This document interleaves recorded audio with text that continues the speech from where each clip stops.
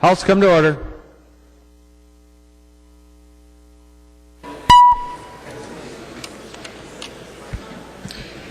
If there are no objections, we will revert to first reading of House files. Hearing no objections, first reading of House files. The following House files have been offered for introduction today. Chief Clerk, report this House file and give it its first reading. Introduction and first reading of House File 3052. First reading, House File 3052. Conference Committee on a House file. Conference Committee report. This is the Lanning motion. Conference Committee report on House File 2958, an act relating to finance. The report is addressed to the Honorable Kurt Zeller, Speaker of the House of Representatives, the Honorable Michelle L. Fischbach, President of the Senate. We, the undersigned conferees for House File 2958, report that we agreed upon the items in dispute and recommend as followed. The report is signed by all three conferees on the part of the House and all three conferees on the part of the Senate. Lanning moves that the report of the Conference Committee on House File 2958 be adopted and that the bill be repassed as amended by conference. Recognize the author of the bill, Representative from Clay, Representative Lanning, who will explain the report. Thank you, Mr. Speaker and members. First of all, I want to apologize for the delay in getting this report up on the floor. We've had a very difficult time crunch here. As you know, the Senate didn't pass this bill until midnight last night, and Representative Morrow, Representative Hoppe, and I started working right away afterwards, trying to see what we could put together by way of a report. And so we've got this report to you, to present to you tonight. And the first thing I want to do is to review the numbers, because those were numbers that were of great concern to this body.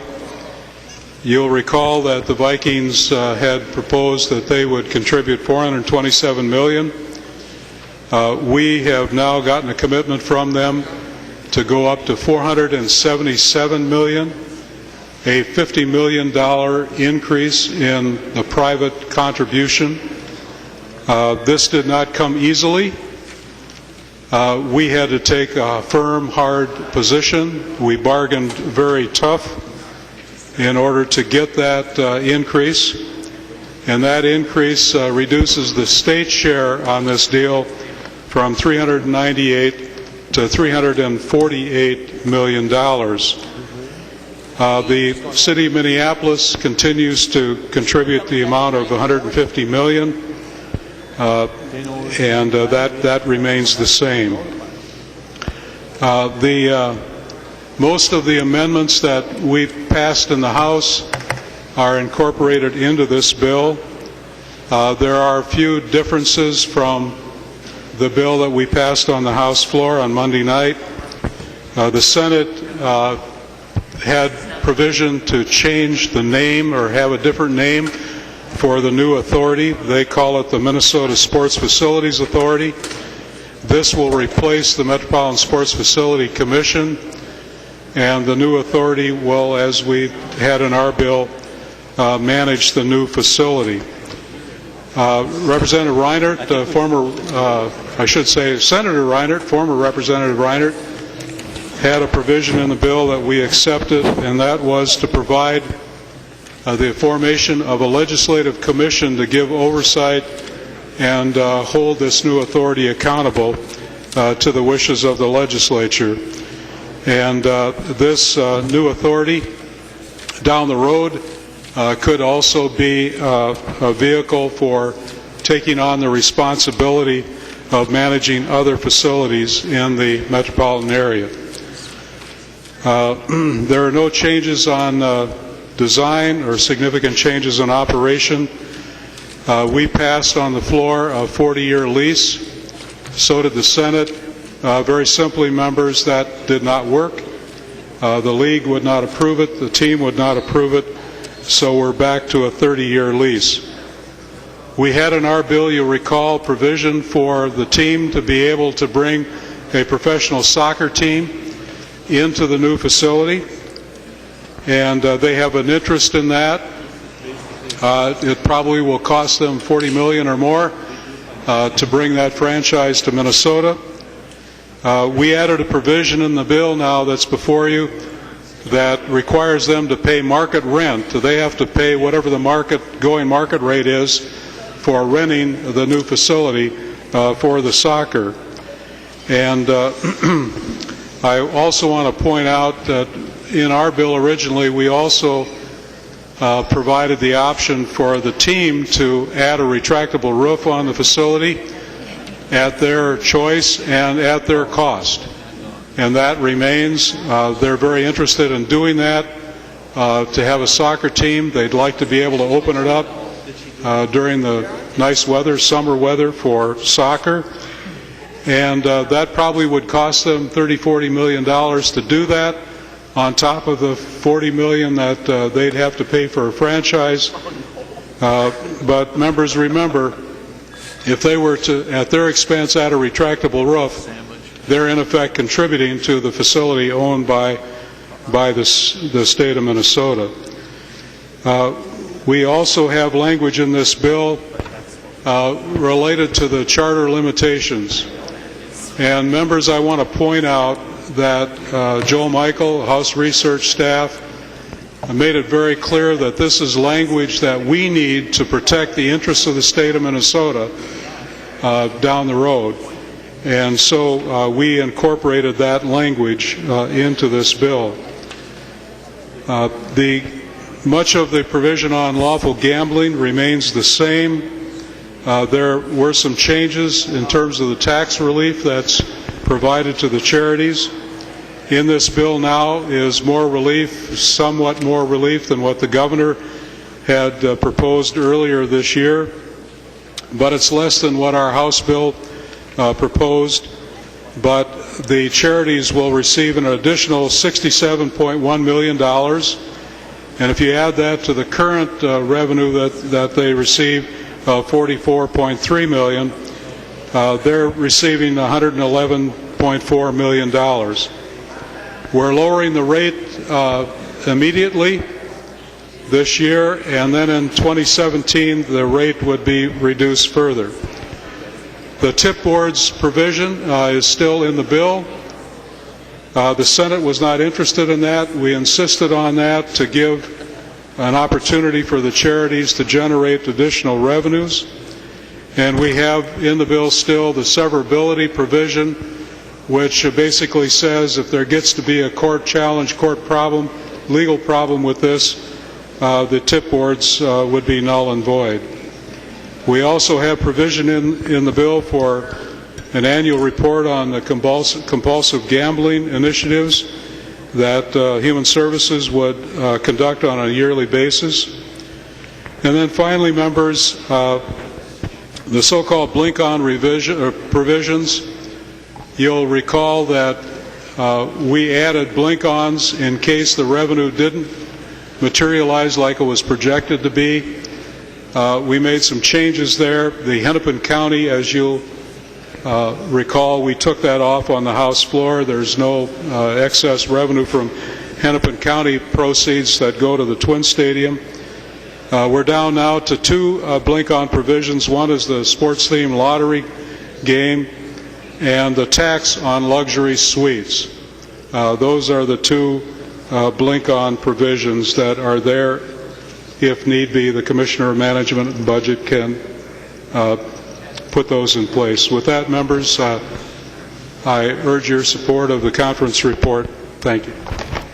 Discussion to the conference committee report. The member from Douglas, Representative Franson. The member from Dakota, Representative Wardlow. Thank you, Mr. Speaker, members. Well, here we are again. It's the middle of the night, and we have a world that's in economic turmoil and uncertainty, nation in a fiscal crisis, state facing structural deficits, and we're talking about building a stadium at public expense. And the conference report, remarkably, I believe may be worse than the bill that passed off the floor of the House earlier this week. Charitable gambling tax rates have been increased in the conference report, and we now have a stadium authority which is being granted broad powers that are undefined, all powers incidental and necessary, or something to that effect, to other powers granted the authority. And this is an authority that is granted broad eminent domain powers, exemptions from land use controls. It's unclear what that even means. Members, we're growing government here, and we're doing it in a very bizarre way. We are creating a larger welfare state in a manner befitting Sheriff of Nottingham. We're funding handouts to billionaires and millionaires by taking away from those who can least afford it. Members, I don't think any of us ran on a platform to do anything like that. We're creating a new entitlement program for the wealthiest among us. This is like TARP or a bailout, except for the company in question here is not in duress. And there's no urgency to do this, and we can get a better deal. Members, we're doing something else here too. We're using a method of funding and borrowing that's completely untested and has never been tried before in the history of our state. Appropriation bonds. In the special session, we passed some language allowing the state to do some appropriation bonding, but it hasn't been done. And there's a complaint before the Supreme Court of the state of Minnesota to look at these and validate tobacco settlement-related appropriation bonds, but that remains in question. Under this bill, we're looking at using appropriation bonds for an entirely different purpose, a purpose that's arguably not even public, to build a stadium that will be vacant for most of the year, used by a private team, and little else. And we're asking the Supreme Court to issue an opinion validating appropriation bonding, which of course appropriation bonding doesn't fit within any provision of our Constitution. And in fact, our Constitution is a monument to fiscal responsibility, members. It prohibits deficit spending. Article 11, sections 4 and 5 in particular. There are particular things that we can authorize bonding for. And we can only do those things. And our power to contract for public debt is limited, strictly limited. But what are we doing here? We are borrowing against future appropriations of future legislatures. Borrowing against future appropriations, that's deficit spending. So we're growing government, contemplating deficit spending in a way that's never been tried before in Minnesota. Oh, and by the way, members, if these appropriation bonds are found unconstitutional, which they very, very well may be, there's a provision in the bill that says that we will make grants from the general fund to the stadium authority to pay for this stadium construction.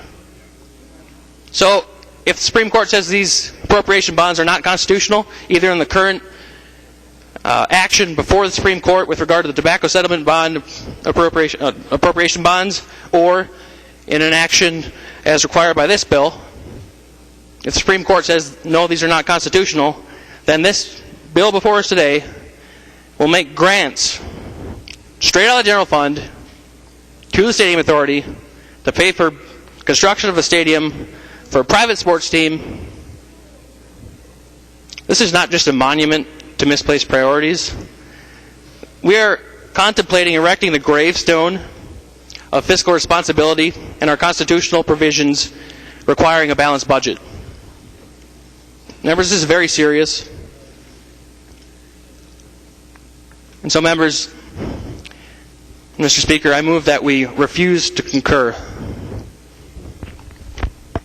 Representative Representative Wardlow moves to refuse to concur in adoption of the Conference Committee report on House File 2958. Representative Wardlow. And I ask for a roll call. Roll call being requested. Seeing 15 hands, there will be a roll call. Discussion of the motion to refuse to adopt the Conference Committee report. Member from Olmsted, Representative Liebling.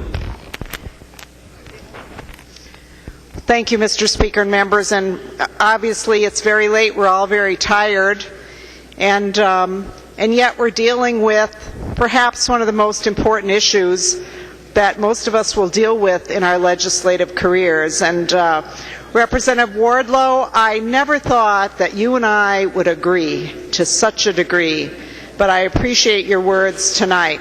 And I agree with you. And members, you know, he covered a lot of ground, but I think it's very telling that Representative Lanning introduced this to us tonight and talked about the 40-year lease that was in the House bill, that was in the Senate bill, but what happened? The team wouldn't approve. You know, do we work for them? I didn't think we did. I thought we worked for the state of Minnesota. And I am very, very disappointed because obviously this bill is going to pass, and I think it's a disservice to the state, and it's going to be a disservice for many years to come. And so, members, I think that we could have done much better. Now, I don't think that, I'm not a person who says we shouldn't build any stadium, but I think the state got rolled. Our constituents got rolled.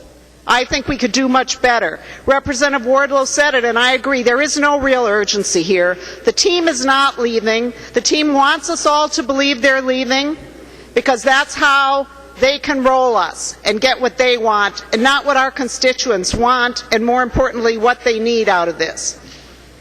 And so, members, I urge you to vote green on the motion to refuse to adopt. Discussion of the motion to refuse to adopt the Conference Committee report. Further discussion, the member from Hennepin, Representative Downey.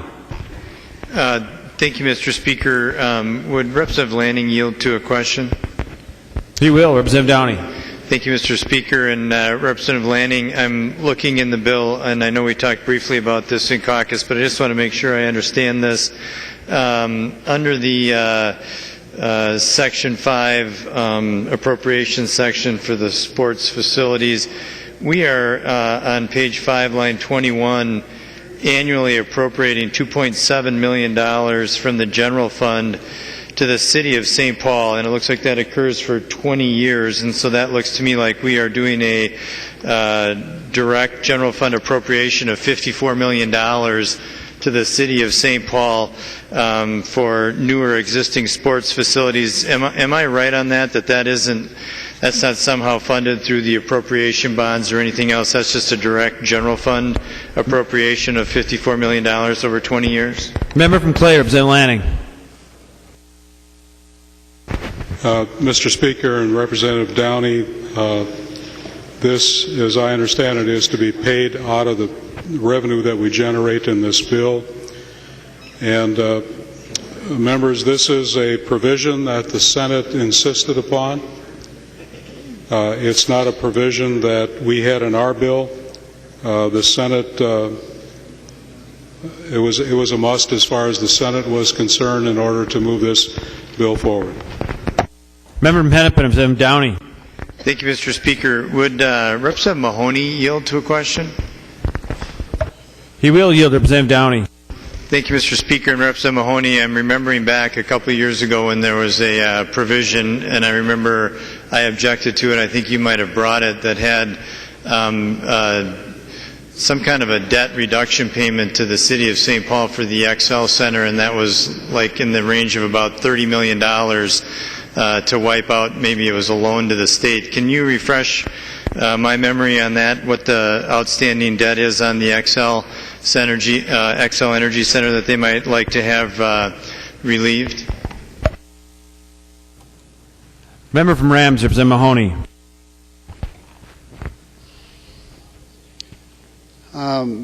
Mr. Speaker and Representative Downey, I can't remember exactly the year, but I know that Norm Coleman was the mayor of the city of St. Paul and was trying to bring back NHL hockey to the state of hockey. And in order to do that, he came to the state, just like any other major sports facility does in this particular state, and the state gave him a loan. Whereas most of the time we actually just do a grant or we provide funds for the facility. The city of St. Paul has paid back substantial parts of that, and that, unfortunately, we are going to continue to have to pay back, whereas other sports venues get themselves paid for by the state. So I think it was 30 or 32 or 33 or 34 $million. I don't remember exactly what it was. But this is not it. Member from Hennepin, M. Downey. Thank you, Mr. Speaker. And I'm wondering if Representative Howes would yield to a question. He will yield. The member from Hennepin, M. Downey. Thank you, Mr. Speaker. Representative Howes, I don't remember. When the request for the new St. Paul Saints stadium, when that bonding request came to you, do you remember what the rough dollar amount was for the Saints stadium? Member from Cass, Representative Howes. Thank you, Mr. Speaker. Representative Downey, the request to the state was for $27 million. The member from Hennepin, Representative Downey. Thank you, Mr. Speaker. I'm just looking at this number of $54 million, and one could argue that in addition to the Vikings football stadium, we are actually potentially here, depending on how the city of St. Paul wanted to use this money, not just paying for a new Viking stadium, but maybe paying off the Xcel Energy Center and positioning the city of St. Paul through state funding to build a Saints stadium as well. And Mr. Speaker, would Representative Lanning yield to another question? He will yield. Representative Downey. Thank you, Mr. Speaker. Representative Lanning, I know I asked you this once before, and then staff came and I think corrected me, or maybe corrected your answer. The convention center tax is continued after the life of the state bonds, the Minneapolis City Convention Center tax, and I had asked whether or not the continuance of that beyond what we needed for debt service at the state could be used to pay for the Target Center. Is the bill as it's now constructed, does it allow us to, or does it allow the city of Minneapolis to take convention center taxes at some point for the Target Center in any way? The member from Clay, Representative Lanning.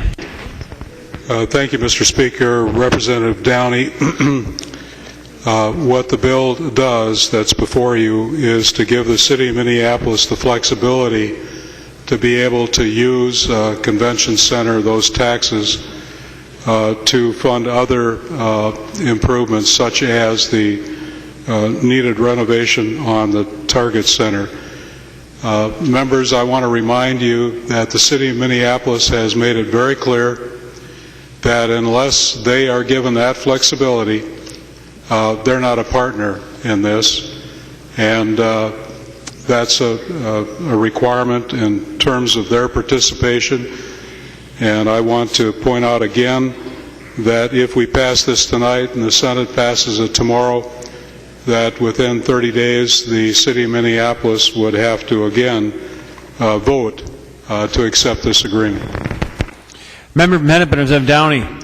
Thank you, Mr. Speaker, and thank you for the time. I just wanted to point out, as I'm reading the new provisions that are brand new to this body, it looks to me like we could conceivably be doing a four-stadium deal here to a certain degree if we assume the city of St. Paul were to do certain things with their $54 million straight out of our general fund. We could, in fact, be funding a Saints stadium, the payoff of the remaining balance of the loan for XL, new Viking stadium, and also the Target Center. So it feels to me like this bill has gotten a lot bigger and more extensive, and so I would actually urge support for the refusal to adopt. Member from Minoka, Representative Abler. Thank you, Mr. Speaker and members. I had a little time at the break, and I went for a walk, and I walked down by the river, and I saw this tugboat. I saw these barges. I thought, 9 barges. I thought, well, how many boats would it take to push 9 barges? And there was one tugboat pushing these 9 barges. I thought, that's impossible. One tugboat can't push 9 barges, and obviously it was because it was pushing them. And then there was a stairway going down to this island, and it had this little grid thing you could seat into the water. And I was like not that fan of heights, but I thought I should probably not be afraid to walk down this stairway. But I was over the river, and maybe you walk down. It's really kind of cool, and it was scary. And my legs were nervous. I was just walking down. But I knew it was built well, and I knew I wouldn't fall in. But I could see the river, and I thought, my goodness, why am I afraid to walk down this this path I'm on that has been built to standards and codes and inspectors and all that. And I'm kind of scared about the stadium thing here too. It's $1 billion thing, but I'm also afraid the Vikings are going to leave. Not tomorrow. I rent property. You may know that. But the worst thing that can happen to my tenants is they start shopping. This is a good time to shop if you're a tenant. Don't tell my tenants, because there's good deals around. And so a tenant begins to shop, and they get a little dissatisfied. And you can kind of keep them happy, but as they get a little more dissatisfied, they're as good as gone. That's what I think is at risk here. There's nobody said they're leaving, but they're about to shop. And I'm nervous about that too, almost as nervous as I was walking down those stairs, which is really kind of a pretty view. But I was talking to the Vikings in the hallway, and they almost undid the deal themselves today with what we were asking. The $103 million that the Gavel amendment put on would have actually driven them out of our state. That was more than they could bear. But $50 million on that was above their top dollar, and I'm inclined to believe that we did really well in getting that price out of them. At $477 million, it's the third highest donation or contribution from a team in the NFL, which is remarkable for this market. And so I don't know what you think you're going to get more if this goes back to conference. I don't know what you're going to get. I think you can get shoppers, and I think it's going to be on you. And my constituents have been talking to me, and they asked me two questions that I'm going to ask if Representative Lanning would yield to these questions. And you don't have to give me long answers, but I just have two questions. If this becomes law, and I really hope it does, if we don't send it back to conference and we vote it out tonight and the Senate adopts it, and the governor signs it, will this keep the Vikings in Minnesota? Would you yield to that question? Yes. He will yield. Amendment from Clay, Representative Lanning. Thank you, Mr. Speaker. Representative Abler, the Vikings will be committed to staying in Minnesota for at least 30 years. I believe that would be longer than 30 years, but that would be their commitment. Thank you. Member from Anoka, Representative Abler. And I'm a human service guy, and I don't know about Supreme Courts and tip boards and all this, but I do know that I trusted those workmen when they built that bridge. To the fact I stood on this thing that I could see the river flowing beneath me, like 1,000 feet below, it seemed at the time. It was so interesting as I was walking down that thing. But you've been working on this for 2 years, and I have some confidence in your expertise. You've been a mayor, you've been financing many things in your life. Would you yield for one more question? Will this bill, when it becomes law, work to build a modern stadium we can use year-round, and that can be used for sports and things besides the Vikings? Member from Clay, Representative Lanning. Thank you, Mr. Speaker, and Representative Abler. This facility is not just for a professional football team.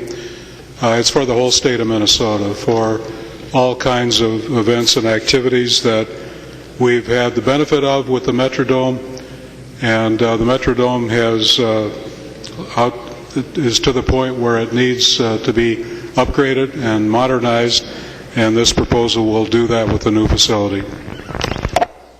Well, thank you, Mr. Speaker. Member from Anoka, Representative Abler. I just had a lot of time to think today, but these are the questions my constituents are asking me. They're afraid they're going to go, and they want to be able to enjoy the team that's a legacy in Minnesota. So I'm confident in this proposal. A little scary, a little uncertain, but good people have put it together. It's gotten better since it left. In reality, some of the ideas we put forward on amendments don't come true, but it's coming true with real money better, and I urge members to not vote to not adopt it, but in fact to vote to adopt it and vote yes on the bill and get this deal done. Thank you. Member from Sibley, Representative Gruenhagen. Thank you, Mr. Speaker. Members, I rise in support of Representative Wardlow's motion. I want the Vikings to stay. I would have voted for user fees, which when watching the Senate proceedings last night, it was added as an amendment, and then somebody evidently reached into the chamber and took it off, and that was a big disappointment to me. But when I look at the situation we have here, besides the concerns that have already been expressed, as I mentioned before, and I don't want to cover too much, repeat myself too much, there's only three ways that really grow wealth in an economy: farming, growing something; mining, drilling for something; and making a product. And quite frankly, the stadium doesn't fall into any one of those three categories. It if stadiums were good economics, then let's build 3, 4, 5 stadiums. Let's create all kinds of jobs. It reminds me of the idea of, if you believe in that theory that stadiums create jobs, then go home and break a window. You just created a job. Somebody to come out and repair your window. Go home and take a sledgehammer and smash your car. You just created a job. Somebody's got to fix the car. This does not create jobs, ladies and gentlemen. It's just that simple. Second thing is, it's crony capitalism. All right? You're using a very regressive tax, gambling, to take money from the lower economic people and subsidize a billionaire. Rather than Robin Hood, we're robbing the poor to subsidize the rich. And I really had a hard time believing that my friends on the other side of the aisle would support something like that when they wanted to tax the rich rather than subsidize the rich. But if you vote for this tonight, that's exactly what you're doing. Now, I appreciate the hard work that Maury has put in and others have put into this. I understand that, but I just disagree with the funding mechanism. It's a faulty mechanism. It's unproven. There's not one example we can point to in the entire United States where that money came in. Secondly, the second thing is, besides being regressive and transferring hundreds of millions of dollars from lower income to the subsidy of billionaires, it's a collusion of what has turned out to be a big problem in our society. This bill contains all 3 elements: big labor, big government, and big business, colluding to enrich themselves and provide for themselves at the expense of the rest of the citizens. I don't think anybody in this chamber wants to vote for something like that, yet that's the elements we have in this bill. Otherwise, I think it's a pretty good bill. No, just kidding. It's late, I know. Besides the financial difficulties our state faces, and I won't go over that again, the last thing, one of my own colleagues, a Republican, when I raised some of these concerns the last couple of days, told me, Glenn, just don't think about this, just vote for it. So in other words, Glenn, disconnect your brain from reasoning and just vote green for this bill, okay? Well, I'm sorry. I can't disconnect my brain from my vote. If you can, vote for this. If you can't and you have a little bit of common sense, then vote to refer it. We can get a better deal for Minnesota. Let's go back to user fees, and let's get the Vikings to stay here and work with us and get rid of this scam of big labor, big government, and big business to enrich, to basically gamble from the poor to subsidize the rich. Thank you, Mr. Speaker. Members, please vote green for Representative Wardlow's motion. Member from Nicollet, Representative Morrow. Well, thank you, Mr. Speaker. And I'm thinking about a number of the phrases that have been used by a few members here, and I'm going to let that go. And I'm just going to talk a little bit about what's gone on here since Representative Lanning introduced his bill just a few days ago. A number of improvements were made to this bill. Improvements that came from our side and improvements that came from the Senate. Those improvements include charging a potential soccer team rent. That wasn't in the bill before. Improvements in this bill that we brought were those of Representative Champion about hiring practices. And I would challenge any member of this chamber to talk to the men and women who are out in this hallway in the construction trades and tell them they're not working when they're building the stadium, because they're working. I would challenge anyone in this chamber to tell the people who are working in the facility that they're not working. They're working. We had good provisions, and we still have good provisions about the materials to be used, about environmental standards to be pursued. And I'll just tell you flatly, I would invite you to go through the reams of materials, studies, reports, meetings, documents, sit down with the numbers, and after recognizing that Representative Lanning brought $50 million more from the Vikings, and Representative Lanning, I think you would concede that we reduced the state share by $50 million in part because of the amendment that Representative Garofalo brought helped bring that flexibility. We were given a charge through the Garofalo amendment. It was reduce the state share. And the way you reduce the state share is you increase the Viking share. You get the money up front, you get it certain, you get it on the barrelhead. And Representative Lanning, you got $50 million more on the barrelhead from the Vikings. So I think Representative Garofalo helped you out. And we doubled what the Senate got. The Senate put $25 million, you got $50, along with the Senate. Now, members, I don't want to go through at 2:15 an economic analysis of municipal bonds in cities, state bonds and income tax revenues, but I will invite you to think about this. If you're going to think about this investment along the terms that Representative Gruenhagen suggested, you're missing the point. And the point is in purple in the galleries around us. The point is that a facility like this will allow the Vikings to be part of this state's culture, entertainment, and tradition for decades to come.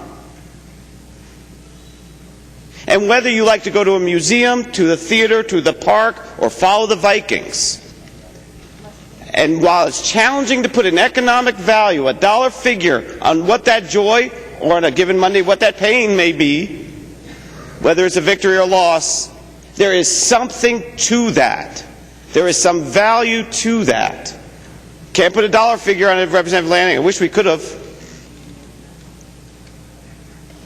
But this is unique in the sense that we're investing in tradition, we're investing in entertainment, we're investing in something that millions of Minnesotans say contributes to their quality of life. So we can have the debate we had a couple days ago again. I'm not trying to stop anyone from debating. But let's be really clear, really precise what this is about.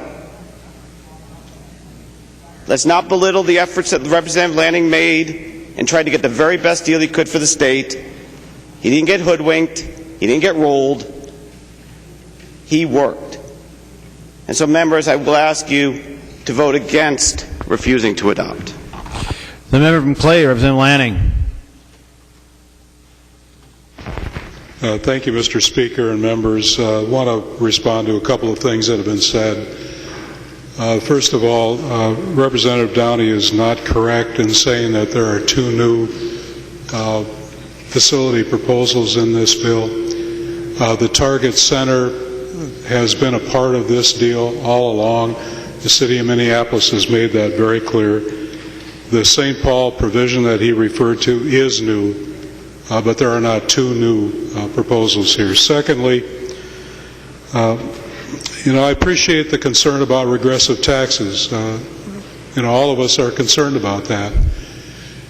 For those of you that are still enamored with user fees, please remember that many of those proposals are, in fact, regressive proposals.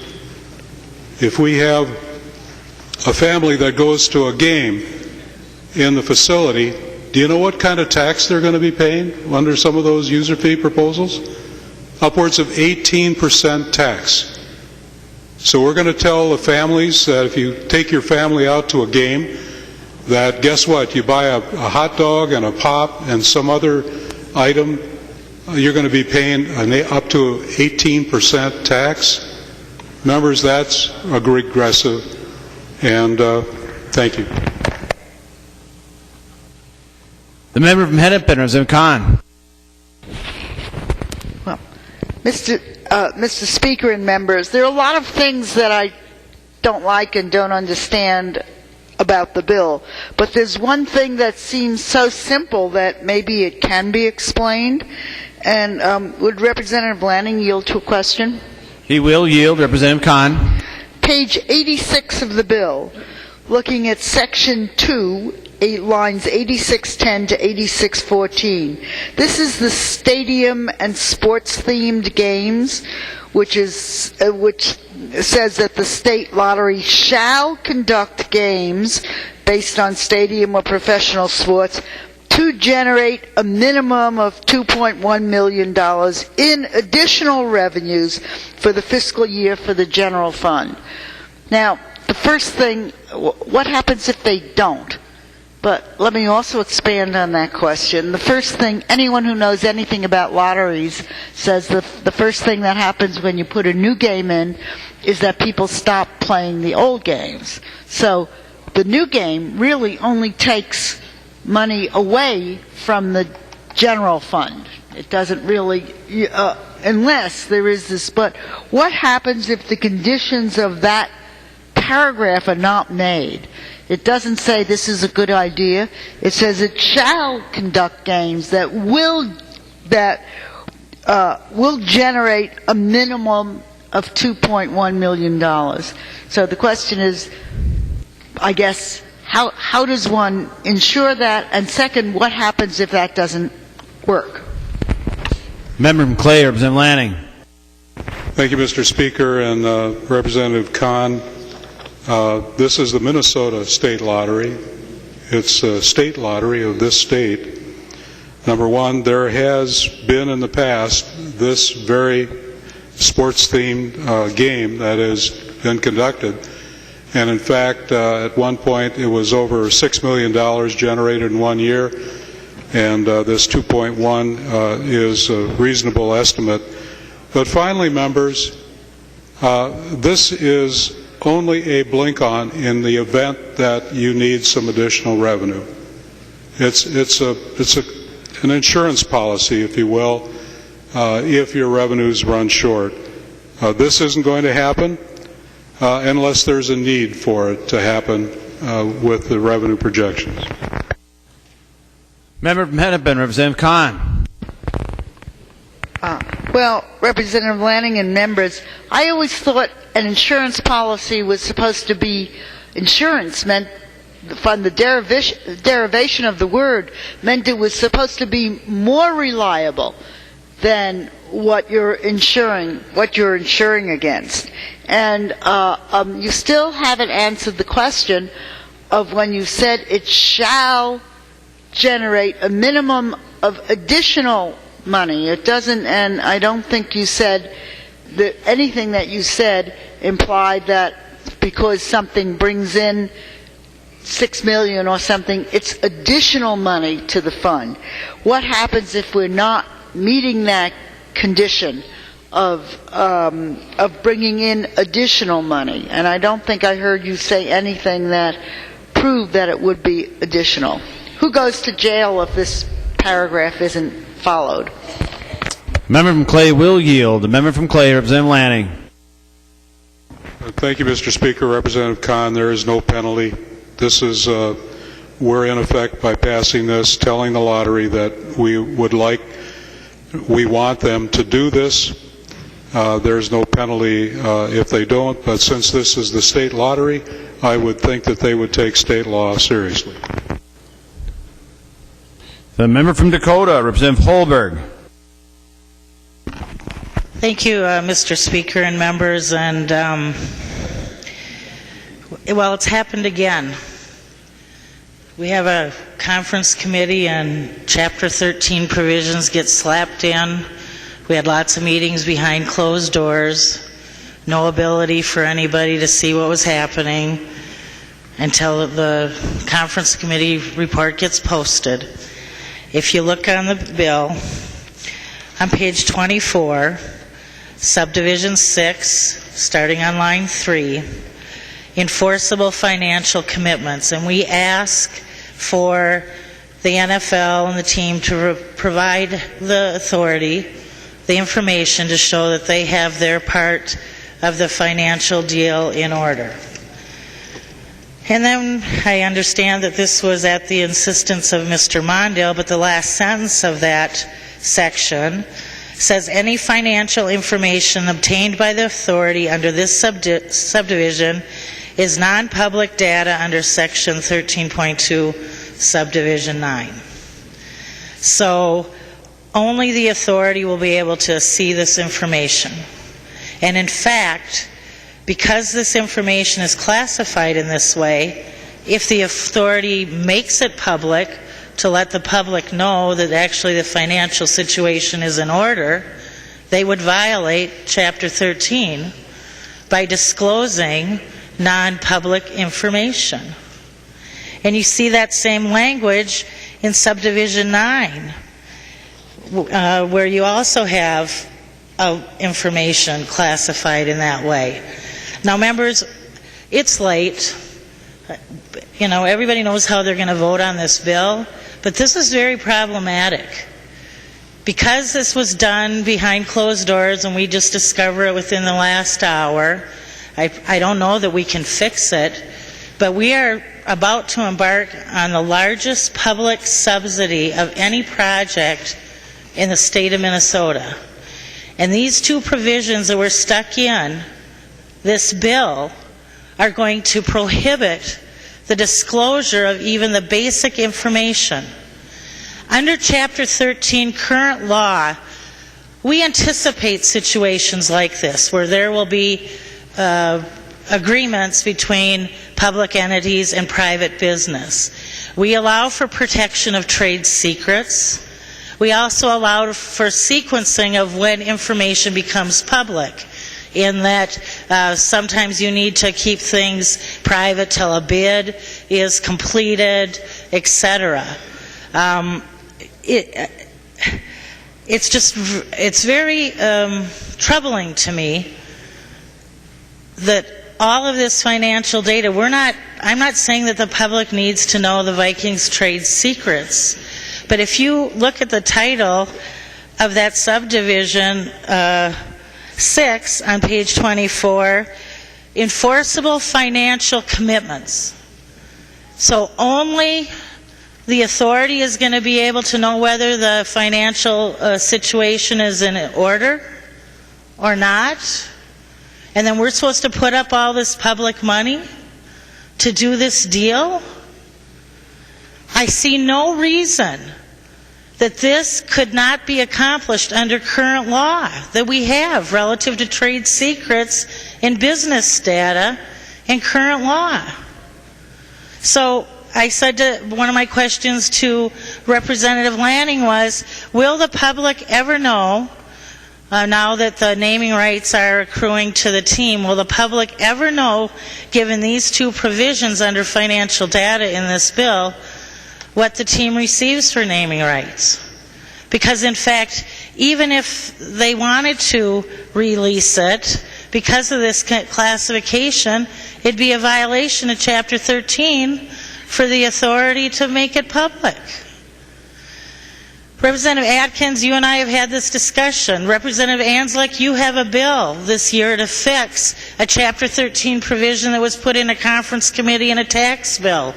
Representative Peterson, you had a bill this year to fix a Chapter 13 provision that was put in a conference committee in an environment bill. Here we sit at 2:30 in the morning, about ready to make the largest public investment with another business, and we got Chapter 13 provisions in this bill that are going to prohibit the public from getting basic information that they deserve prior to embarking on this huge subsidy. And I think it's wrong. Further discussion? Seeing no further discussion, a roll call being requested. The clerk take the roll.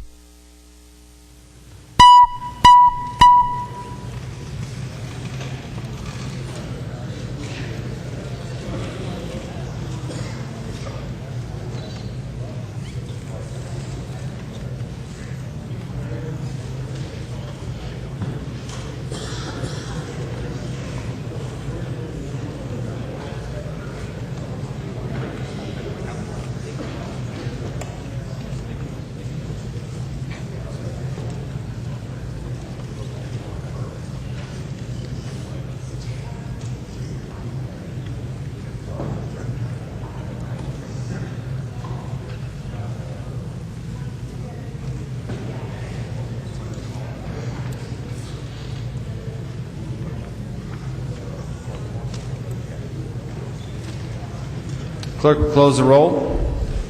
Representative Hoppe votes no. Representative Morrow votes no.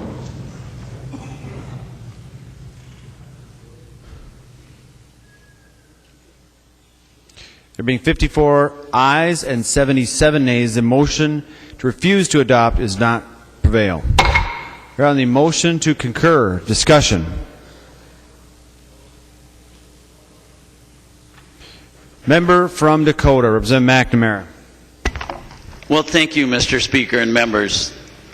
I just wanted to touch on a couple of things. One, the opportunity for us to get, I think President Villander said, Representative Lanning, there was 4 million construction hours on this project. Just a fantastic opportunity in this downtime for us to put a bunch of tradespeople to work. A really, really important thing right now, an opportunity to take advantage of a down market and competitively bid this project and move forward. Representative Lanning, I really appreciate you pushing this to the limit today and working with Representative Garofalo's amendment to get the cost overruns to not be part of the state's responsibility, to push and get another $50 million, and then have the Vikings come forward tonight in the conference committee and say they can work with that, they'll live with it, and they're okay. You saved the taxpayers a lot of money with what you did. And then I really appreciate Representative Rukavina had a proposal in there to use Minnesota products, and we certainly hope they will, including the steel. But you did put it to the extent practical. So you're allowing the building to be built in a practical way with good common sense, and I really appreciate that. And Representative Simon, your provisions about the clawback, really, really important stuff, really well thought out and really made a difference. And I just think those are the important things, members. This is a really, really important project right now. Our trades are suffering. They need the work.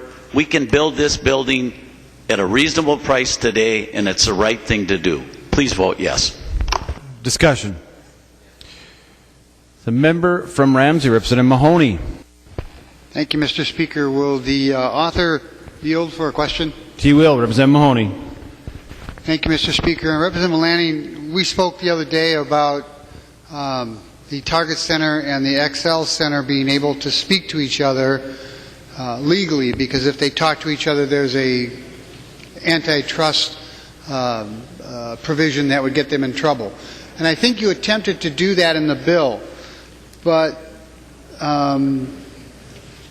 the Sports Facility Authority, as I understand it, that's appointed 3 by the governor and 2 by the mayor of the city of Minneapolis. Is that correct? Yes, okay. You get to page, I think it's 11 and 12. On page 12, you say the Target Center in Minneapolis, the XL Center, line 12.2, may join the facilities in the authority upon satisfaction. So that's the provision where you're allowing them to speak to each other without getting in trouble with antitrust. But does that mean that they have to come underneath this sports authority, or could they create their own entity?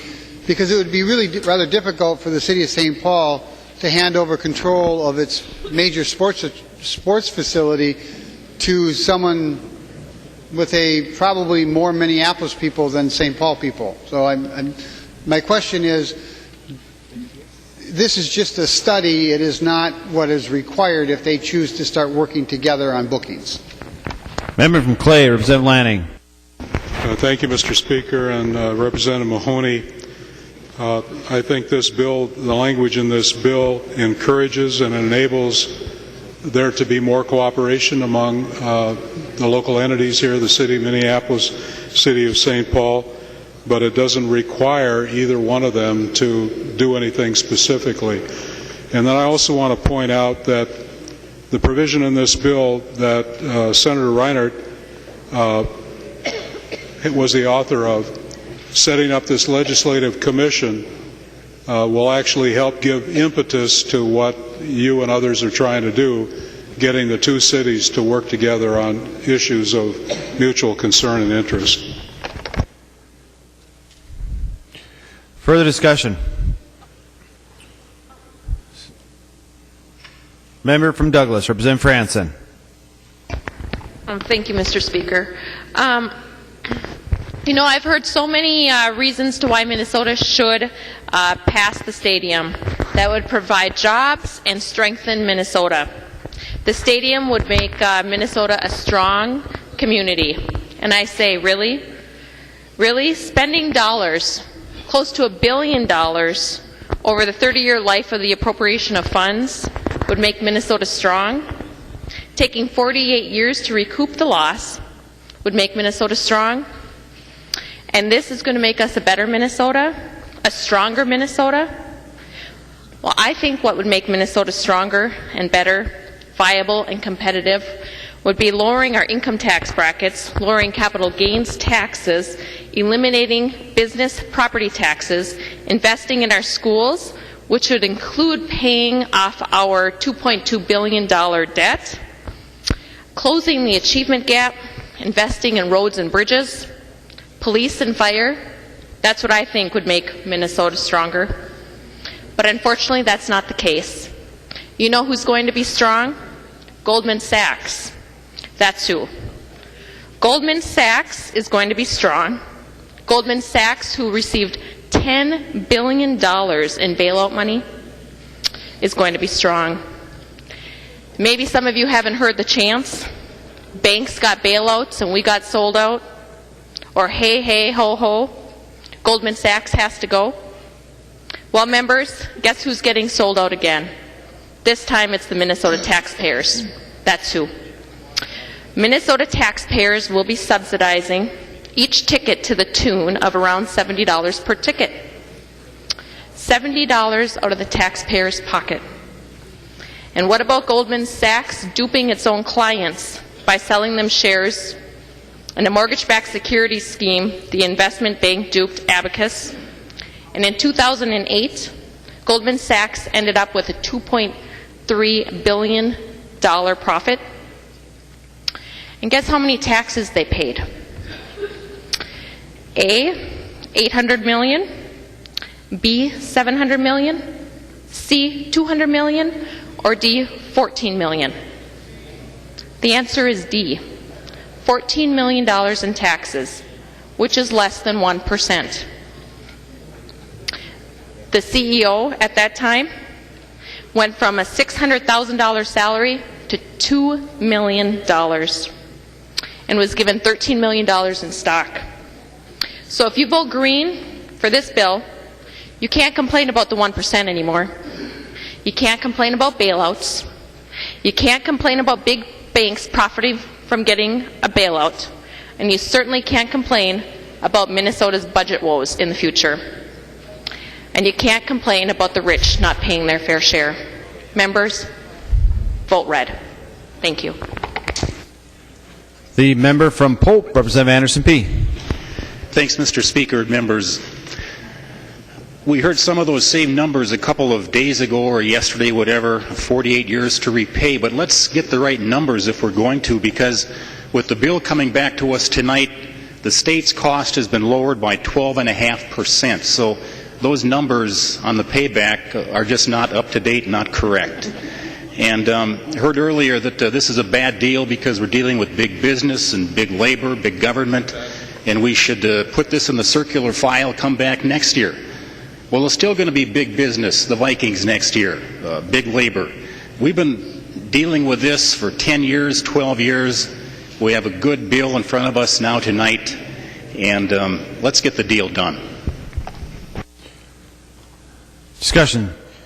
There being no further discussion, all those in favor of adoption of the Conference Committee report on House File 2958 signify by saying aye. Aye. Opposed, nay. No. Motion prevails. Chief Clerk will give the bill its third reading. Third reading, House File 2958 as amended by conference. Third reading.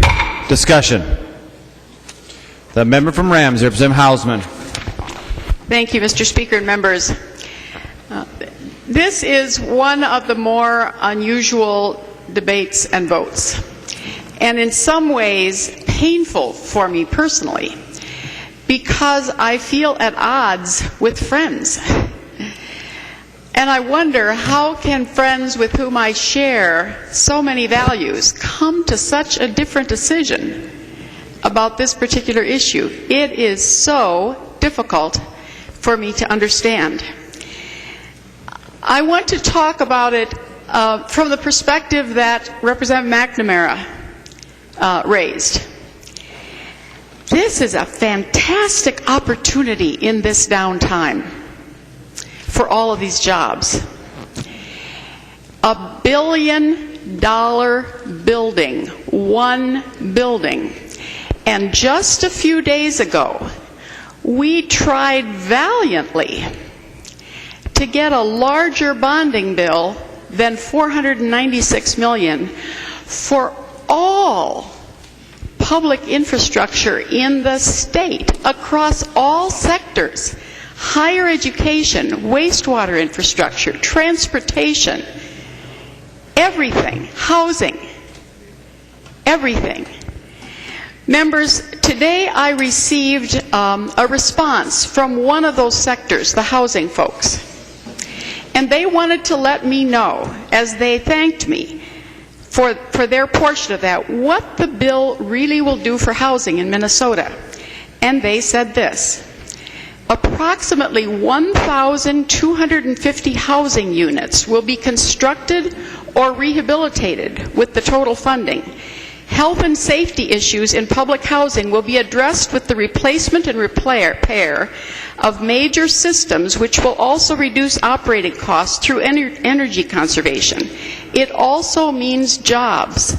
The investment will lead to 360 permanent jobs and thousands more in the way of construction and production for materials and labor for the projects. And then they say, this is just from the $37.5 million for housing. $37.5 million for housing, and we are talking about $1 billion for one building. It defies imagination. For us to have spent this much time on this, rather than the potential, as Representative McNamara said, for a robust bonding bill for all public works, for all. $1 billion. And I want to say just a thing about the appropriation bonds. What they mean is this: every year during the life of that debt, we will, future legislatures, will appropriate the debt service for this. And because it is in law, it comes off the top first. It comes off the top first, and then you will write the budget for everything else with what is left. That's what an appropriation bond means. And if a future legislature says, well, that doesn't seem right, that doesn't reflect my priorities, and they decide not to, we default and we destroy our credit rating as a state. That is the path we are starting down. And we do that at the same time we are encouraging many more people in this state to gamble. Coincidentally, in your mail in the last couple of days came the newsletter titled Northern Light, North Star Problem Gambling Alliance. And they tell one more sad story about a family destroyed. And there are many of them. But we're encouraging more of them to do that so we can build this $1 billion project. I think in some ways, symbolically, the worst offense for me is the naming rights. After the taxpayers are asked to do this, guess who gets to name the stadium and the plaza? The Vikings reserve all naming rights. It is sort of the ultimate offense about the People's Stadium. And as I skim down my bill brief, I see many things that change from the 40-year back to the 30-year lease.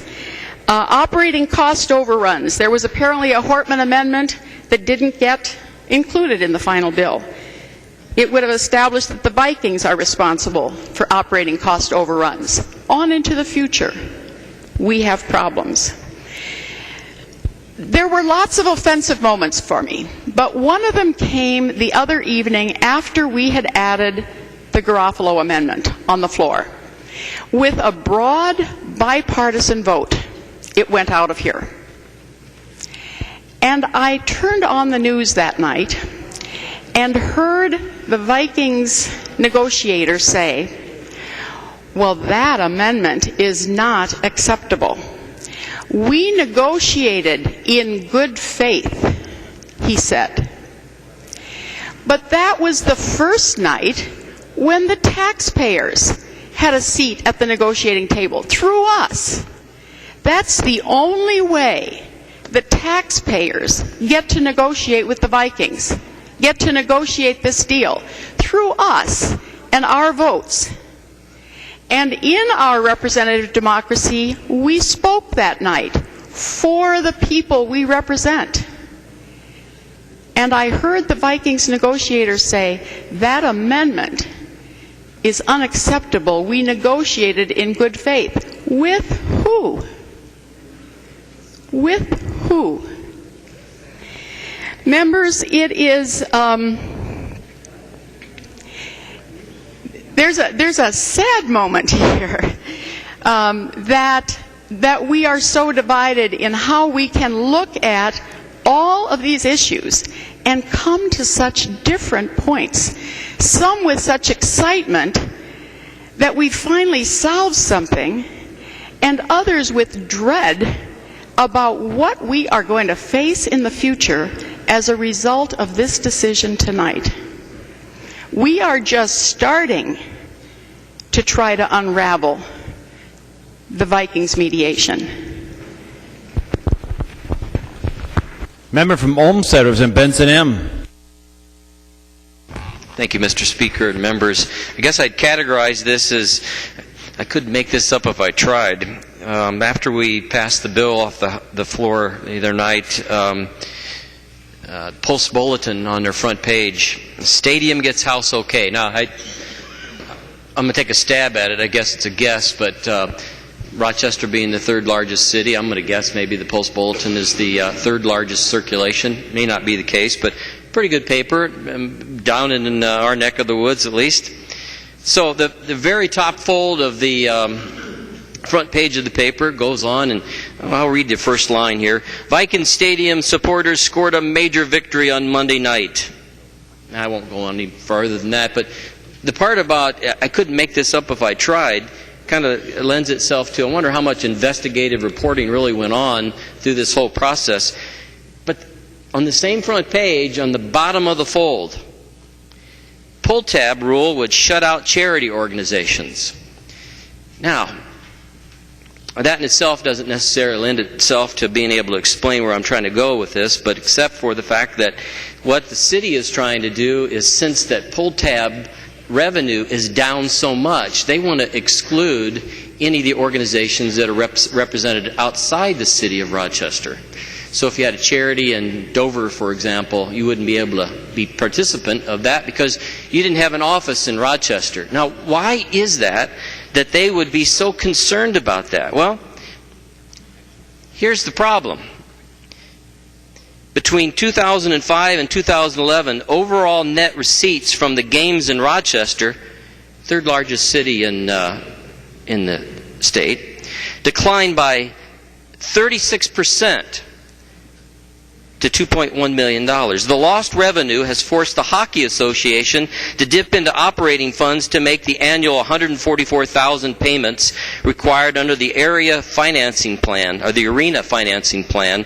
The Rochester Youth Hockey Association board member Mike Hickey told the city council on Monday night. pull tab dollars are declining, and not all the organizations are going to survive, he said. 3 already have gone out of business since 2005. Now, I've heard it bandied around here a couple times, 30 years, 40 years. I'm going to be dead.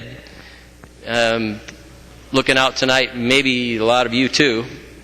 But you know, we're going to encumber our future generations 30 years of having to make sure that we're going to have to raise $1.9 billion in additional gaming money. But you know, and I immediately, when I read the report, of course, I texted my friendly Post-Bulletin reporter that's here all the time, and I said, did the Post-Bulletin even consider, did the layout editor even consider that at the top of the fold, we were going to, excited about it, we're going to encumber the state $1.9 billion per year in additional gambling money, and at the bottom of the fold, it's going down by 36%? I hope this stuff is really whiz-bang, that all the gimmicks that were being sold in this bill are going to really raise the revenue. Because, folks, you're putting the general fund on the hook for paying off this stadium. That's a lot of money. That's a lot of responsibility. I'm going to have a lot of fun, I'm telling you, in committee next year, with conversations around how we spend and allocate money. I know my brothers and sisters on the other side of the aisle are also all very concerned about that, the no's. But this is amazing. I think, unfortunately, we find ourselves at this place because somebody has failed to address this issue for 10 years. But now, because we need to get it off of our plate because of political expediency, we're going to make some really rotten decisions. You can paint it any way you want it, but Post-Bulletin, I've asked them, I said, do you do any investigative reporting anymore? I mean, I can see the media markets up here. One of them, at least, is going to stand to gain a ton of money by this deal. So I can see why their front page would be promoting it. We've got a tough decision to make here, and I don't know however long. I'm going to sit down here pretty quick. But there's a lot of uncertainty in this bill, folks. The member from Stearns, Representative Banyan. Thank you, Mr. Speaker, and thank you to the last 2 speakers, Representative Hausman. That was wonderful. I want to thank you for the comments you made, and Representative Benson, you put your finger on some of the issues here. Friends, there's no secret how I'm going to vote on this. It was a bad bill before, and I think it's a bad bill now. You had a chance to send it back and maybe make it a better bill, but maybe there just aren't the ingredients in this to do that. The buffer for the revenues got changed to shift the distribution of new gambling receipts to the state to cover their debt rather than send it to the charities. We did that with this bill. What happened to those rock-solid conservative estimates we were told about of the pull tabs guaranteed by Goldman Sachs, by RBC, by the Gambling Control Board? Could it be because 2 of those get to help with the bond placements? Could it be that the other gets $1.2 million a year additional to help manage these new pull tabs? What kind of consulting are we getting here? I'm afraid the team, the league, and the consultants have led us on a merry chase. You got $50 million from the Garofalo Amendment, and that's cool, but the Vikings got the removal of the admissions tax. That's right, it went out at the very end. They got a right of first refusal for Minnesotans to have Major League Soccer for 5 years after it gets built. Yes, they're going to pay rent on it, but since they're helping to run the facility, are they maybe just paying rent to themselves? The economics have been discussed. I'm just not going to go over that again. The studies you have used to justify the investment, I've learned by another. This is it. This is the report from CSL. Oh, I should hold it up the right way. And it was used by another colleague of mine. A friend of mine who teaches sports economics put up a story about what we talked about the other night up, and a third one got on. And he says, "You know what? I've been using this with my class. He writes to me, it uses every bias imaginable. It treats the money generated by a new stadium without considering that the existing stadium already generates money. It purports to measure the benefits to the state even though most patrons reside in Minnesota. It counts both ticket sales and wages paid to stadium personnel. Aren't the stadium personnel paid from the revenues? It's truly laughable. But this is how stadiums get built. This is how it happens. But they say, oh, it's a cultural asset, King. You can't talk about the economics. That's, everybody knows that doesn't work. It's a cultural asset. Well, in this study, it talks about a place for a, quote, variety of sports, entertainment, and community events and recreational opportunities. Okay, well, it talks about everything from among New Year celebrations to inline skating on the weekends. It talks about the spin-off revenues to the radio and television broadcasters. No doubt they benefit. You should hear what they say about me on Vikings radio. And then we are told Twin Cities and Minnesota are exposed to millions of people through appearances in several media forums. They influence a community's identity and cohesion that comprise an area's quality of life. Well, yeah, I guess they do. Am I supposed to believe that there are people out there that have not heard of Minneapolis and St. Paul? I think they know who we are. Do you want quality of life? How about getting people back to work? Wouldn't that improve quality of life? How about dealing with the debt we are laboring under that we've heard about from some of our earlier speakers? How about repairing our roads? The money you spend on this you can't spend elsewhere. You can either have an older stadium and $348 million, or you can have a newer stadium and not any money.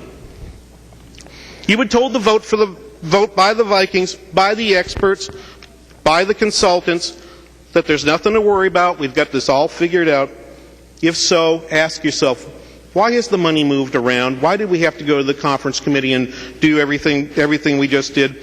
Why did the charities end up with a worse deal in the 11th hour? Because we needed another buffer, we are told, while the buffer that put the pain on the Vikings, the admissions tax, disappears in a private meeting hours before the conference committee shows up. Friends, members, this was the choice you were sent here to make.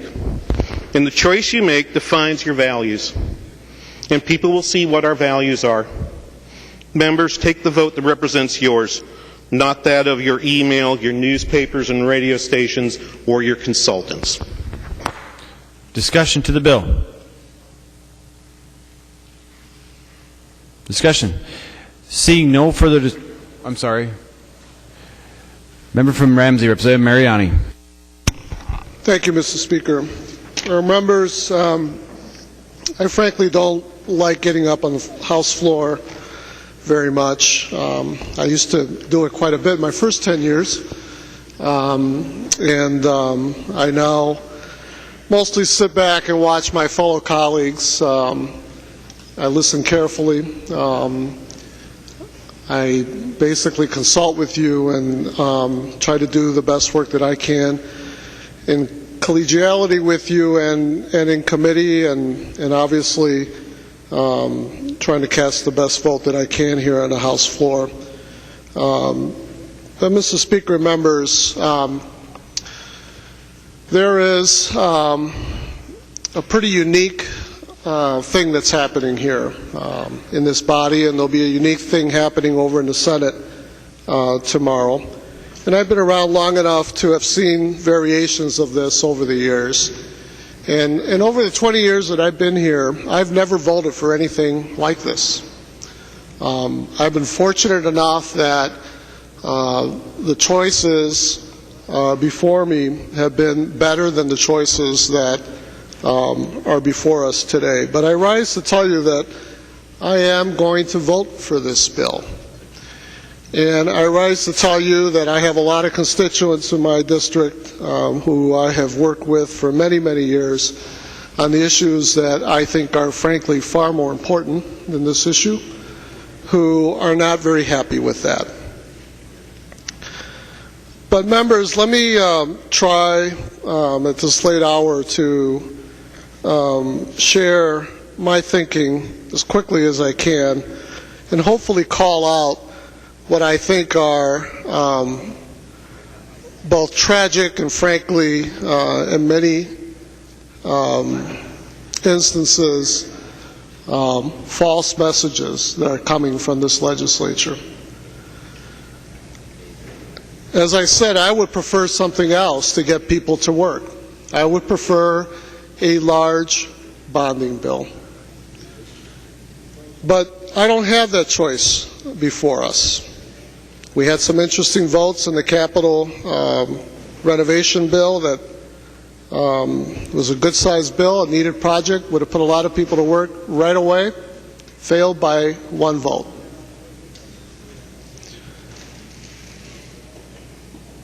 And so obviously what's motivating me is the need to do whatever I can to get people to work as quickly as possible. Like many of you, I represent a blue-collar community, and I knock the doors of that community, and I know a heck of a lot of very energetic, talented, skilled neighbors who are underemployed or unemployed.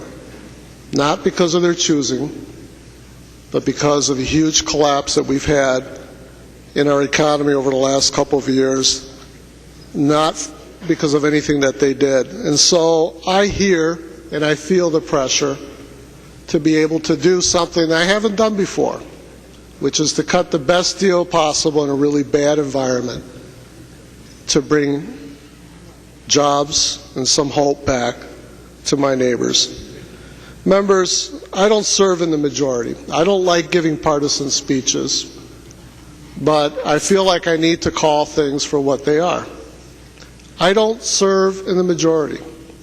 I don't come from a caucus that decides which bills are going to be moved through committee and heard and acted on the House floor.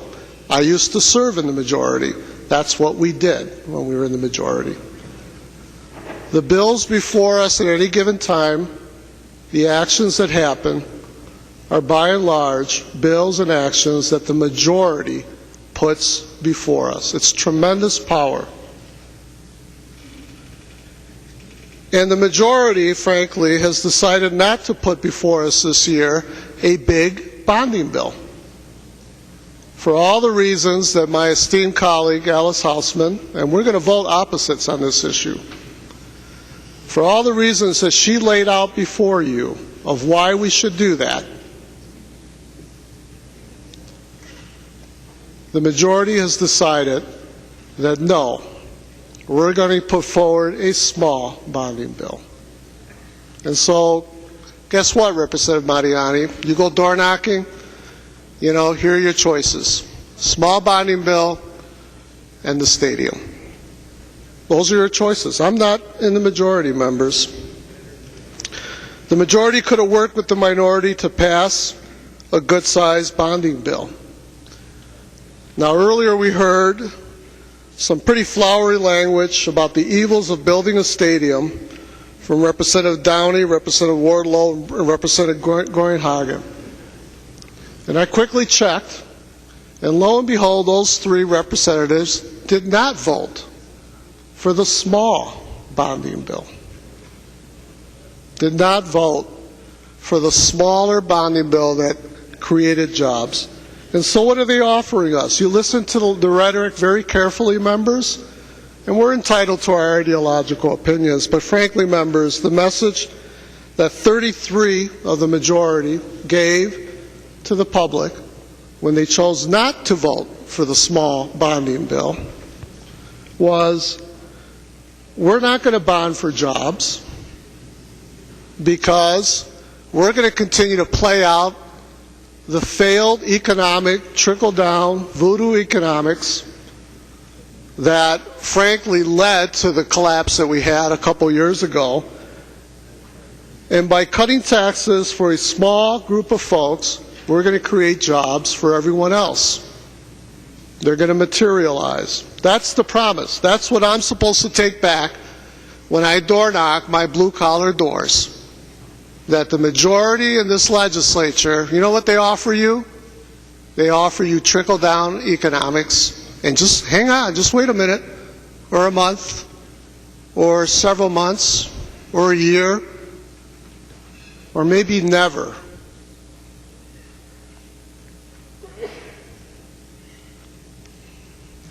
Members, the majority decided that this year we would have a smaller bonding bill. This representative wanted a larger bonding bill. The majority decided that to the degree that they're willing to do anything in terms of job creation, we're going to do it by using appropriation bonds. This representative wanted to do it the far more responsible way by having revenue bonds. The majority decided to choose gambling, the riskiest venture of all, in order to pay for whatever jobs they're willing to allow Minnesotans to have. When a number of us voted for user fees as a less riskier, more morally correct way to fund this project. Well, it gets better, members. Now here we are with the conference committee report, and we're about to vote on that. And members of the majority members of the majority who appointed the conference committee, who chose the leaders to go into conference to negotiate the bill, now they're standing up here and they're saying they're crying foul. They've done a terrible job. How horrible.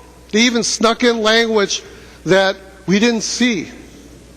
This is the majority making this argument. You know, it sounds like the minority making that argument, because that is typically what we argue in the minority. Because guess what? We're not in that room when those deals are being cut. And so there's a lot of misdirection going on here, members, tonight. There's a lot of self-righteous speeches from those who control this legislature about what a lousy deal this is. But they're in control.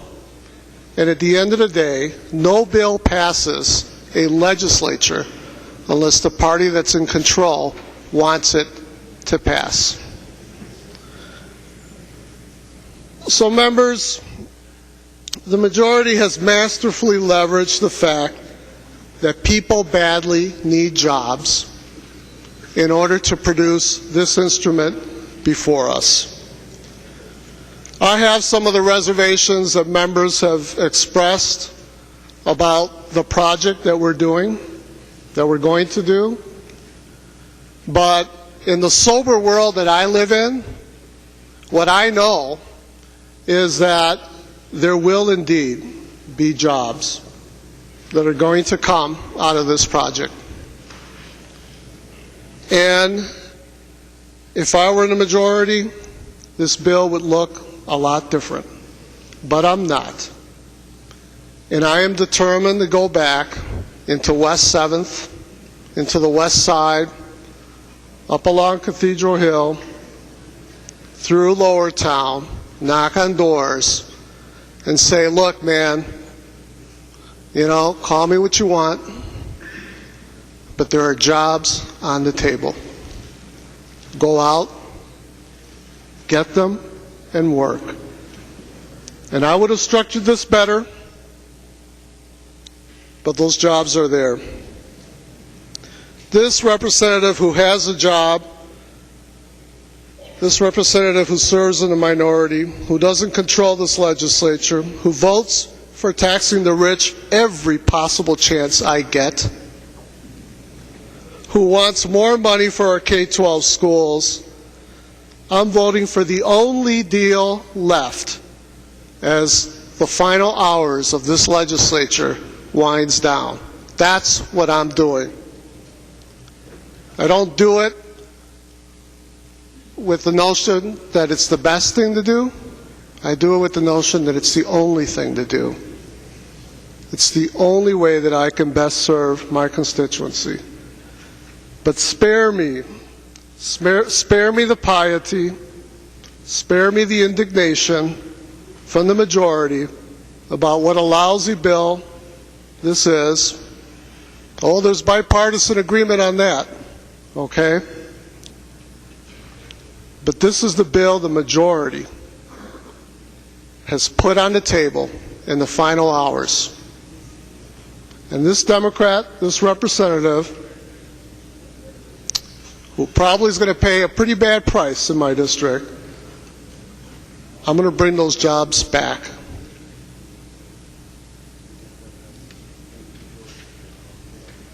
So members, it's not with a light heart that I do it, but it is with a sense of duty and responsibility that I do. The vote that I'm about to do, you make the best of a situation and you serve your people.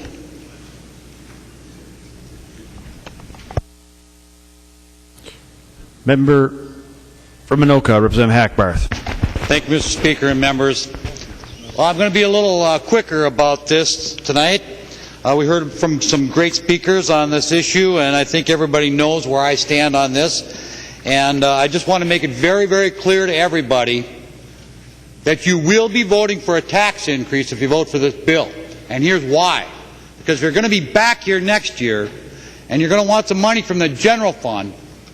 This money is going to be spending money from the general fund. Not just the money that's going to be brought in by the electronic pull tabs and the linked bingo, etc., the different gimmicks that are in this bill.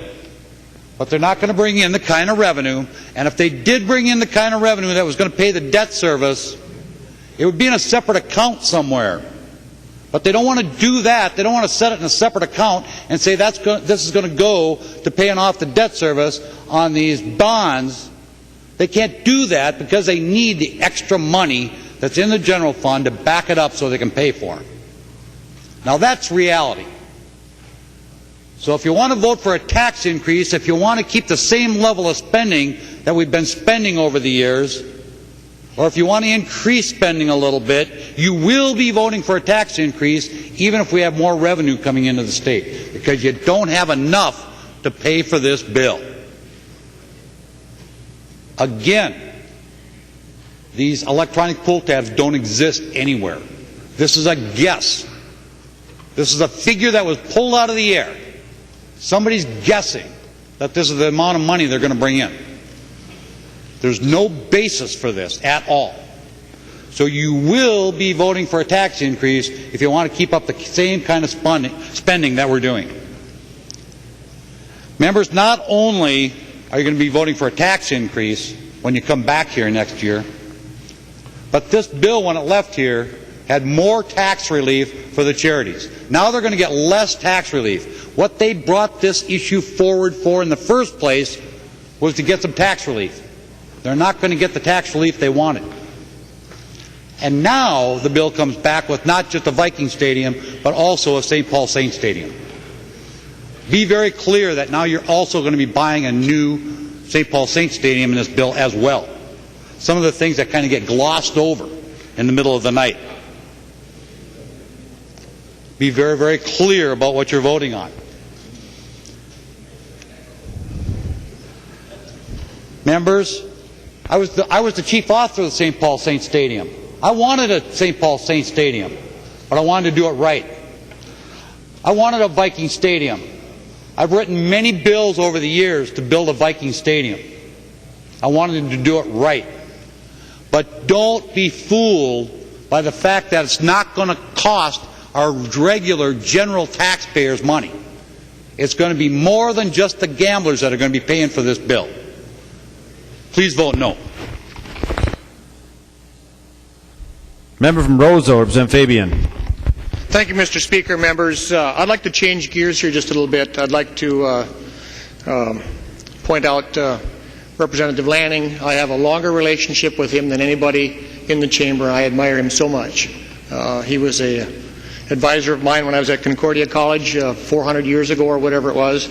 But I also want to point out that some of you don't know this, but Representative Lanning was a starting center on a national championship football team at the Concordia College in 1964, if I remember correctly. And one of his teammates was Gary Larson, one of the famous fearsome, foursome Purple People Eaters. So I just wanted to say thank you to Representative Lanning for all the hard work you put in on this bill. I appreciate that a great deal.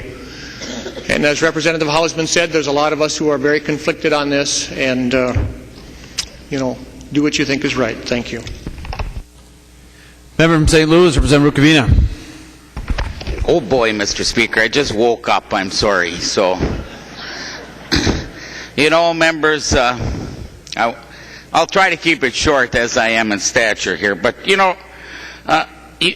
that this is the People's Stadium, Representative Lanning, and I appreciate that. And a lot of you know that most of my entire legislative career, I tried to make sure that we give the American worker his and her due.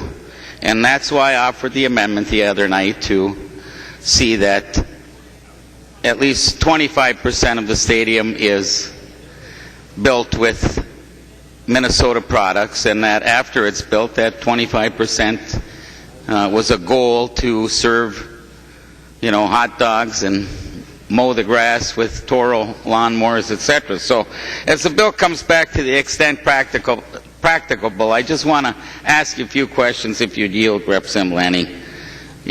Because I'm a dummy and I don't know exactly what that means. But I do know how to build things, and I thought my colleagues here that are construction workers know how to build things too from the ground up. So, you start with digging a hole and then putting the foundation there. So, Representative Lanning, if you'd yield. He will yield, Representative Rukavina. Good, that's good. Because I want everybody to wake up for a minute. So, is the concrete going to come from Minnesota? Is that practicable? That we would think they wouldn't haul concrete from, like, North Dakota or Wisconsin or wherever? Member from Clay, Representative Lanning. Thank you, Mr. Speaker and Representative Rukavina. The goal here is to have as many of the products that will be used in this facility come from Minnesota as possible. That's the goal. It's very difficult when you start speaking in terms of percentages. How do you track that? How do you make sure? It's very clear, this language is very clear what the goal is. We want Minnesota products in this facility. Member from St. Louis, Representative Rukavina. And I think we all want that, but I don't understand the language. Not being an attorney, I could have turned to my friend Bobby Joe here, who told me just shut up and sit down and don't even ask these questions. But I'm trying to establish some legislative intent, so to speak. So, if the concrete needs to have some rebar in it, Representative Mahoney, is that right? Representative Nelson, we need a little rebar in the concrete, right? So, if the rebar is cheaper from China than it is from North Star Steel, which now has a different name, is that practicable then to bring it from China instead of getting it from our own plant here in Minnesota? Is that what practicable means? Member from Clay, Representative Lanning, will yield. Representative Lanning. Thank you, Mr. Speaker and Representative Rukavina. That's not the way I would read it. It's not. The language isn't where's the cheapest. If that were the language, then you would be right. The language isn't that. The language says that very clearly that's our goal, to have as much of this be Minnesota product as possible. And Representative Rukavina, what if it's only 24%? What if it's 50? I hope it is 50. I hope it's more than 50. We want Minnesota products to be used. Member from St. Louis, Representative Rukavina. Well, thank you, Representative Lanning, because that's what my intent was, and I know it was yours, and maybe the big shots for the Vikings or the Metropolitan Council or whatever will listen to us at 3:20 in the morning and understand what our legislative intent was. So and being that case, you know, it talks about the steel too, and then you put the words to the extent practicable on page 25, that the authority must ensure that the stadium be built with American-made steel that is made from Minnesota iron ore. Now, I would think with a couple of years of lead time, Representative Anzeltz, I know Representative Anzeltz, I don't mean to keep you up this late, but just looking out for you and Representative Dill, Representative Moline, that we, with a couple of years lead time, should be able to find steel that's made in the United States with Minnesota ore, and we should be able to have glass as the thing goes up from Owatonna or wherever. Representative Kath, wake up over there, buddy. And so I'm just, that was my question, and I appreciate that, and I know you're going to keep an eye on it, Representative Lanning, just like you were that center pushing everybody out of the way, that you're going to lead the charge and do the blocking and make sure that you're going to make the Vikings toe the line on this. So thank you very much. I'm going back to bed. Member from Olmsted, Representative Liebling. Thank you, Mr. Speaker. And I know that members are tired and want to just vote and get on with it, but members, none of us chose to have this timing for this bill, which is, as has been mentioned, probably one of the most important things that we'll be voting on in our legislative careers for a variety of reasons. And it was mentioned earlier that user fees weren't in this bill because user fees are regressive. I heard that said. User fees are regressive. I think Representative Lanning said that. And I know that in the Senate there was a user fee amendment that went on and then was taken off. I think Representative Grunhagen mentioned that. And we had an amendment here that had user fees in it. I think it probably failed for other reasons. It had other site selection in it as well. But I don't think the user fees in this bill would have been regressive, Representative Lanning.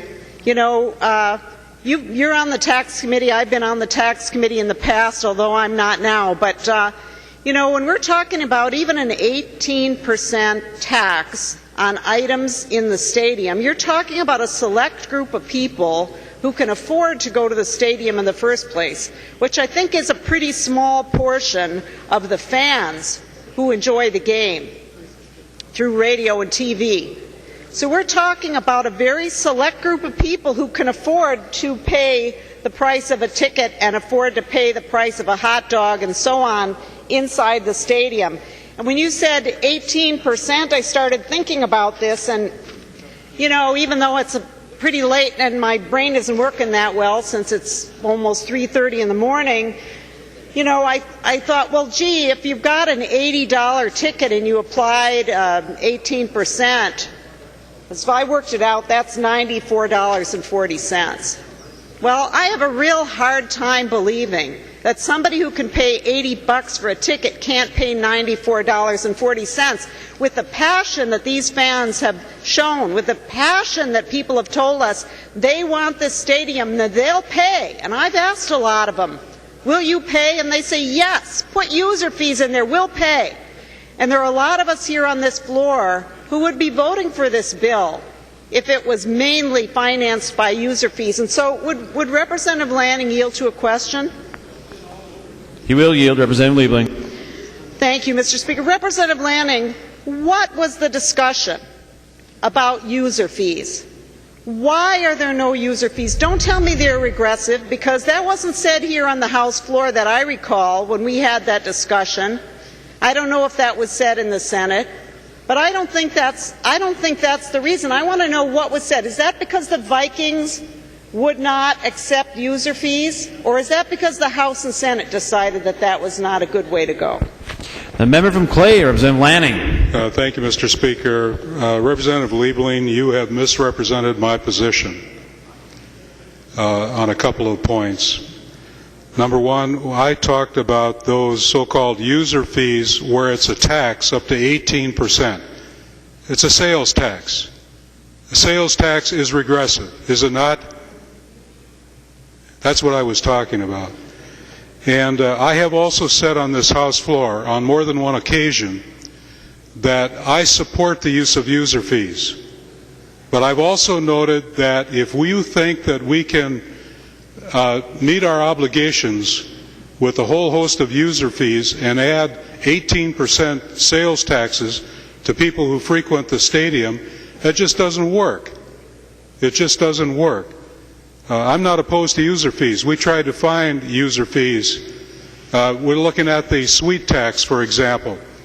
That's people who can clearly afford it. If they can afford to lease a suite, they can afford to pay an extra tax. We've got it in this bill. That's a user fee. So you can't say that we are against user fees. No way. We tried to find more. I asked for more ideas and suggestions about user fees. Member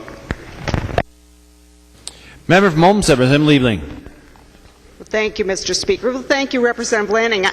You know, I understood what you said, that you said it was an 18% tax, and that's why we're kind of using user fee and tax interchangeably here, because we're talking about a tax on people who are actually there at the stadium using it.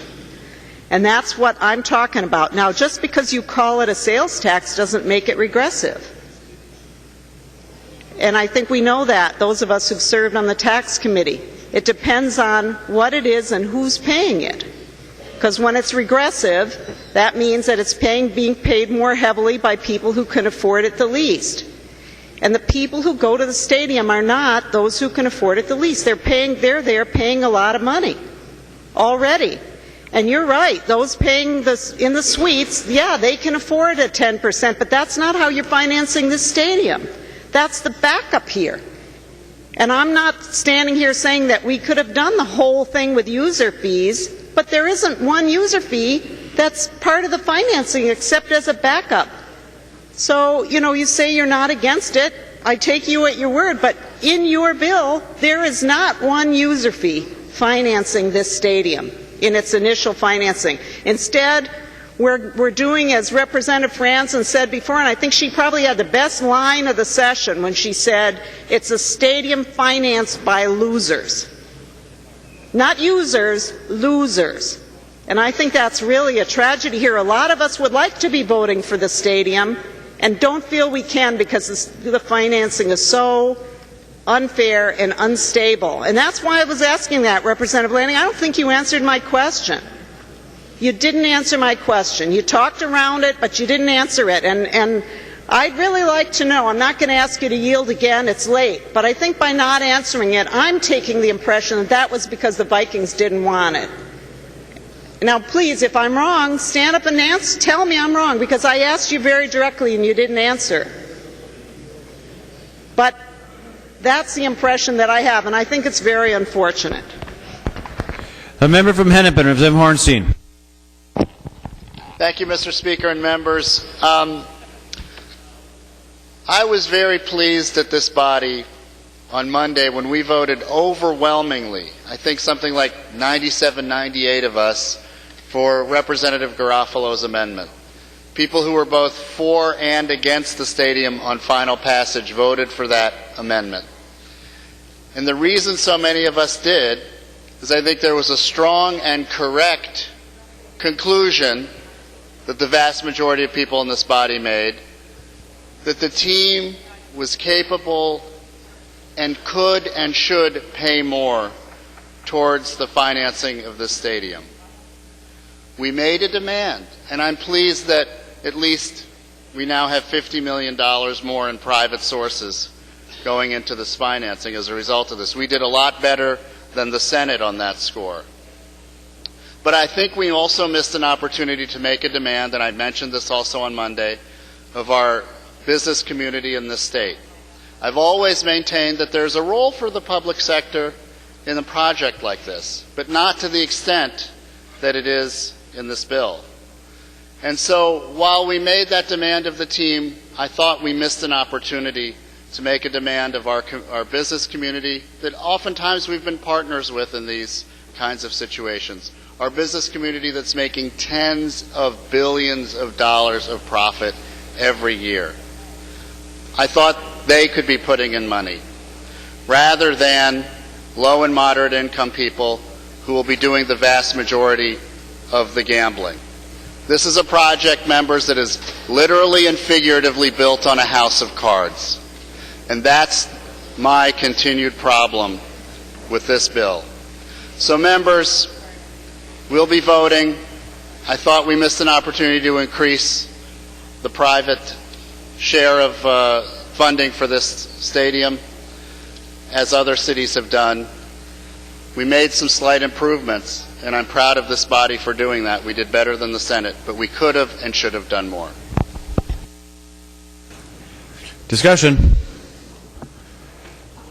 Seeing no further discussion, the clerk will take the roll on the bill.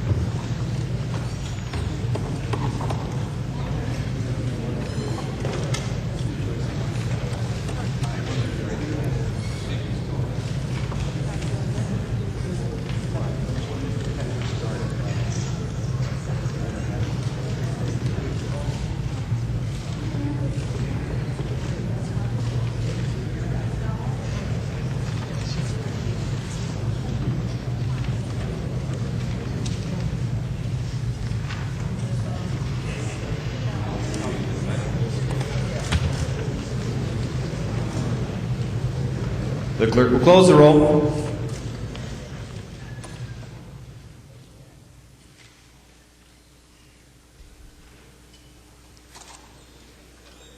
There being 71 ayes and 16 nays, the bill is repassed as amended by conference. Its title is agreed to. Messages from the Senate.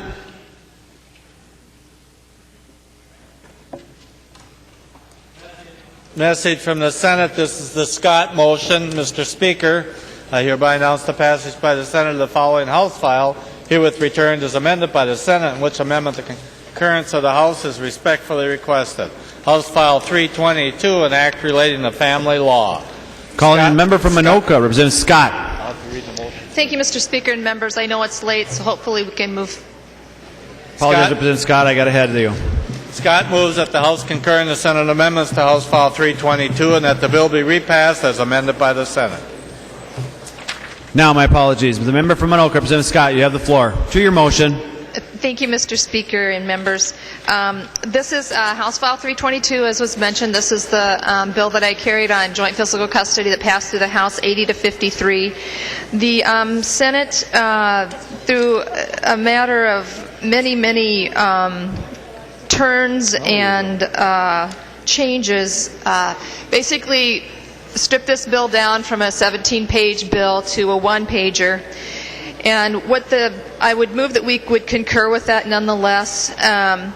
This bill would take the bill from a 25% minimum parenting time to a 35% minimum parenting time, and that would apply to both temporary and permanent orders. Folks, this isn't the bill that I would hoped would pass, but it is a baby step. And one of the things that I wanted to bring up as we get ready to take a vote on this bill is the fact that I owe a great deal of gratitude to some citizen lobbyists who have given their time without being paid. In one case, one volunteer has put in 13 years dedicated to this subject and to our families. And she's done it without pay. And really, many times in the Senate, she wasn't even granted an appointment, I think precisely because she wasn't a paid lobbyist. And I think that's a really sad scenario about this place, is that we think that if anybody has any credibility, they have to be a paid lobbyist. And I hope that we can move away from that, because really, the unpaid citizen lobbyists is who we should give our time to more often than even the paid lobbyists. I would like to thank Chair Szymanski and Chair Westrom for giving this bill ample time for hearings in the House. And with that, members, I would stand for any questions. And again, just ask for a green vote on concurrence. Members, if you could please take your conversations to the alcoves or, better yet, the retiring room. The member from Hennepin, Representative Champion. Thank you, Mr. Speaker. Just to speak briefly about this particular bill, members, this is a bill that I'm encouraging you to vote red on, that we should not concur. The bill, as we know, it still has several problems, namely it gets rid of or deletes the best interest of the child analysis that the court looks at right now under Minnesota Statute 518. It also seems to continue to encroach or allow there to be conflict between overcoming or rebutting the presumption of joint physical custody, and it also looks at, if you're going to rebut the presumption, you have to use a standard that they use in child protection cases, which is a clear and convincing standard. Members, it is a complicated notion, and any time that someone just approaches this particular issue lightheartedly, and I'm sure it's a serious matter, I'm not saying lightheartedly from the perspective of it being a joke, but when we think in terms of this area of law, of family law, this particular bill just does not get the job done, and I would encourage you to vote red. Member from Rams, Representative Johnson. Thank you, Mr. Speaker. Members, in addition to what Representative Chancellor presented, there's two other reasons why a no vote makes sense, and that is this bill carries a significant fiscal note, which is to say this bill is not paid for. And as we know, judiciary funding is stretched to the breaking point. And we have a deficit we'll be facing again next year. This is not the time to be bringing forth a bill that's going to further that deficit when we don't have it paid for. Secondly, the process was bypassed. This bill that we have before us was not heard in judiciary. It certainly should have been. We certainly should have had testimony taken from the interested parties and all the people who want to speak on this important and complicated bill. For those two reasons, members, the fact that it has a fiscal note that's not paid for, and the fact that it bypassed the judiciary process, should get a no vote.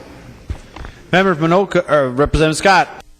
Thank you, Mr. Speaker. Well, members, first of all, Representative Champion, this does nothing to the best interest standards. The best interest standards are still fully in place. This does not require clear and convincing. It requires preponderance, as is in statute now. I don't know, it's just a one-page bill. I don't know if you didn't read it or just what. And as far as the fiscal note, we all know around here that the fiscal notes are what they are. They're highly unreliable. If the courts don't like something, or if any agency doesn't like something, we all know they just attach a fiscal note to the bill. Folks, this is a good bill. It's a baby step. This is a baby step, taking the 25 minimum time to 35%. This is a baby step, folks, and I would ask for your support. Again, this doesn't change anything else in statute as far as the best interest standards or the requirement for as far as evidence is required. All those things stay the same. The member from Ramsey, Representative Mahoney.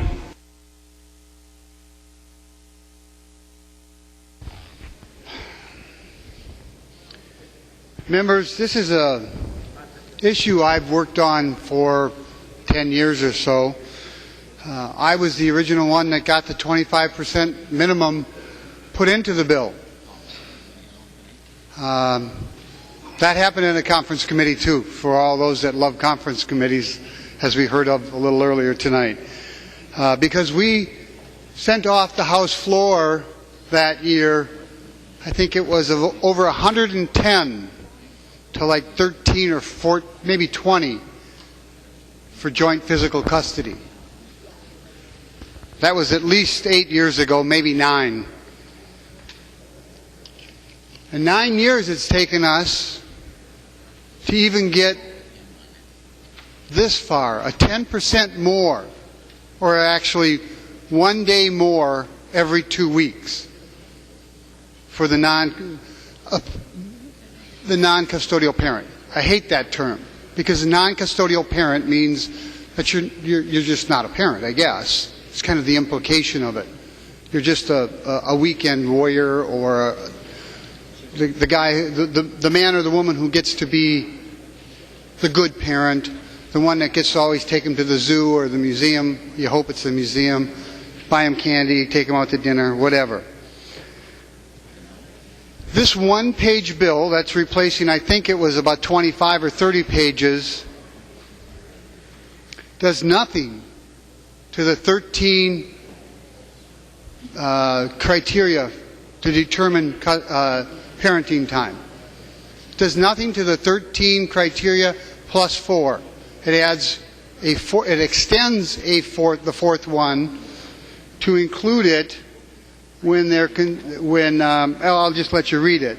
The concerning custody and parenting time and presumption of minimum parenting time. That's on page 1, line 9 and 10. That's what the court shall be guided by the factors set forth in our divorce law. You know, judges see people in a divorce when people are at their worst. They say that a judge has to make a decision on who's the better parent. But as I said, they see them at their worst, at their most emotional, their most angry, their most hurt, and probably one of their most painful moments of their life, when you have to admit that your relationship has failed. That's a hard spot for a judge to make a decision at. And that's kind of why there's been so much complaining about people getting a raw deal. I'm not going to blame the judges. They see people at the worst possible moment, one of the worst possible moments in their lives, and they have to make a decision. Most people at that worst possible moment in their lives are, as I said, hurt, angry, disappointed, frustrated, shameful. But they grow. They get better. Most people get better. And they come to agreement on how to raise the most precious gift that they are given in their life. Unfortunately, when the judge has seen them at their worst, he or she has made a determination for the rest of their lives, the rest of their child's lives, how much parenting time that parent will get. Every parent, man or woman, deserves 5 days every 2 weeks, 10 days every month, 120 days a year to parent their child. That's what this bill does. You'll hear a lot of rhetoric about how 94% of people are happy. Well, I might say maybe 20% are happy and about 70% run out of money because it's a very expensive process.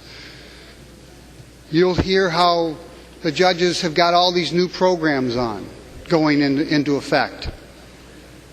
They say they work, but there's no proof. We still get calls. It's some of the harshest things that we have to hear. A mother or a father saying, I don't get to see my kid anymore. The first bill that we passed out of here, I think it was 83 to 50 or something like that, was a very big, made a huge change to this particular type of law. And I supported that bill. But sometimes you got to say, what can I get? How can I move forward a little bit? How can I take a baby step here? I guess 10% is a baby step. And I hope you give the parents that are in this position that little baby step. I hope you'll vote green on this motion to concur. The member from Hennepin, Representative Carlson.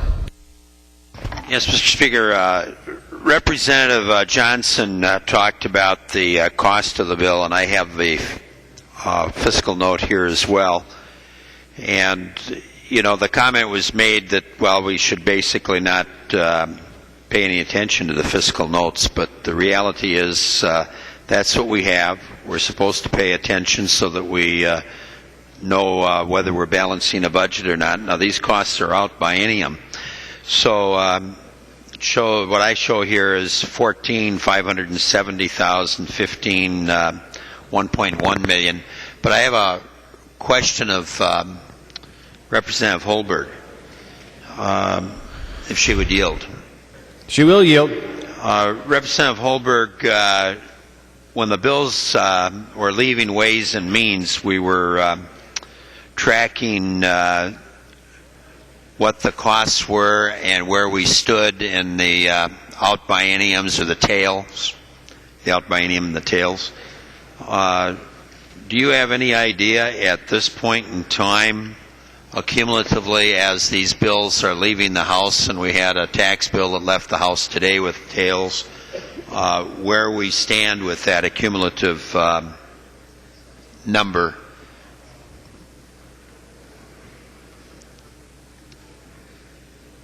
The member from Dakota, Representative Holberg. Thank you, Mr. Speaker and members. Well, I have a copy of a spreadsheet here, and I'm trying to find the time date stamp on it. If I might have a chance to look at this, and I don't know if there's anybody else that has questions, but Mr. Speaker, that would be fine. The representative from Hennepin, Representative Champion. Thank you, Mr. Speaker. And just to briefly point the body to the places in the bill that causes some real concern, even though it's a two-page bill now. If you look at line 1.18 to 1.23, it says, if the court finds, after hearing, that parenting time with the parent is likely to endanger the child's physical or emotional health or impair the child's emotional development, the court shall restrict parenting time with that parent as to time, place, duration, or supervision, and may deny parenting time entirely as the circumstances warrant. That is open-ended. We're not real sure what that means and how that fits into the current law. I see that as being problematic. And the second place is on the second page, line 2.15. This is deeply concerning. It says, quote, in the absence of other evidence, we don't know what that means, there is a rebuttable presumption that a parent is entitled to receive at least 35% of the parenting time for the child. And members, when we start looking at other evidence and rebuttable presumptions and not sure how that's going to fit into current law and how it's going to move things forward, it is problematic. And again, I just encourage you to vote red. The member from Anoka, Representative Scott. Thank you, Mr. Speaker. Representative Champion, all the language that you just read off is in current law. None of that's underlined. There are no changes. The only thing that's underlined there is the 35. And so nothing is changing here. There's no rebuttable presumption. There's a presumption. There's no rebuttable presumption. So, Representative Champion, I guess I'm not sure what you're getting at, because everything you just read off is already in law. Further discussion?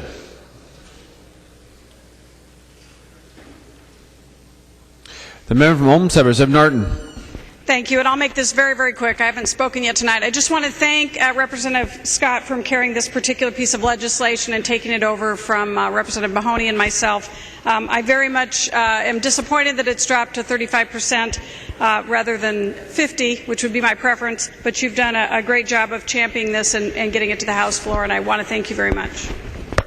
Discussion. Further discussion. All those in favor of the motion to concur on House File 322 signify by saying aye. Opposed, nay. Motion prevails. Will clerk give the bill its third reading? Third reading, House File 322 as amended by the Senate. Third reading. Discussion. The member from Homestead, Representative Liebling. Thank you, members. Thank you, Mr. Speaker. Well, here we are, 10 minutes to 4, and we are talking now about the most important thing we have in the state of Minnesota, and that is our kids. Our kids. And this bill, although it's only 2 pages, Representative Scott, it is a complicated bill, and it has a lot of impact. And I noticed that I know it's late and we're all a little short-tempered perhaps, but this bill was passed by the Senate at after 10 o'clock, I believe.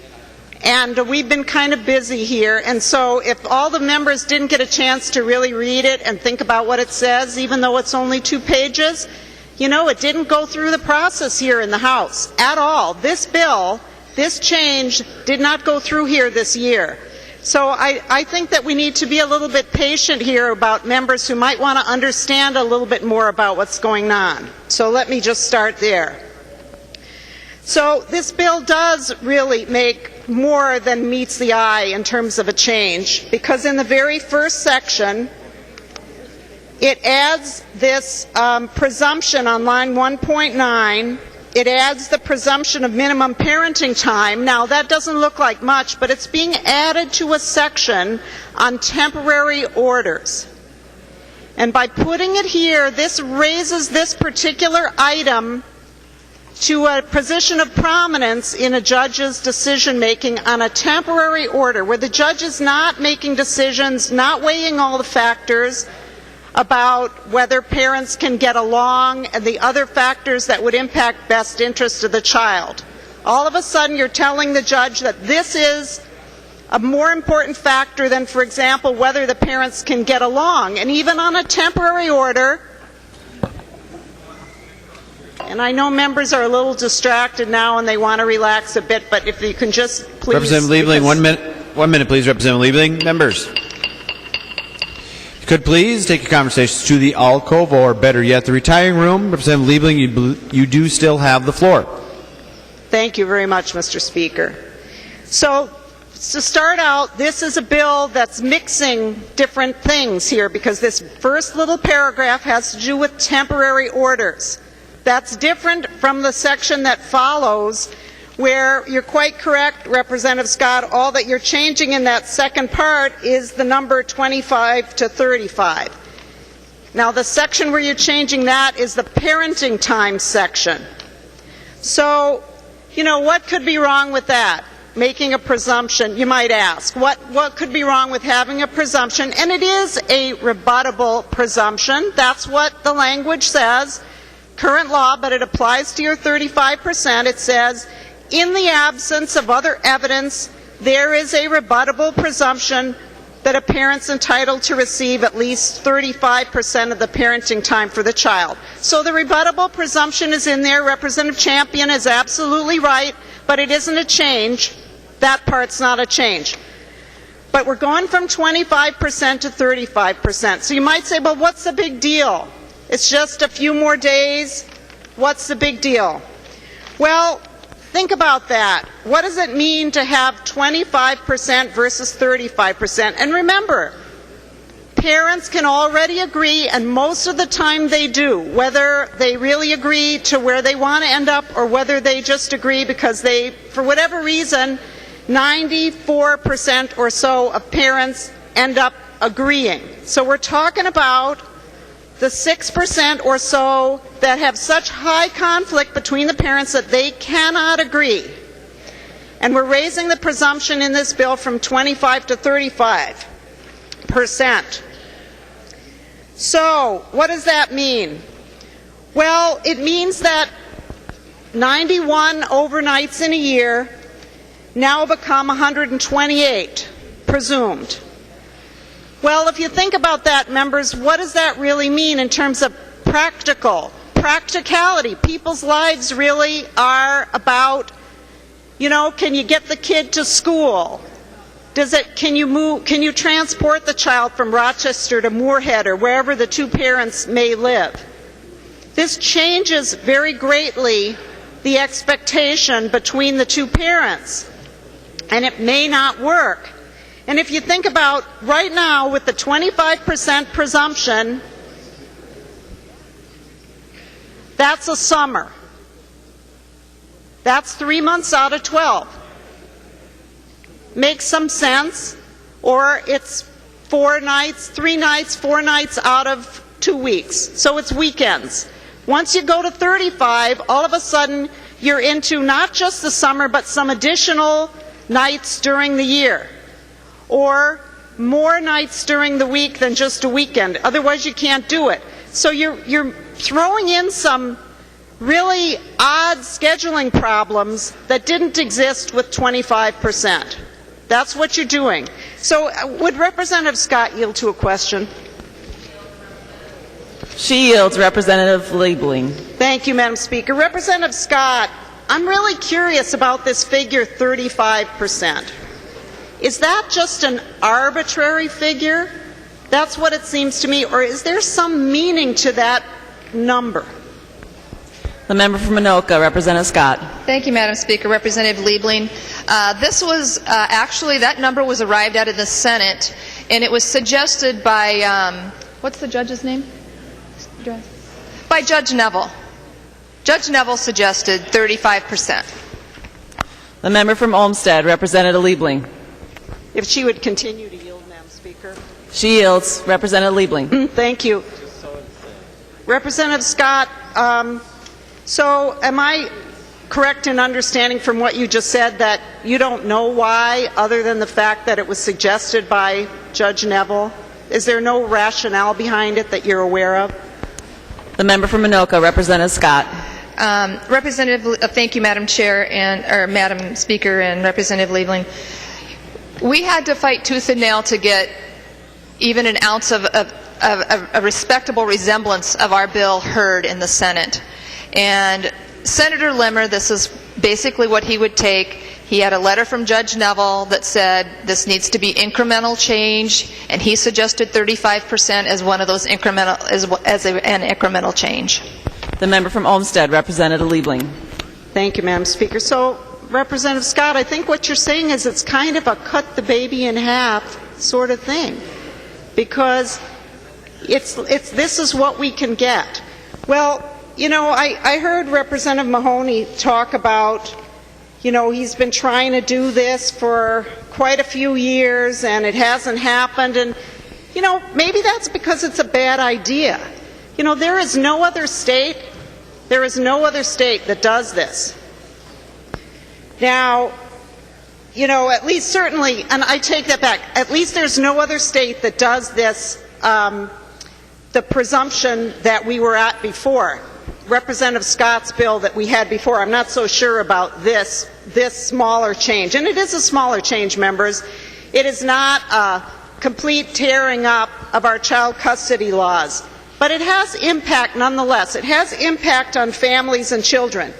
And the biggest place it has impact is when you're talking about parents who cannot get along.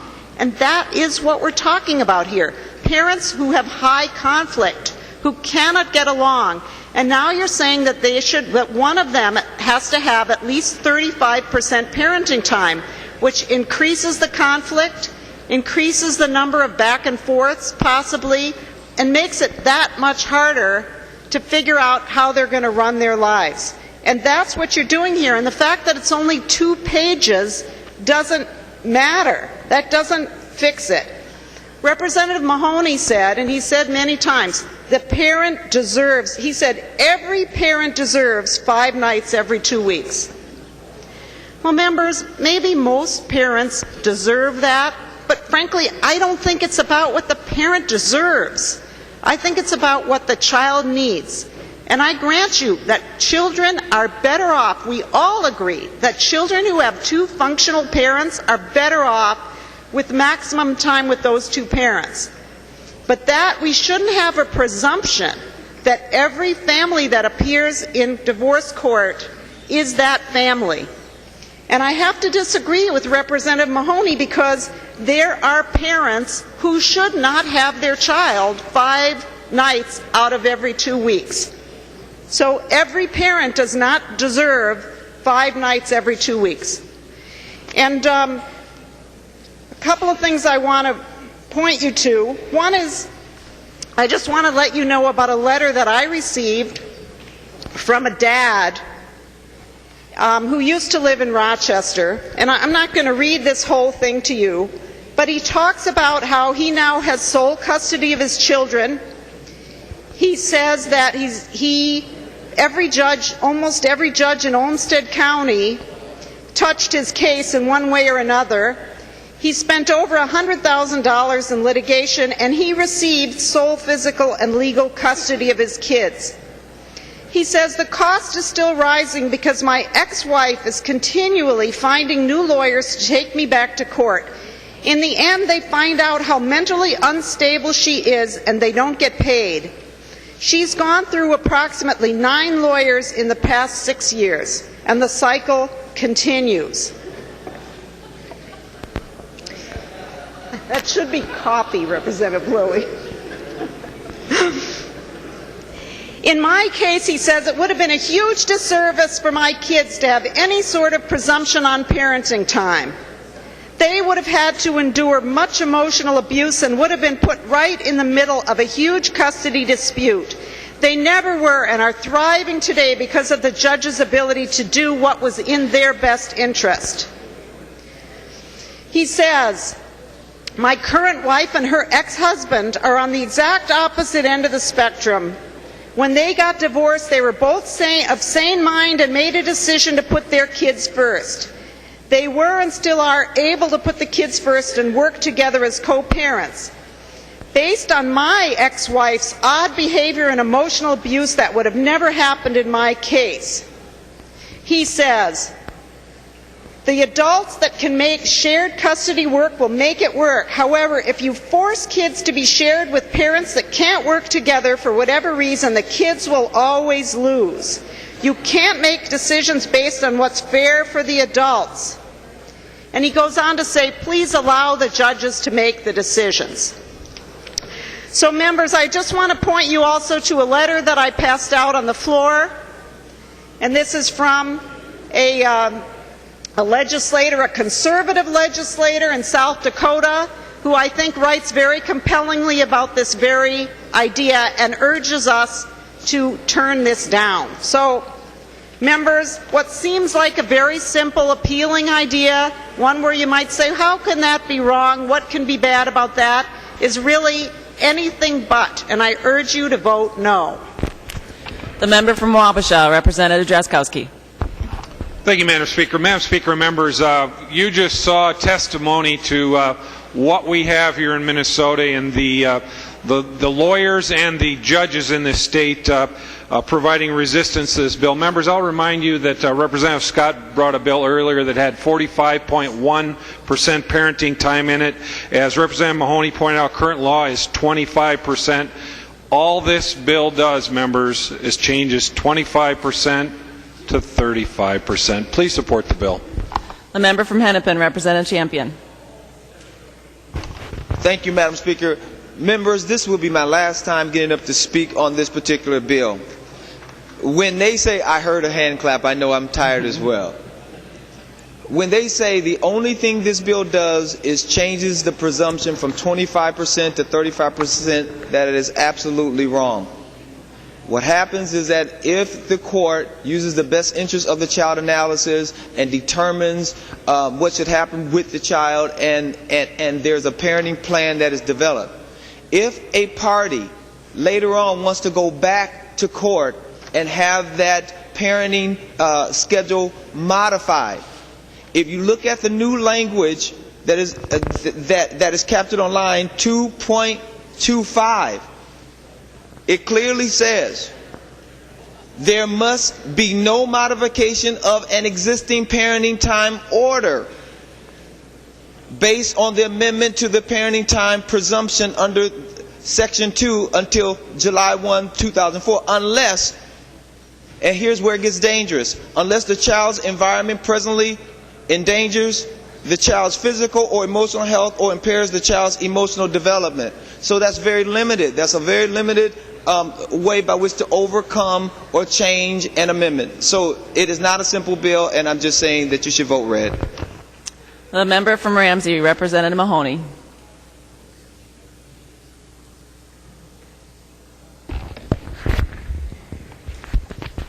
You know, members, it's rare that a member's idea that's been worked on for 8 years is called a bad idea or whatever it was, and I'm not going to rise to that bait. Representative Champion, the July 2014 is to allow the courts time to get ready to do this, because there will be some people that want to modify their order. Again, the hour is late.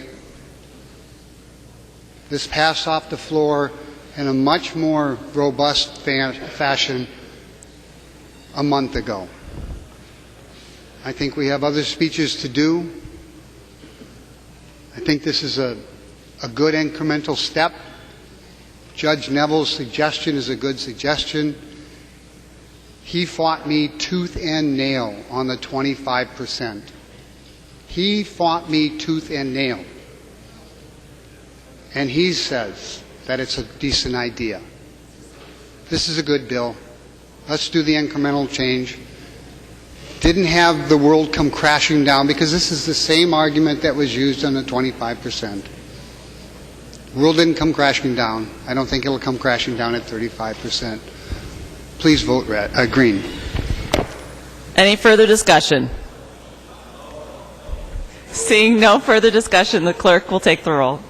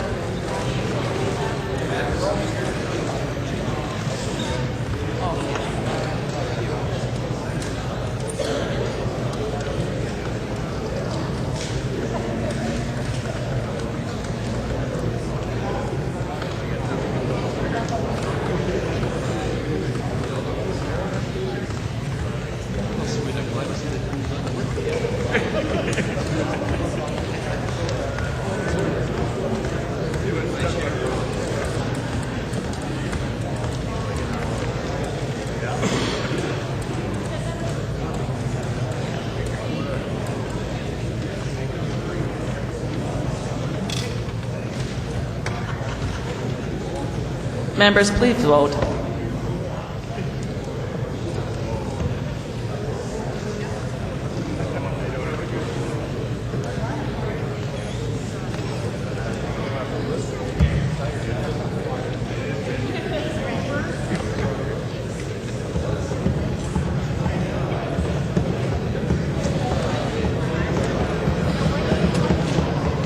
The clerk will close the roll.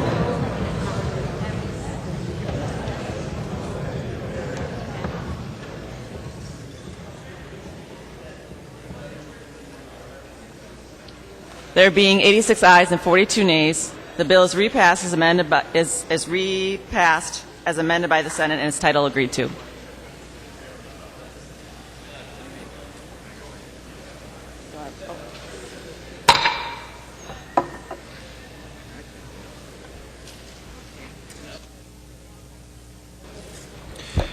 There being no objection, Senate File 1420, now in the General Register, will be reported to the House for immediate consideration. Hearing no objection, so ordered.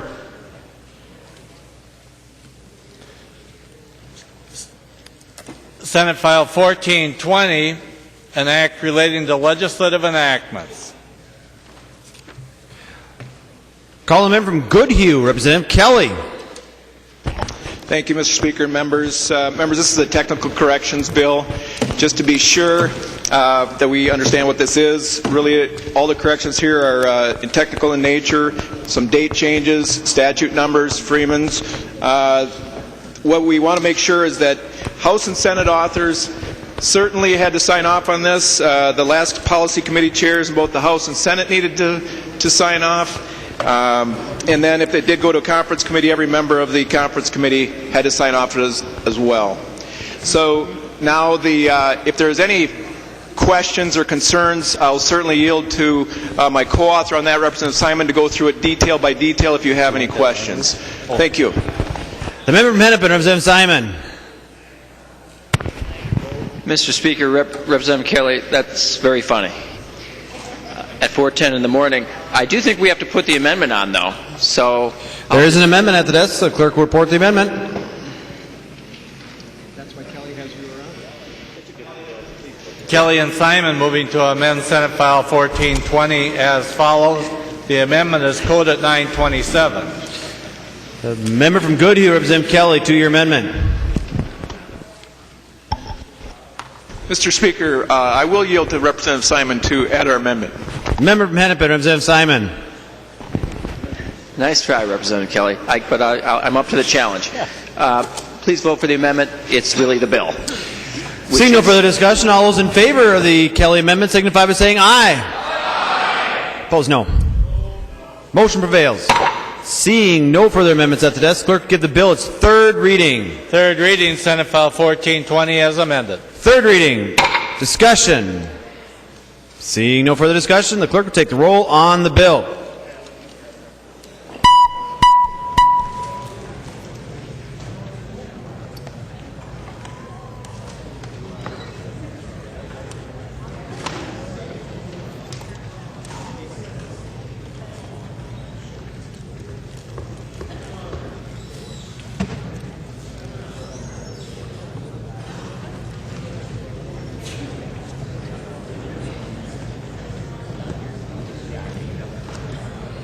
Members, please vote.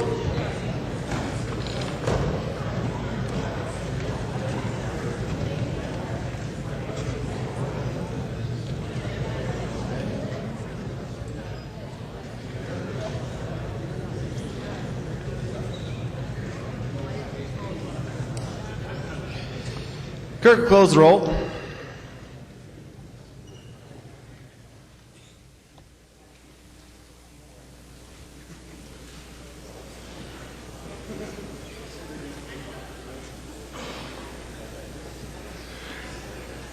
There being 126 ayes and 2 nays, the bill is passed as amended. Its title is agreed to.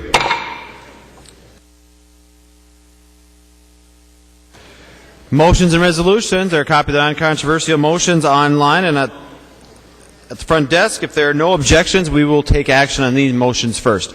Hearing no objections, the motions prevail.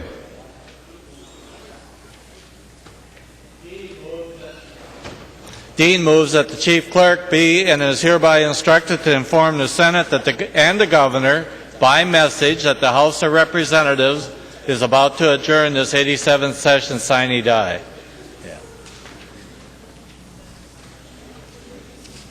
Call the member from Washington, Representative Dean. Mr. Speaker and members, this is just a custom and courtesy to notify the governor and the Senate that we are to adjourn. Discussion. Seeing no further discussion, all those in favor of the Dean motion signify by saying aye. Aye. Opposed, nay. The motion prevails.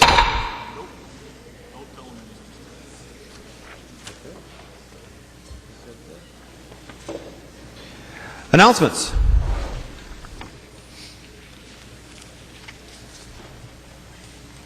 Seeing no further announcements, a member from Washington, Representative Dean.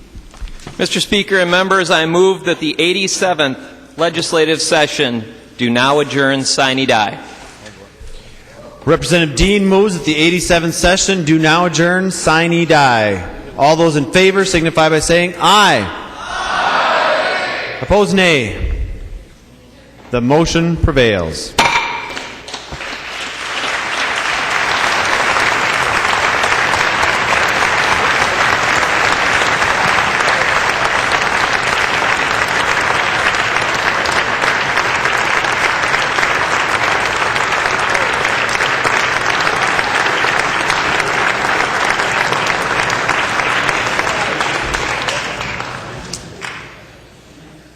I call on the member from Hennepin, Representative Green.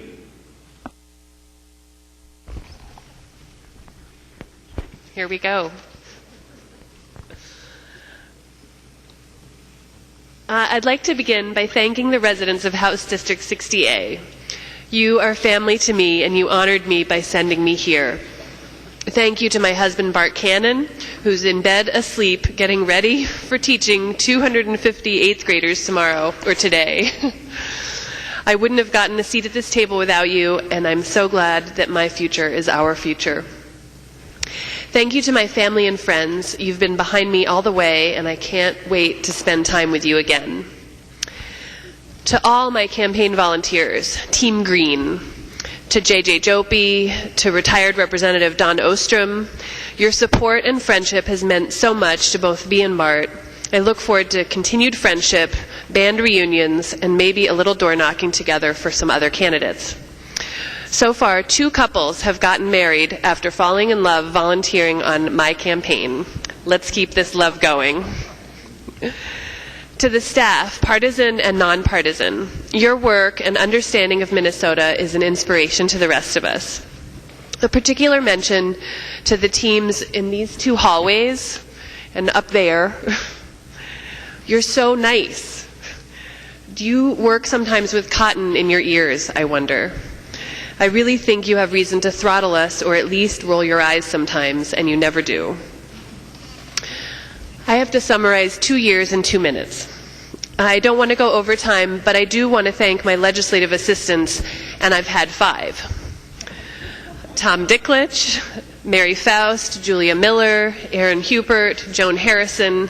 You each trained me in some way, so thank you. To my fellow members, thank you for the privilege of serving with you. I learn so much from you every day, and perhaps I should admit, right now, I hope I get another chance to give one of these retirement speeches.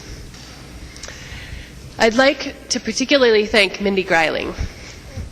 In the first weeks of session last year, you reached out to the new DFL members and brought us along. And speaking of bringing us along, thank you, Nora Slawick, for recognizing that I want to advance early childhood issues. You were unbelievably generous with your knowledge, your access, and your advice. Thank you. Thank you, Steve Simon and Jim Davney, for your patience with my thousands of questions, from the important to the mundane.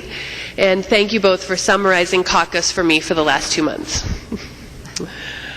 As a member of the minority in her first term, I want to thank you, Steve Smith, for offering me the only bill hearing I was offered. Thank you. And last but not least, I want to thank Frank Hornstein. Thank you for your help 2 years ago with a career change. And thank you for your help this year again with a career change. Seriously, you are the best B-side partner I could have here, and I know that 61A is going to be in good hands. Thank you.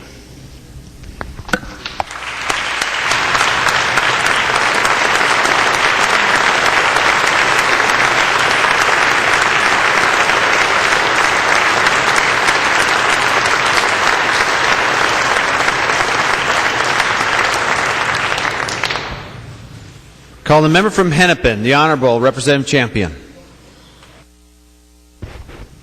Thank you, Mr. Speaker. You know, I did not prepare a speech. I wasn't sure that I was going to say anything, as I like to come in as I did quietly and leave quietly. But I will just say, first of all, thank you to the Speaker, because this year he's allowed me to have great discussions with him, and I sincerely appreciate that. I want to thank all of my DFL folks and naturally the GOP as well, because you all have contributed greatly into my life, and I really do appreciate that. I also want to say a special thank you to Margaret Anderson Kelleher.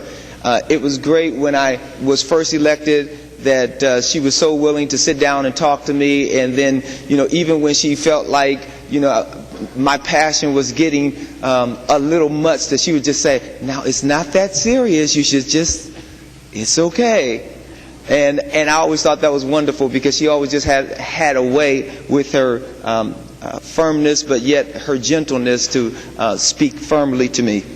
Mary Fowles, who is my LA, and I also want to thank Mindy Greiling. You know, I have said this over and over again, that the very first person who opened up their arms to me when I came into the legislature was Mindy. And it was in fact at a convention when no one else would speak to me, Mindy was the one who did. And I always held that near and dear to my heart. And you know what? The other person who I really want to thank is Mary Liz Holbert. Mary Liz, when I first came in, I was on transportation, and I always sat over on the side by Mary Liz and Representative Westrom, and so they were always kind. And even when she thought she should give me some advice, she always would, and it was something that I always took. I want to thank my family. I want to thank those folks back home who have provided me their support and guidance and laughter. And I want to thank my constituents for their confidence, as I've learned a lot and I've met so many great people here. And I just want you to know that it will always be something that will be not only just sketched on my heart, but stoned, you know, and engraved in my heart in a way that it cannot be erased. So I want you to know that I sincerely appreciate it. And even though I'm leaving this particular body, I hope to join another body not too far from you, and I hope that we will continue our wonderful relationship together. So thanks, and God bless, and have a wonderful morning, I should say. Thank you so much.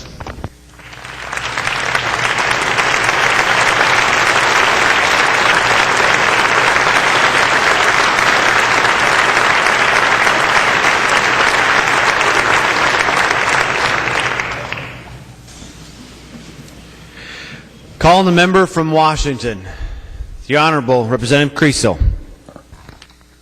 Thank you, Mr. Speaker and members. This has been crazy. I still can't believe that I'm here, that I actually became a state representative. I want to thank my wife, Katie, and my two little men, Elijah and Brody, because I wouldn't be here if it wasn't for them. I also want to thank all my volunteers, all the people that came out door knocking, and most of them I had never met, but they just wanted to come out and help a brother out. So I appreciate that. It's been a crazy few years. 6 years ago, I was just a part-time soldier and a full-time ink manufacturer in Minneapolis. End up having a rough day in Iraq. Everything changed. Ended up being the worst day of my life, but at the same time, I learned a lot from it, and it made me a better person, and it changed my perspective. And I learned how short life is, and that's when you really appreciate life. And I learned that no matter what you want to do in life, you put your mind to it and you can do it, even if you don't have legs. So I'll never forget Ian Marsh and Denny McNamara calling me and saying, you should run for office, you should be a state representative. And I was like, are you out of your mind? I don't just have skeletons, I have living, breathing corpses in my closet. So and they said, you can win, and with their help and with the help of my family, we did it. And it was a heck of a ride. So I will always look back on these times very fondly. I've learned a great deal. This place has made me a better person. I've learned a lot from my friends on the other side of the aisle. We don't agree on everything, but I've learned to look at things from your point of view and try and understand. And I think that's important, and I think that's something that the rest of my life I will always take that and remember. Because before this, I was always very stubborn. It was my way or the highway. And it's a lot of you that taught me otherwise. So again, I want to thank everybody here. It's been a heck of a ride. Too many people to name to thank. But again, thanks to all of you. I promised my Army buddies when I told them on a trip to Las Vegas a couple of years ago, I said, I'm going to do it. I'm going to run for office. And they thought I was kidding. They said, don't change. Okay? Promise me you won't change. You'll be the same guy. And I promised them that, and I think I stood by that. So again, thanks. I appreciate it. And I've got a flight to catch to Las Vegas here in a couple minutes. So we'll see you later. Thank you.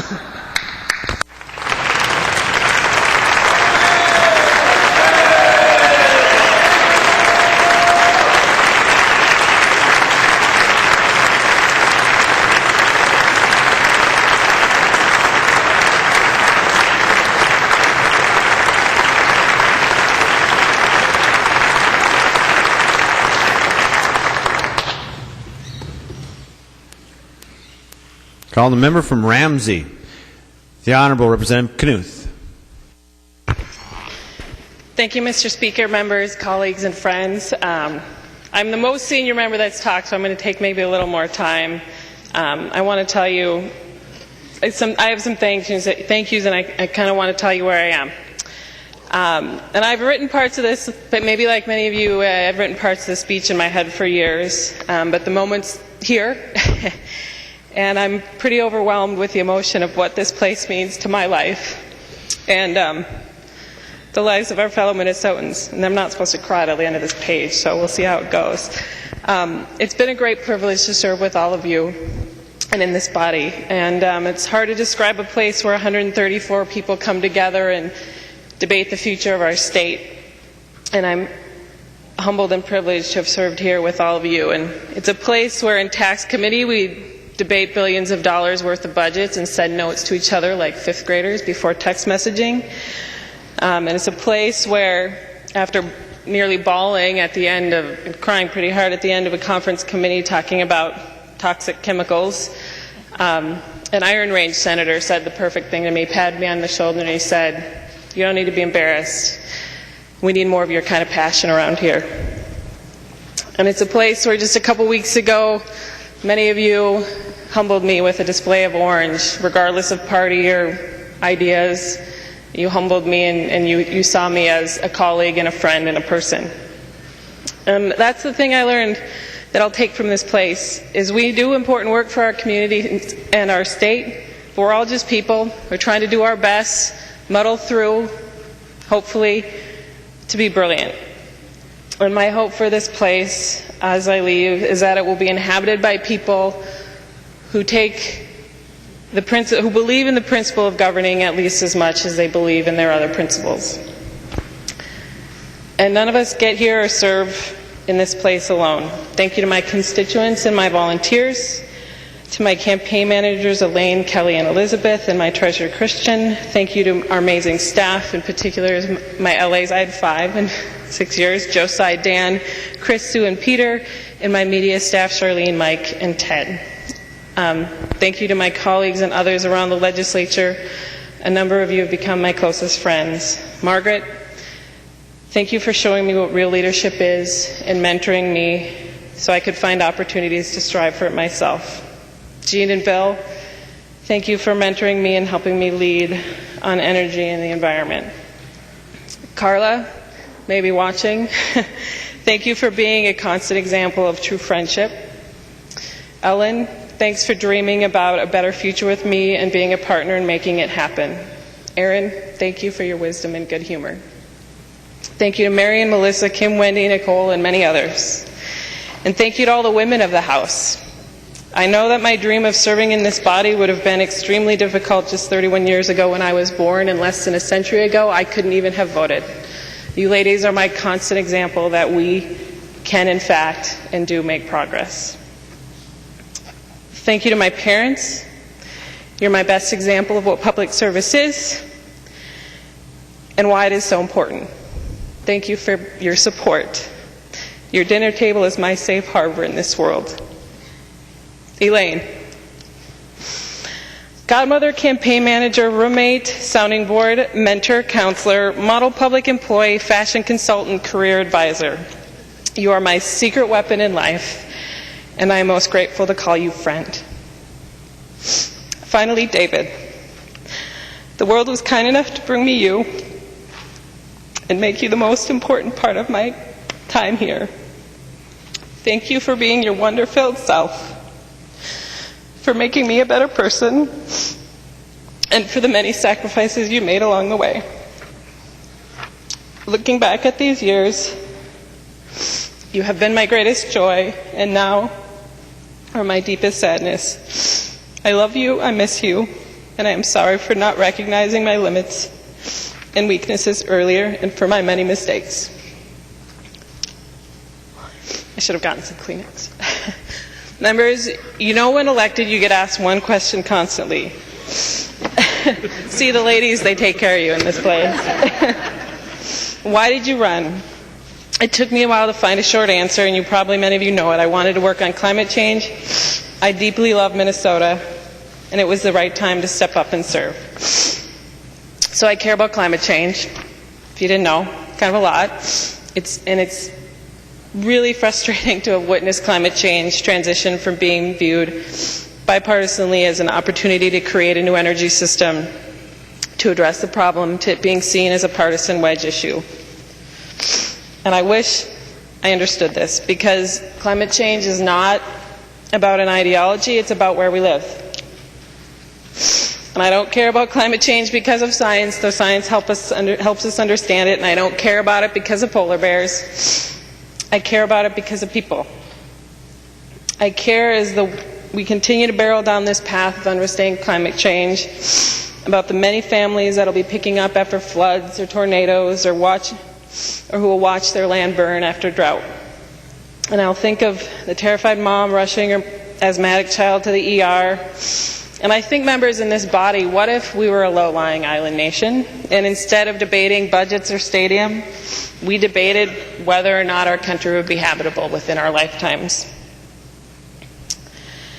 I'm proud of the work we've done here to make progress on clean energy and climate change in Minnesota, and I'm so grateful to have gotten to know many who passionately work for a more secure planet, especially the young people.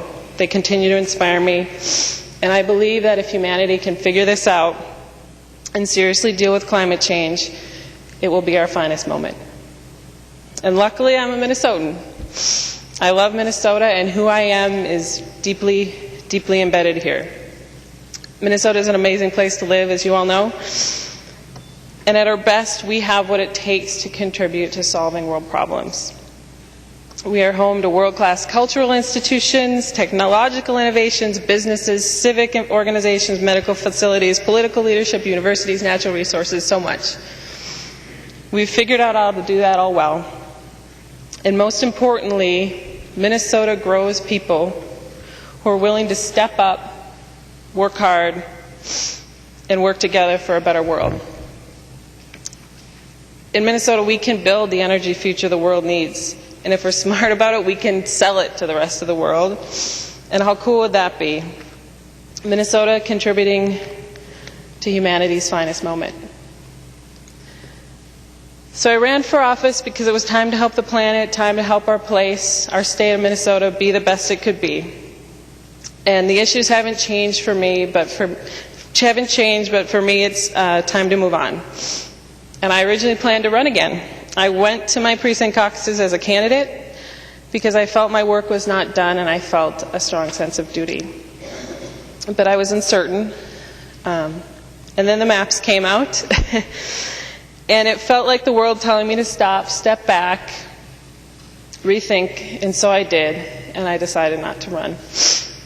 And now I am so grateful to the world for stepping in and giving me a second chance at this choice, because I needed it. In the 2 months since announcing my retirement, I have learned more than I could have imagined. I now believe the best response to climate change is to hold our loved ones close, work from there, and expect others to do the same. I have even more faith that well-intentioned, capable Minnesotans will step up to serve.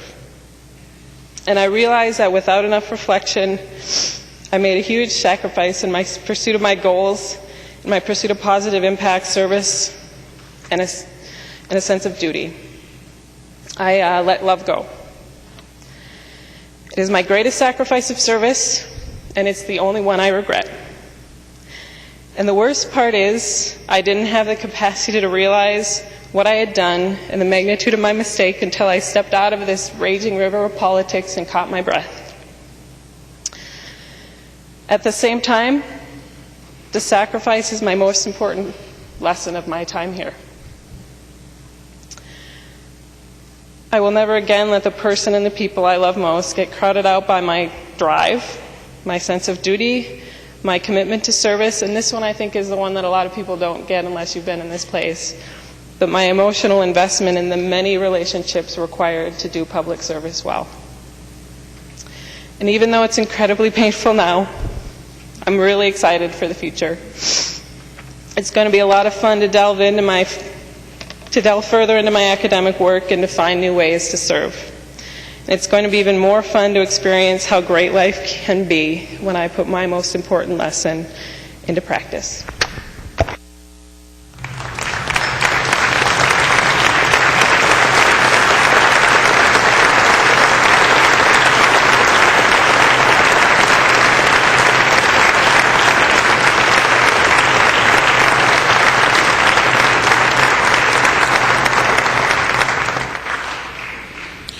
Call the member from Morrison, the Honorable Representative Lemire.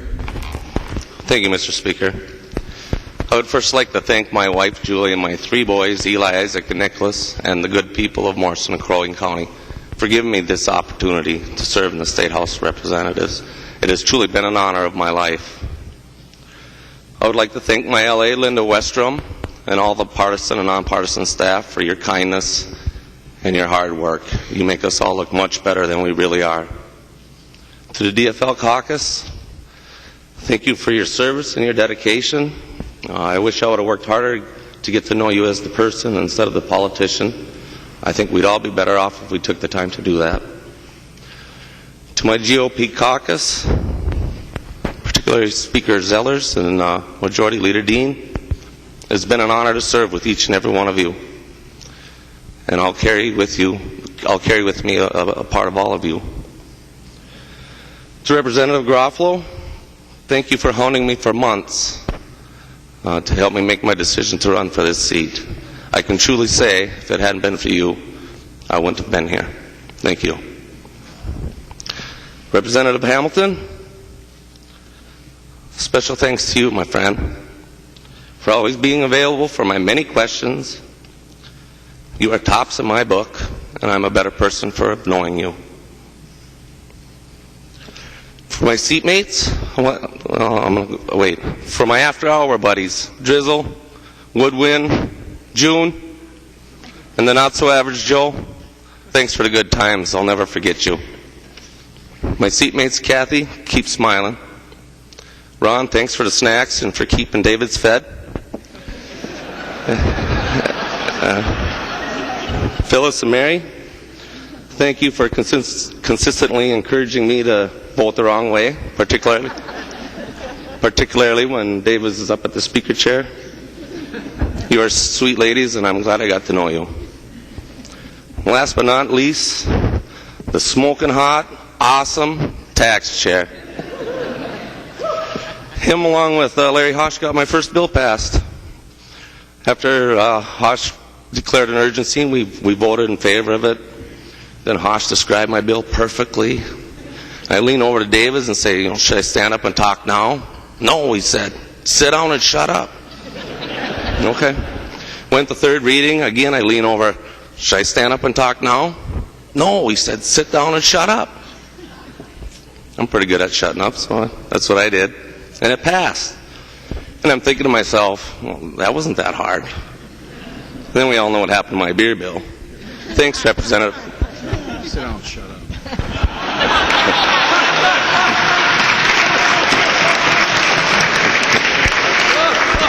Pardon me, members, but my good friend, Representative Davids, told me my time is up.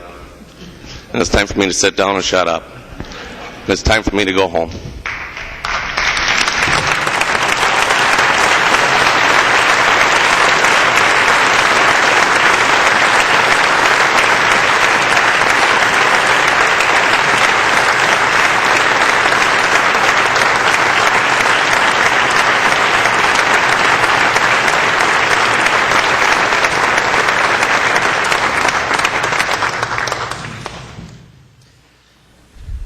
The member from Hennepin, the Honorable Representative Dietrich.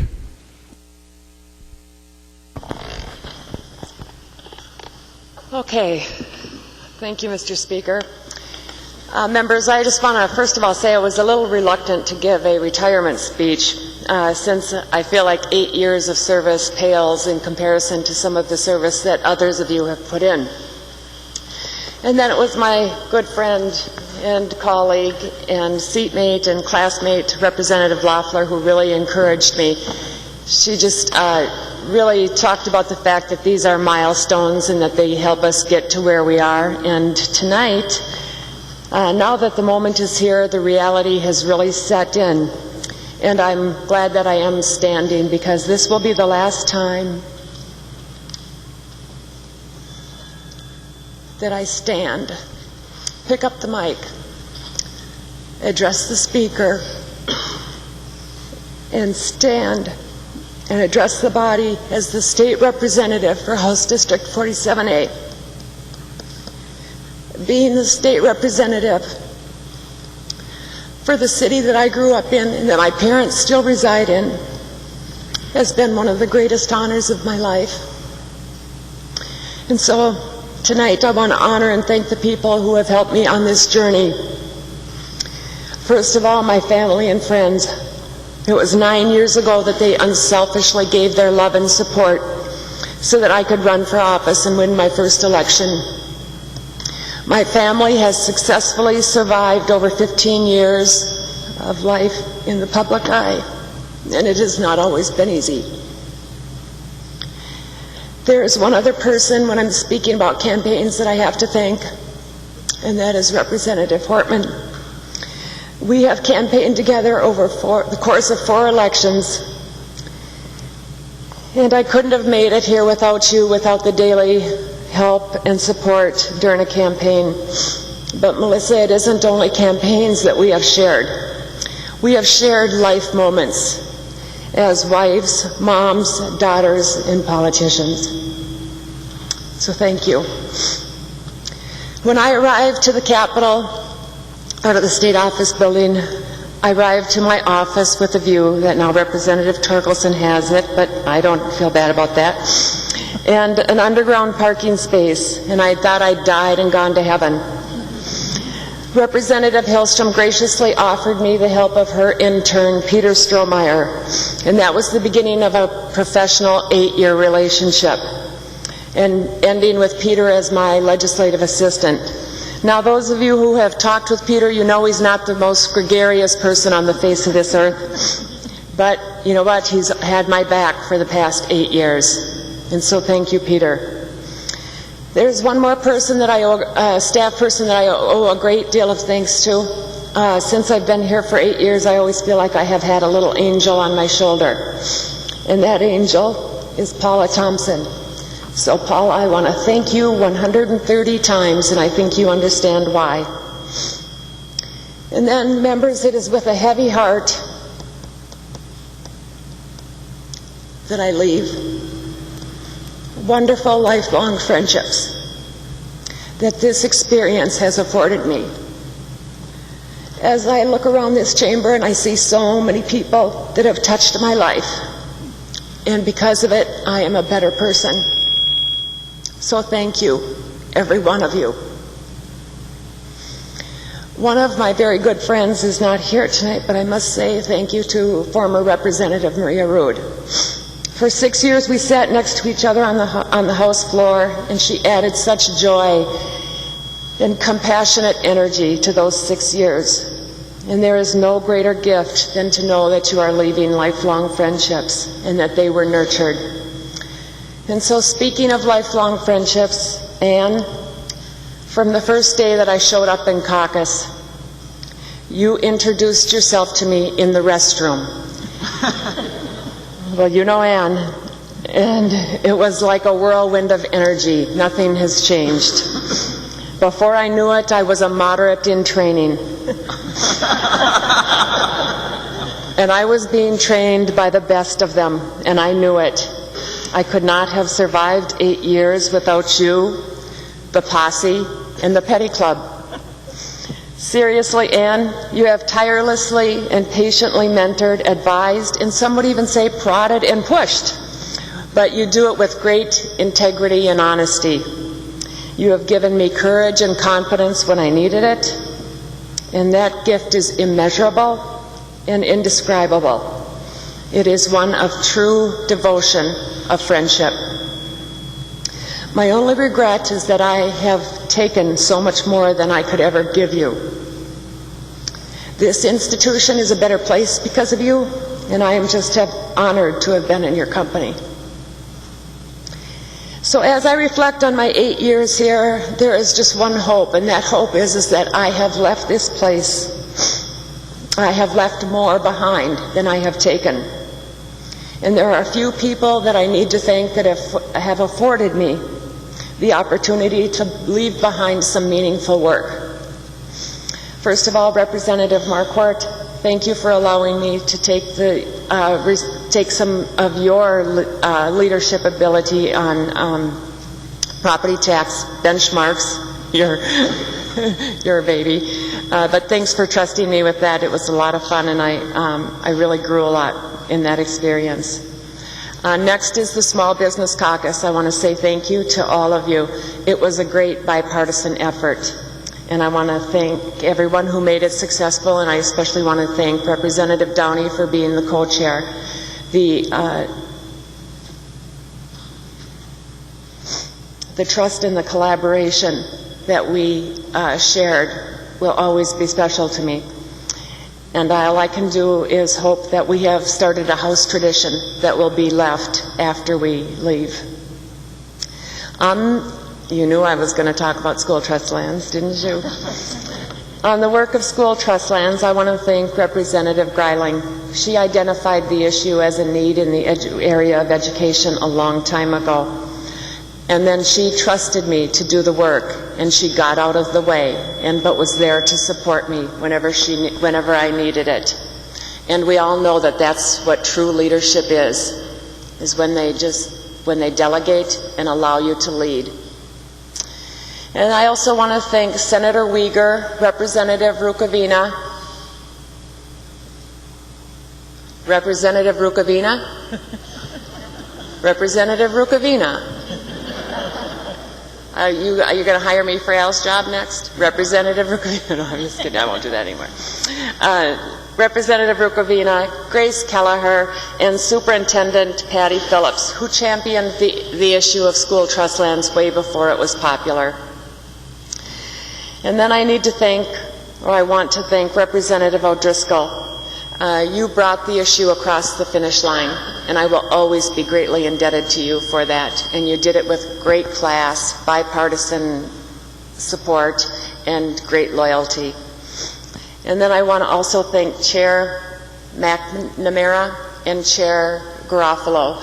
It was you two allowed me to pursue a dream here that I have had of passing school trust lands legislation, and I will always remember you for that. And you did it there was not a partisan bone in your body as you did it, and you included me in every aspect of it, and I greatly respect you for that, so thank you.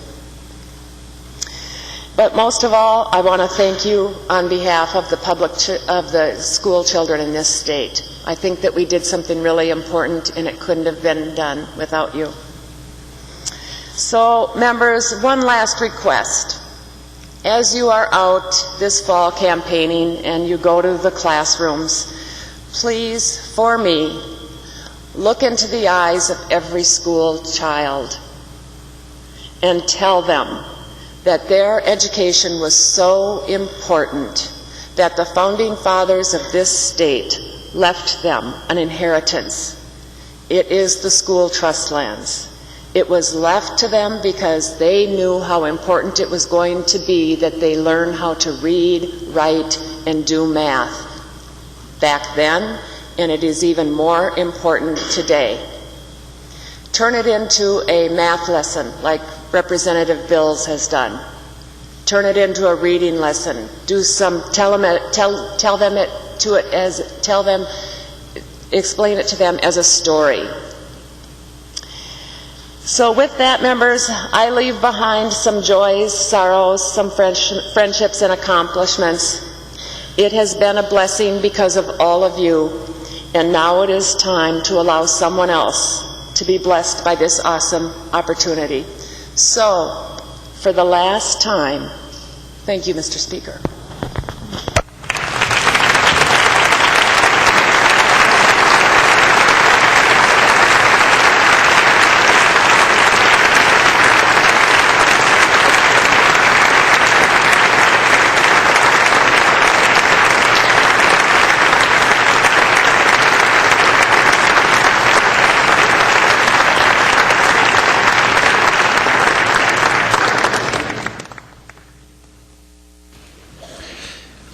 Calling the member from Hennepin, the Honorable Representative Mazerow.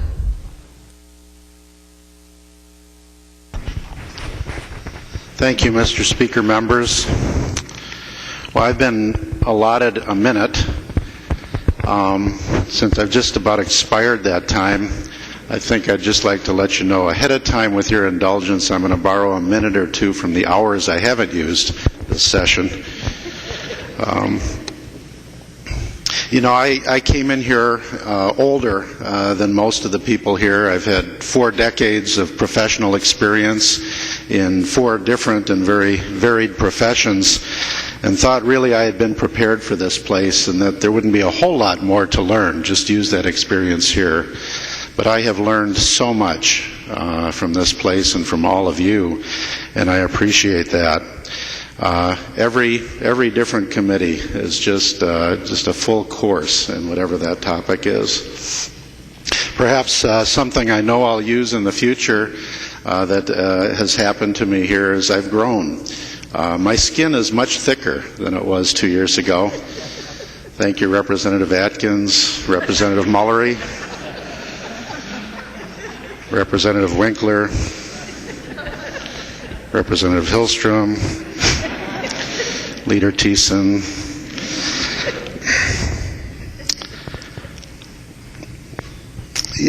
And there have been many here who have added to the experience from the other side of the aisle with words of support, words of goodwill, words of welcome, words of colleagueship.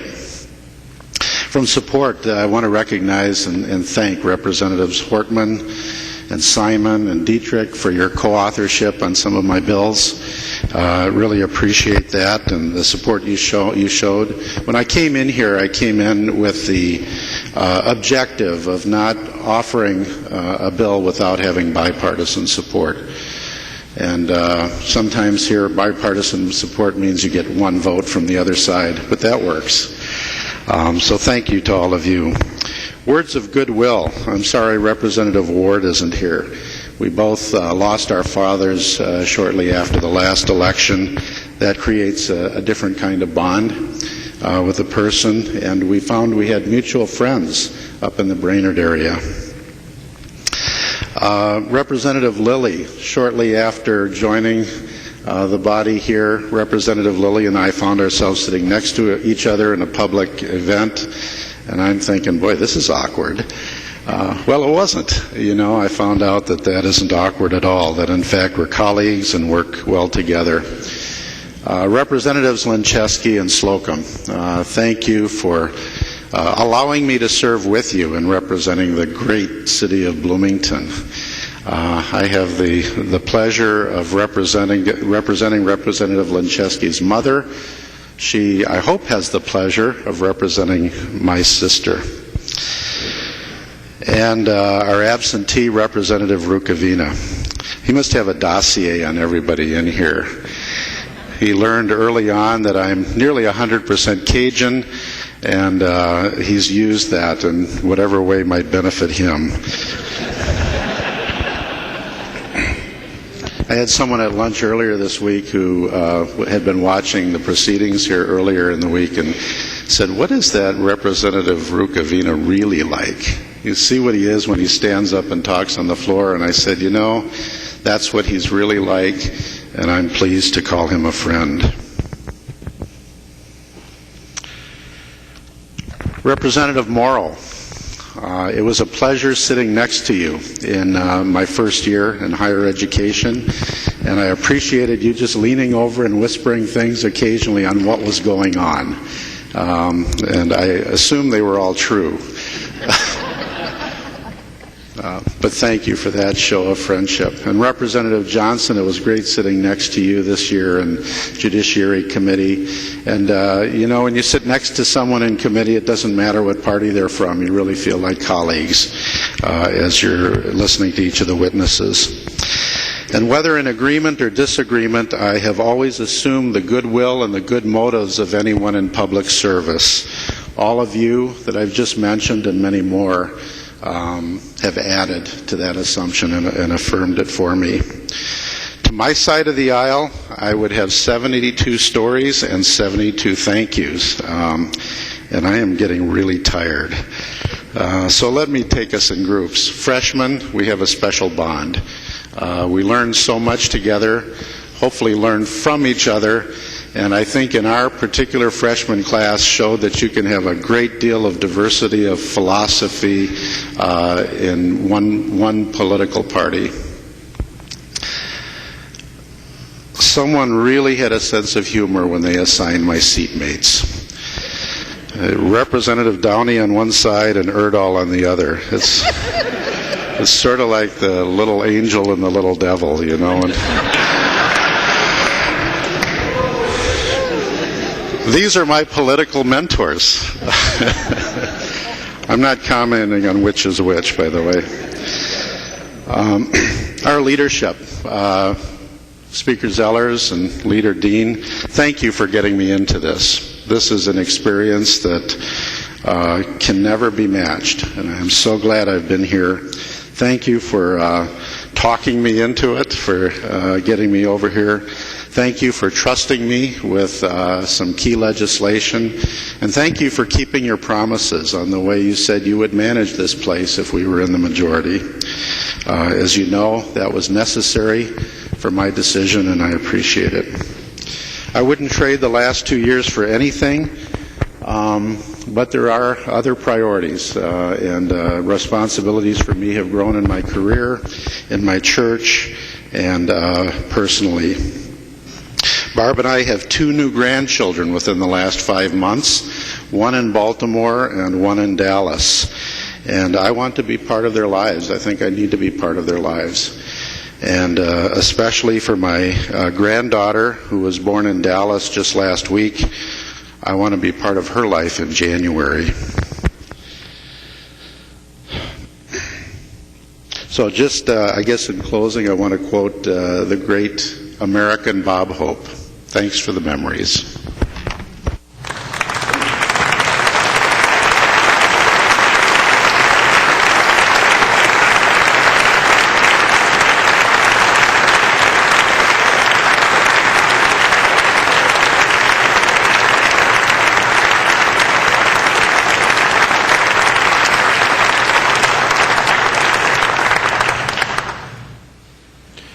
Call the member from Stearns, the Honorable Representative Hosh.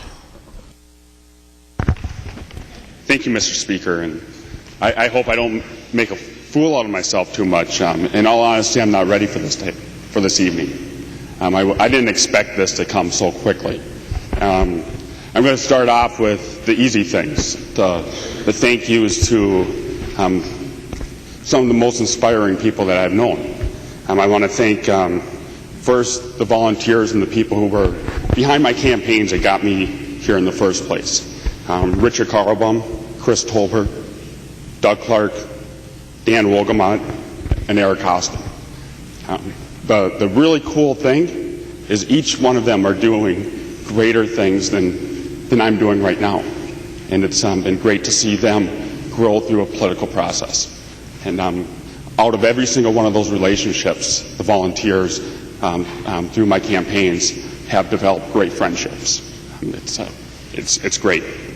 The staff that I've worked with, I've had 8 LAs in 8 years that I've been here. I hope that I went through those 8 not because I was so hard to work with, but because I know they went on to greater and better things, and they advanced, whether it be in the House or through other areas of their careers. I want to thank some phenomenal staff that, again, have become my friends. Jen Holcomb, Jen McNerney, Kate Prushek, Lou Cool. It's been inspiring to work with such phenomenal people. Everybody at the front desk. It is an amazing place when you walk into this, whether it be this building or the SOB or a committee room, not only be inspired to work here, but to be humbled by those around you. And to be intimidated. Each and every one of you intimidate me with your knowledge and your expertise and your passions. It can be a tough place to compare yourself to. because we feel so inadequate at times because of the brains and the smarts around us. And I cherish the opportunity and the ability to learn from so many of you, staff and members. This has been, when I first started, this was the best honor and greatest honor I've ever had. That's changed a little bit in the last 8 years, and I'll get to that. But it's an amazing place to be. We can change lives, members. We can change lives for the good or for the bad. And how many times can you do that to such a grand scale? We are leaders and we are examples to the state. And I hope that's a responsibility that nobody ever takes for granted. None of us here are here because of our own merits. We're not self-made individuals.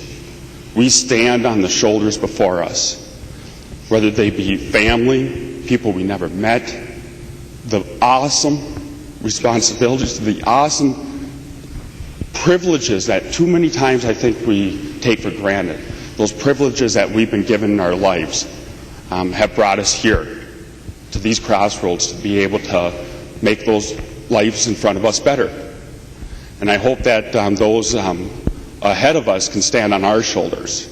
And we need to always make sure that we never take for granted the position that we have. This is a place that too many times it's just too fast-paced. This is an environment in which there's always something to do. There's always a phone call to make, an email to respond to, a person to talk to, a bill to work on. And sometimes we just need to stop.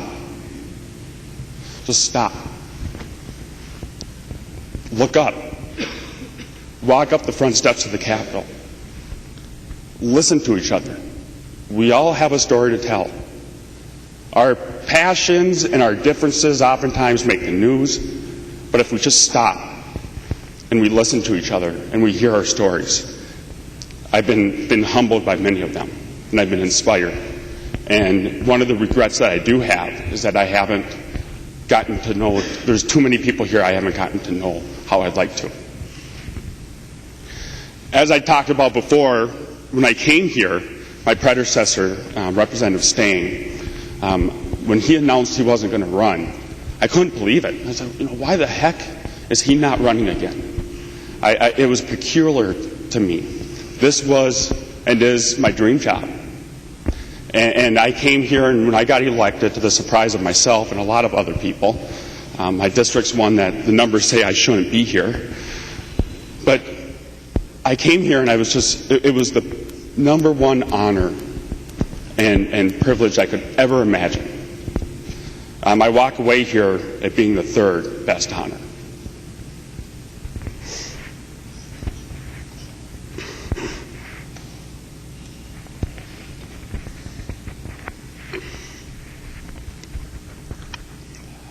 I will miss everybody.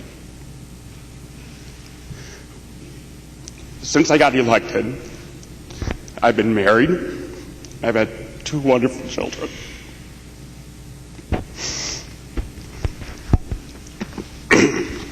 This is the part where I make a fool out of myself. And I knew this would happen, but I'm leaving not because I have a lack of passion for this job or the love for this place, but because I have a greater love. And I need to be home. My kids have never watched a parade. I've never watched a parade. I've only been in them. I proposed to my wife in a parade. So, and that is the truth. I've been in elected office for 12 years. I've been an adult for 15. So it's, the vast majority of my adult life has been in elected office. And I've loved it. It was something that I never expected to be a part of. I was a kid bartender who was too stubborn to let somebody tell him what to do. And I almost accidentally got into politics. And it's been great because, as I said before, I've been able to change lives, but I think for the better. But what was once the number one job, the best job I could ever imagine, is not that anymore.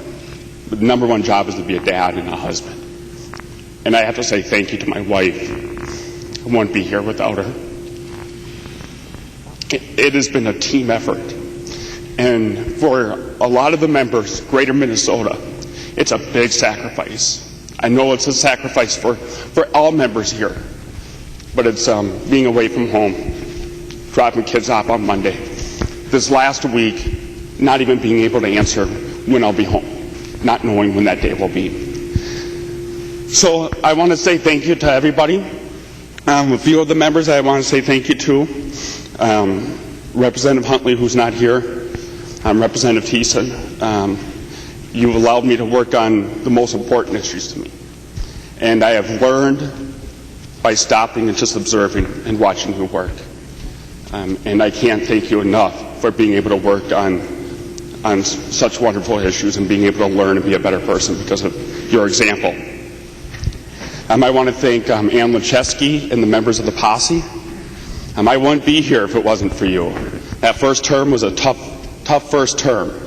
And with my district, I don't know if I'd be back without your guidance and your tenacity and the laughter that was afforded to me. Thank you so much.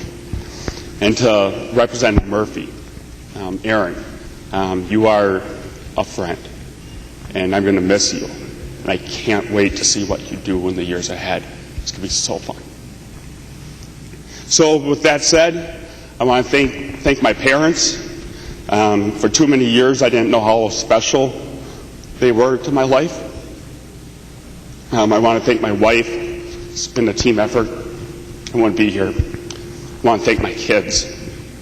And I want to thank every one of you. And I'm going to miss you tremendously.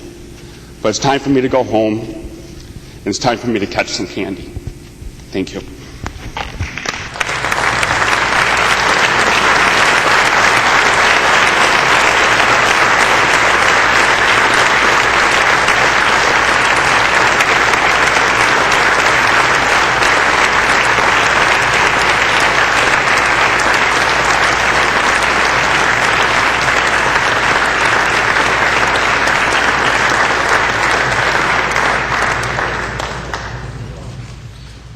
Calling the member from Hennepin, the Honorable Representative Depke.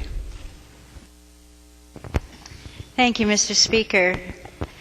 Well, unlike Representative Hash, who became a representative only 3 years out of being a young man, I came into this gig as a seasoned person who really had no intention or no desire or even in my wildest dreams did I ever believe that I would be standing on the House floor in the state of Minnesota and as a state legislator.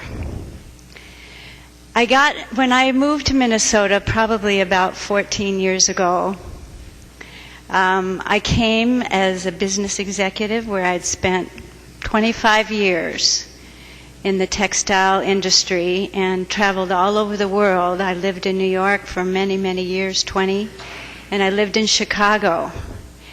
And when I had an opportunity to come to Minnesota, I had to really look at the map to see which one of the states it was. I came here as a single mother. I was a widow with a small child and met a wonderful man. I fell in love not only with my current husband, but I fell in love with the state of Minnesota. And now I have 2 children, a stepson and my daughter. And I made a very critical decision to leave the job that I had moved here for, to stay home and be a home mother. And at my age and with my experience, that was a very frustrating thing to do at first. And my husband could tell that was something that, I needed to do something. So he said, well, why don't you run for the school board? I said, what? and knowing that I was not a PTA kind of a mom, I ran. And my campaign team were my 2 little children and my husband. And lo and behold, I won. And I felt, boy, I'm going to really be able to do a lot and teach these people a lot of things. And it wasn't long before I realized that I had more to learn from them than what I could teach them. I learned how important it was to really think about others other than your own career. I learned that only as a group could we really make the best decisions for our school district. And I was suddenly sitting on a school board with people I never would have socialized with or been acquainted with, except on that board. And I fell in love with those people. And I fell in love with the idea of doing the right thing for kids. And it wasn't until after I left the school board that I was tapped for this local office. And I decided to run. And I brought that love of working with others and doing the right thing for kids with me to the Capitol. I want to thank many of the people the first 2 years in the House on the other side of the aisle, people like Carlos Mariani, for one, and even Mindy Greiling, although she drives me absolutely crazy, and others in education. Because it's in education, you can't do anything unless you work with both sides of the aisle. Because education is not partisan. Education is doing what's best for kids. And I have loved being involved in it here. And it was my ultimate honor to be the Vice Chair of Education Reform these last 2 years. So I thank you very much for all the memories. I'll tell you the things that I will miss being in the House, and hopefully I will be still a colleague of yours across the aisle. The thing that I'll miss the most is the fact that one of my most fun jobs this year was being a majority whip. Now, those of you on the other side of the aisle don't know that we have several whips. And I was assigned to these 10 people that are sitting around here. I was told, actually on the QT, that I was given the toughest group to whip. And believe me, I think they were. I had Hack Barth and Bixkins are two of my people that I had, and Tory Westrom. Try to find him. You'd think he can't see. He's all over the place. But I have loved it. And Abler doesn't sit down for 5 minutes at a time. But I've loved it. And I felt like the mother hen. So I'm going to miss all my colleagues that I've had to whip. The other thing that I'm going to miss, now that I've learned a little bit more about politics, is that this is where everything starts. In the legislature. It starts in the House. And I'm going to remember that when I get your bills. And I'll remember that you are also looking for someone to partner with. And I want you to remember that I'm somebody who likes to partner with people. Ask Representative Norton that one. So I will be over there waiting for your bills. And I'll be thoughtfully looking them over, and hopefully we'll be able to continue to partner together. I want to thank all of you that were here years before me, that allowed me to ask you questions and learn the political process, because as smart as I am in running a business, I'm not very smart when it comes to the politics of the game. And I also want to thank the staff on both sides of the aisle. One of my favorite people happens to be Lisa Larson. And I think that's the other thing, that we have wonderful staff here. So thank you for the memories, and we'll be seeing you around campus.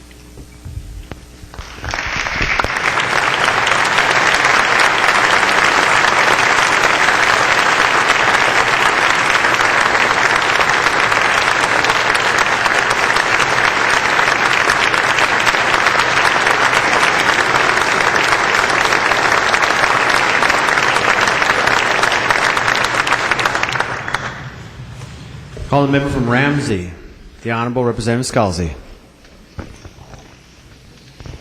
Thank you, Mr. Speaker. I'm a crier, so I hope I can get through this. I almost lost it when Denise talked.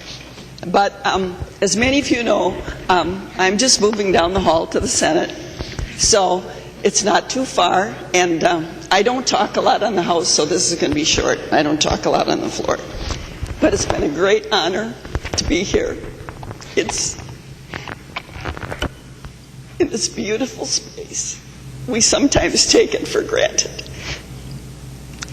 But for me, I was, for a kid who grew up way up north on the Canadian border, in a really poor area, this is a dream come true.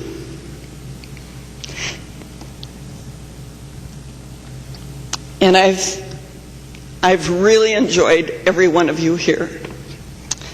And but some people I've worked with a little bit more than others. Representative Greiling has been so helpful. Representative Slawik, you gave me my very first amendment. There I was on the House floor talking about an amendment. I was just so green, it was so funny. Margaret Anderson Kelleher, she used to tell me, I sat next to her and Tony Sertich. I was surrounded by people from the Iron Range and the inner city Minneapolis, and I thought, what am I doing here? I don't match anybody there. And Margaret used to say to me, she says, Bev, I'm voting this way, but you're voting this way. And I really appreciated that, because here I was from the northern suburbs. It's very different from most places here. And Representative Lanchevsky, you've just been so helpful. I can never thank you enough. And Gene Wagenius, what you've done for me in the environment and for the whole state of Minnesota, you've just done a magnificent job. And Representative Gottwald, you know, you gave me my bill that I worked for 4 years for. I could not get anything. I couldn't get a hearing. You gave me a hearing for my one little doctor office in Little Canada. And when that passed, because as you know, we passed a bill here in 2008 that said everyone had to do electronic prescribing. Well, you know, if you got a one doctor office, you don't want to buy the program. You don't want to start doing it. So my doctor said to me, Bev, I'm illegal. I'm writing paper prescriptions. And I says, well, that can't be illegal.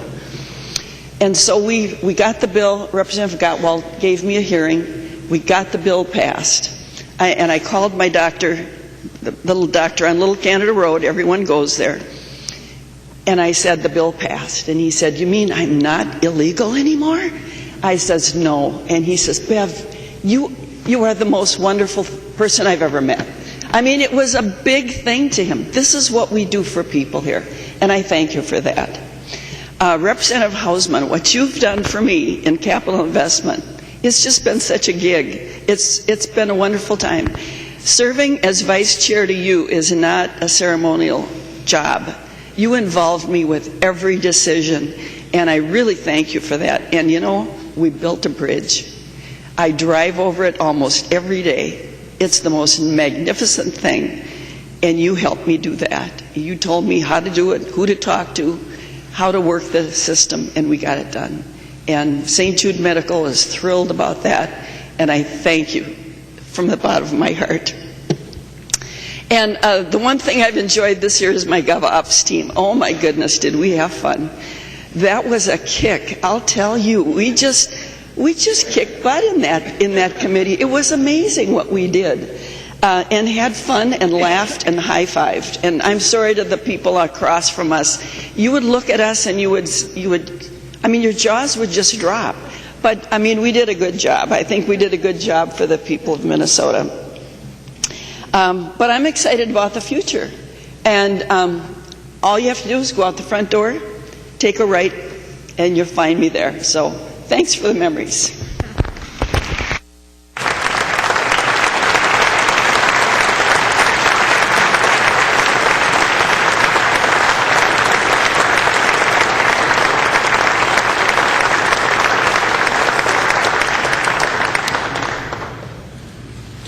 I call the member from Sherburne, the Honorable Representative Kiffmeyer. Well, thank you very much, Mr. Speaker, and it's always so fun to be in a special situation to recognize the Speaker. And certainly I remember the day after I decided to switch to the other body, and I walked into this room. And that sense of awesomeness of looking at the ceiling and the walls. The trail, the pioneer, bore the footprints of liberty sayings. And all of those things, you look around at that and what an awesome place it is. And how grateful I am to the voters of my district that I'm able to be here. Because that's the only way you get here. And so I appreciate that. The next thing I did was look around at the people who are here. And every single face that I looked at, yes, Dean, I don't know if I'll ever get your jokes, but I do try, and I try and laugh, even if I don't get them. And your appreciation for every single person and every face that you lit on for just a little bit had a very special memory, a very special time, and an appreciation for that. Also for the staff at the front desk, you have to look at us. But you don't know how good it is for us to look at you because you are calm and steadfast and unflappable in everything that's going on. Then you have the row of pages and the younger ones and the veterans around their mic held. And so you appreciate that and all of the staff and the hard work that they do because we're elected to serve the people, but they too serve the people in the good work that they do and our appreciation for that. But my favorite moments always on the floor is when we stand together and say the Pledge of Allegiance to the flag and to the Republic for which it stands. I always kind of like that, and for the Republic for which it stands. And I think it is important of realizing that we're here under the umbrella of the Constitution and the rule of law. We're not owners. We're just stewards. Just think of the generations before us, the generations after us to come. We're here for a time and for a season to do the best we can. And many times I felt like the best I can just wasn't quite enough. You just wish you could know more, could see more, could get more places. And I think we've all sensed that, how many times it just wasn't quite enough time to do all of that. I will miss being in this place. It's kind of the feisty chamber, as I call it. I kind of like that feistiness. It's a good thing. A lot of energy, a lot of passion, and a lot of members to share that with.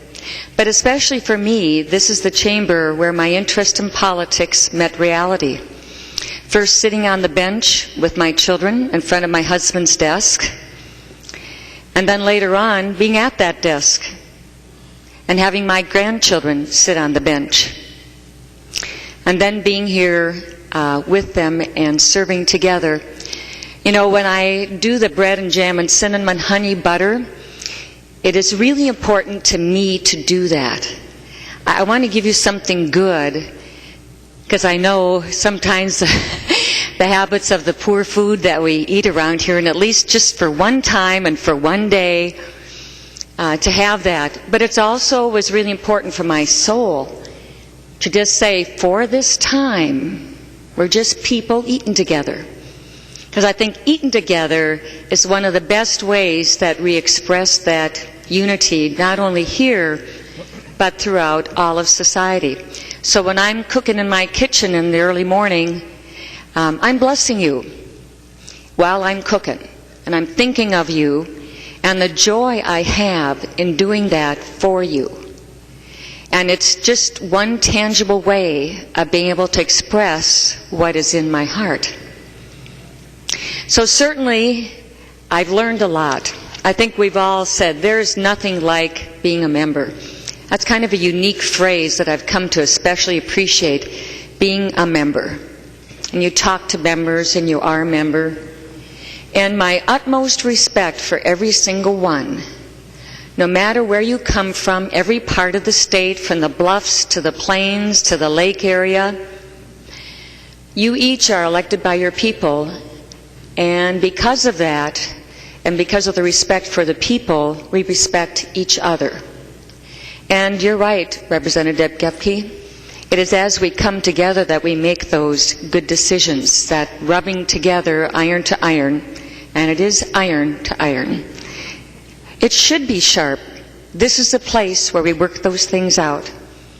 But Representative Abler, I've learned from you about the finesse of which you know the system so well, and you know right where to put that little pressure or that release of pressure to help things work better.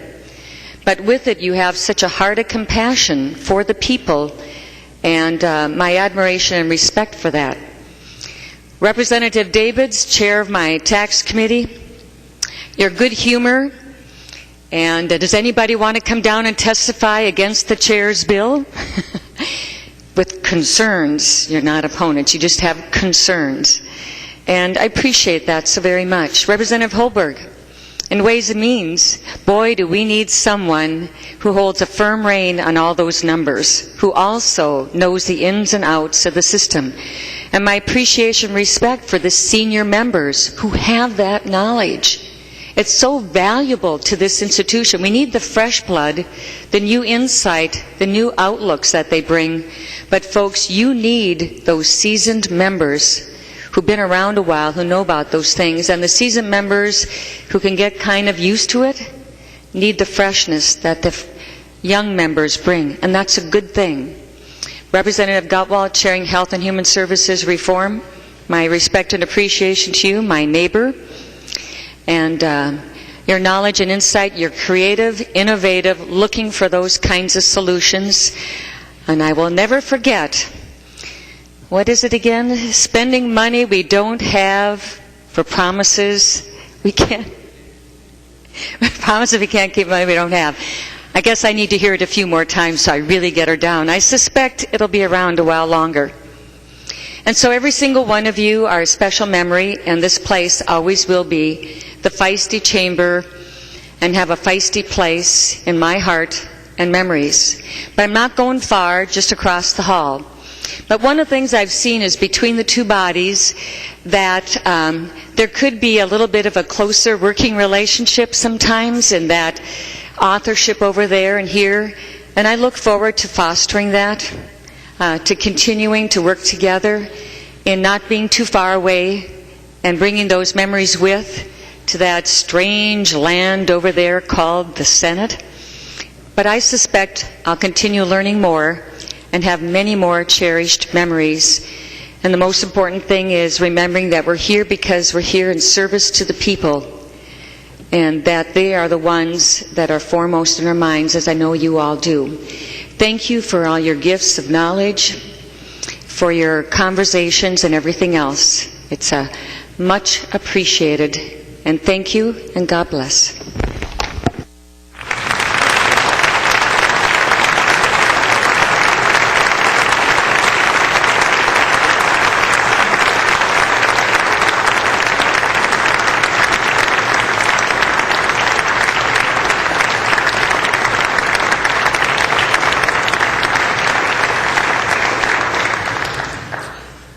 Call the member from Norman, the Honorable Representative Eakin. Thank you, Mr. Speaker and members. And I was actually planning to run for the House again, but then redistricting changed those plans. I was thrown into the same district with my good friend Representative Marquardt, and we always knew that was a possibility. We didn't think it was actually going to happen, but But we knew it was a possibility, so we were joking with each other a lot during the course of the last year or two about that possibility, about doing oppositional research, and I mentioned to him that I started getting suspicious when I noticed his intern following me around. Well, the first decision that we made when we were in the district together was that we were not going to run against each other. We were too good of friends, and for that reason I am going to be running for the Senate. For that reason and the fact that I wasn't able to dig up enough dirt on Paul. But we are going to be running as a team, and I'm looking forward to that and working together. And I just wanted to talk a little about my service here. I've been here for 10 years now, and actually the first time I came to the floor I was just a little boy. My dad served here years ago. And so I have fond memories that go way back to my childhood of these chambers and time spent here and the important things that happened here. During those years, those early years in my boyhood, that was when the Minnesota Miracle was being constructed here in Minnesota. And what set Minnesota apart from so many other states around the country. And we are second to none when it comes to quality of life and the quality of our education system here. And so I'm very proud of our state, and I'm always proud to say that I'm from Minnesota whenever I go anywhere around the country. We are a true land of opportunity, and that's the reason that many people came to Minnesota, and that's the reason many people still come to Minnesota. My ancestors came here years ago, and it was because of, in part, to President Lincoln and signing the Homestead Act into law.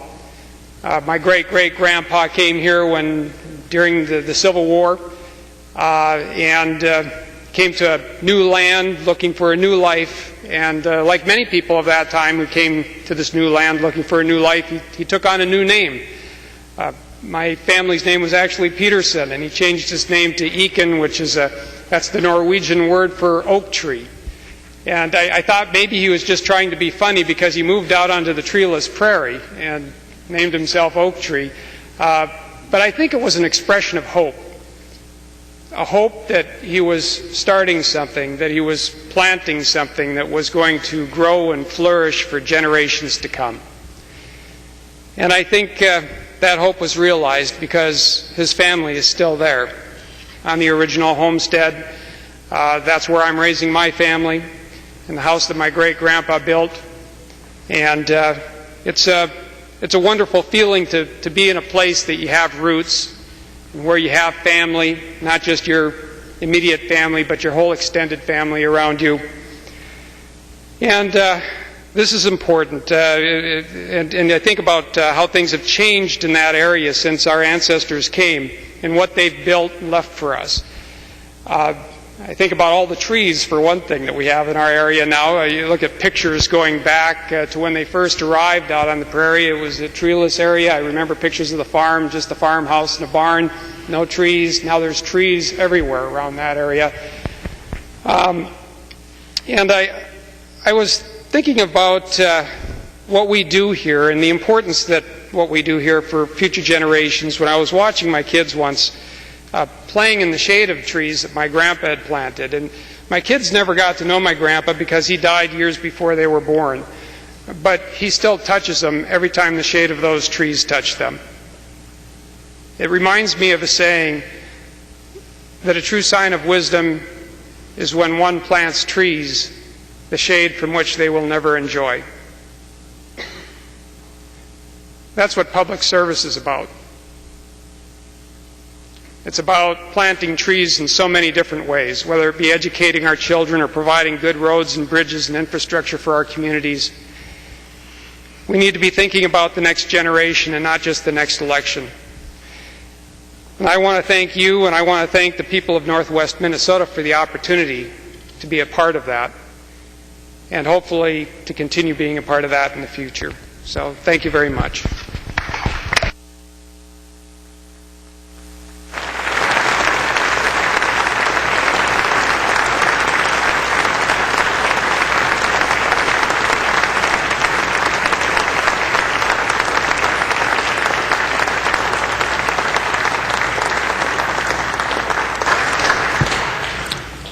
Call the member from Ramsey, the Honorable Representative Slawik. Thank you, Mr. Speaker.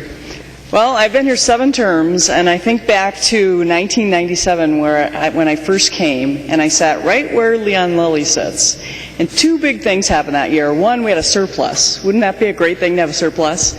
And as a new member, I was asked to carry a big bill by John Hottinger creating a big endowment for early childhood back in 1997. And the second thing that happened in 1997, I sat right there at 6 o'clock. We ended debate one night. Went to the hospital and had my daughter Victoria at 11 the same day. So she was born in my first term, which was very exciting. And Mike Delmont sat next to me. If some of you remember him, he would say, should I call the safety patrol? Should I call them? Should I get state troopers here to take you? It was very funny at the time.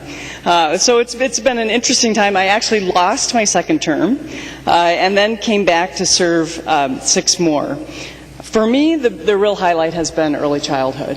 I have to say it's been an interesting journey. It's been something we've done bipartisanly. We formed the Bipartisan Early Childhood Caucus. And I have to thank Bud Nornis for stepping out on that and his leadership that he's done on that. The next thing we did in early childhood is we added bicameral, bipartisan legislators to the Governor's Advisory Council, and Jennifer Loon was one of those. So we had several bipartisan events. And then the Speaker, Margaret Anderson Kelleher, appointed me the Early Childhood Chair, and I have to say that was my highlight of my legislative service here. Not always easy. I had my big sister Mindy I would fight with about scholarships, no scholarships, those types of things, but it was great. And I feel really good coming out of here with the 3 big things that we've done. One, we formed the Office of Early Learning, which was a Sandy Peterson bill, who she's been gone for a little while here. So Sandy, if you're watching, I hope you are, she helped accomplish that. We did take the quality rating system statewide, again, tying quality to early childhood education, making sure that we're spending our state money on good things was a really important thing to me. And the third thing is this year we got the $45 million Race to the Top grant. What a great thing for early ed. So for me, it feels like I'm leaving at a good time. I don't know who the next champion is, but it's somebody probably sitting in this chamber, and I hope we can talk more about that. For me, I just want to leave also one challenge for the body. There's a lot of work left to do on early childhood. You know, the best investment that all of you can make is in human capital. That stadium vote was important. I voted for that stadium tonight, but you know what you need to do is invest in the little kids. That's going to make the best Minnesota. That's going to be the people in these seats. That's going to be who are going to be our leaders, is by making those kinds of investments. And that's my challenge to you, that you will do that as one of your next big things, is do the right thing and invest in kids. As far as thank yous, I have several. First of all, my kids, Sean and Tori, who grew up here on the house floor, running around, getting snacks out at Ulster Gulch. And now they're one in college and one in high school. And I need to earn more money, so to help them defray their costs. We were out last weekend, and somebody said to Sean, what do you think about your mom leaving? And he said, it's been a lot of work. I thought, like for the kid who had to put up all the lawn signs and did door knocking, it is a lot of work. So I admire all of you who have done it, all of you who are going to keep doing it. It's really, really important. To my constituents, Eileen McMahon, chair of my kitchen cabinet, Denny Fent, a teacher who advised me on education issues, Jeff Burtman helped me with Ask Me issues in Washington County. You guys have been great. I want to thank all my constituents that contacted me. Some of you, we were really able to help. We all really help people sometimes that have very serious problems. And some of you, we disagreed. But we are always able to talk about it, and I very much appreciate that. For the staff, I want to thank Nanette Maloney, who's my LA, who's in Ireland right now, and has missed the last days of session. I think she thought we'd be long done by now. But she will be back and has gone through most of this with me. Jerry Boyce, Diane Rupert, and Mary Larson, who are all back in the corner. Also from the beginning, there's been some special staff. Greg Berstrom, Paula Thompson, and Mary Faust have all been there for a long time in those 7 terms. Now here on the floor, I also want to recognize the desk staff. I think you guys coming in here, And you're looking good, but a little tired. It is, that hour in the morning. And thank you for all that you guys do, especially David and to Gail Romanowski. I really appreciate your friendship and things you have done for us. And for our staff, Kate Perushik and Mike Charbonneau. I have to mention Mike Charbonneau because I was the person as a suburbanite, I was always running home. I had to run home to help my kids. I had to run home to their performances. I had to go to the ball game between, coming back here. And Mike Charbonneau was the guy that had to find me when we were back in session. And Mike, you might not remember this. The worst one was, it was May 4th. It was my son's birthday. It was a Friday night, and we were in session, and my son's birthday party was taking all the kids to Spider-Man. And I left session, and I did that, and I remember him calling me saying, "We're waiting for you to get back. We're not going to take the boat till you get back here." I remember that distinctly. And I got back. I always got back, eventually. Sometimes a little later than I probably should have. I also want to thank briefly the great early childhood advocates who work so hard. They get for a little tiny bit. There was an early ed amendment onto the Vikings bill that went off. Todd Otis, Mary Nino, Valerie Doslin, and Nancy Hilden, Cisa Keller, and many more. And to the members, it's hard to thank everyone. I especially owe my thanks to Senator Uyghur, who is the hardest working senator that I know, and to Leon Lilly, who has been my seatmate and has taught me a lot of things, and he's from one of the big clans in Maplewood, taught me a lot of things about Maplewood and being from Minnesota and all those types of things. For everyone else, I want to thank Sheldon and Alice and Tom Huntley, who are back here in the back row, and especially I also want to thank the DFL women. We kind of have a special group that meet outside of session, and that's meant a lot to me, and I know that I can still be part of that group. So members, for a kid from Tucson, I didn't grow up here and I didn't go to college here and I moved here for a job. Means a lot to have come to the Minnesota House of Representatives. My mom grew up in Minnesota. My grandparents were from here. And Minnesota was this mythical place where Hubert Humphrey lived and where there was snow. Two things we didn't have in Tucson. So it's been a privilege, it's been a pleasure, and I will miss you all. Thank you.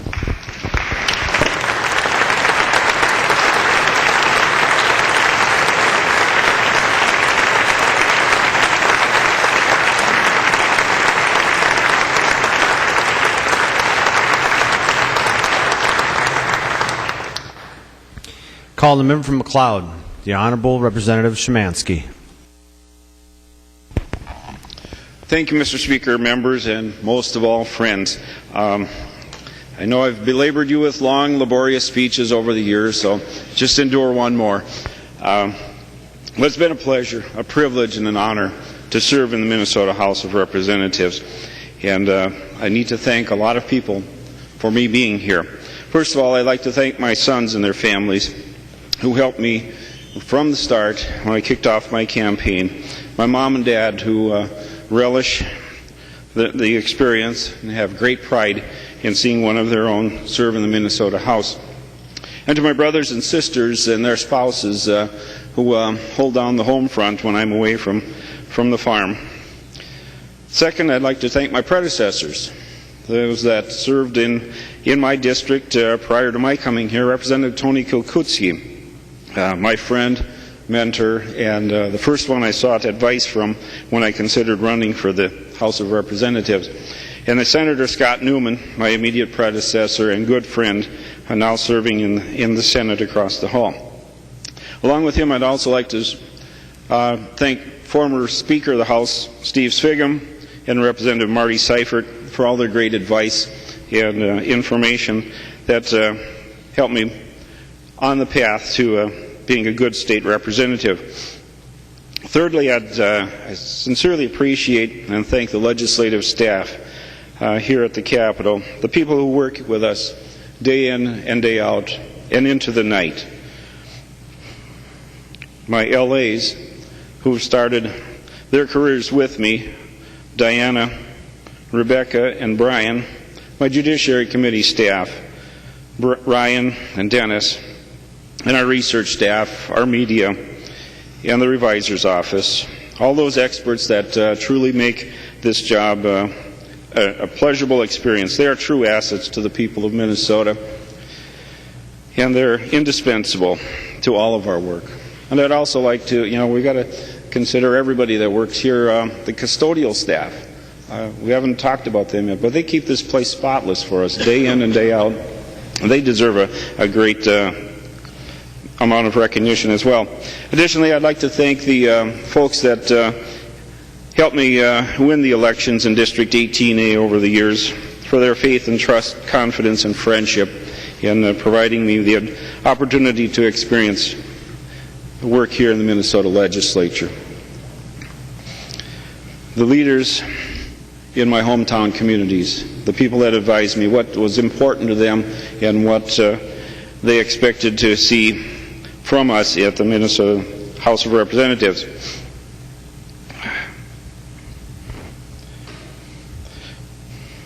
But we serve here not for our district alone, but for the residents of Minnesota. For those folks across the state, from Laverne to Crane Lake, from Preston to Roseau, from Fergus Falls to Lake Elmo, the people of Minnesota expect great work from us, and that is our duty to them. It's been a pleasure to serve on the various committees in the legislature here. The 6 years that I've served on the Ag Committee, serving with the real farm team here in the legislature, we have to realize that agriculture is 20% of Minnesota's economy, and yet in our state budget, it's a scant fraction of a percentage of our budget. And I think we owe a tip of the hat to the farmers of Minnesota who produce the food and the fiber that keeps us a vibrant and healthy economy. The Transportation Committee, the shakers and the movers, we get people around the state. It's been a great privilege and honor to serve with Representative Beard and the members of the Transportation Committee, and to my friends on the Judiciary Committee, and for the privilege and honor bestowed upon me by the leadership of our caucus in asking me to chair the Judiciary Committee in this term. It was really an honor, and to be able to work with the Supreme Court justices, the district court judges, is really a phenomenal experience.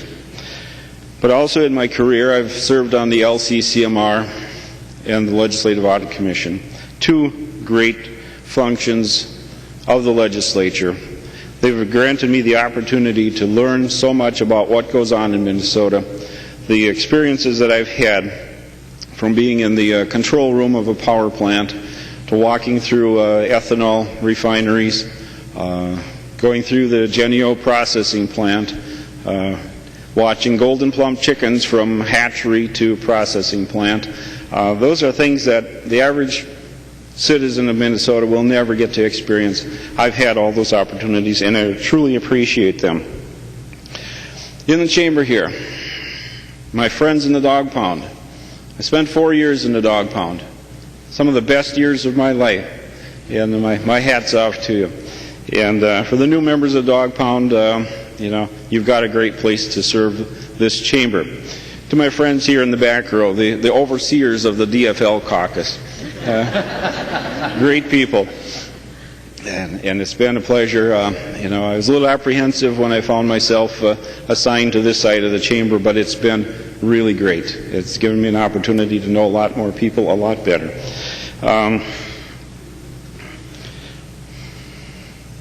But there are also a lot more special people around here, people that we see every day and probably don't tell them thank you enough.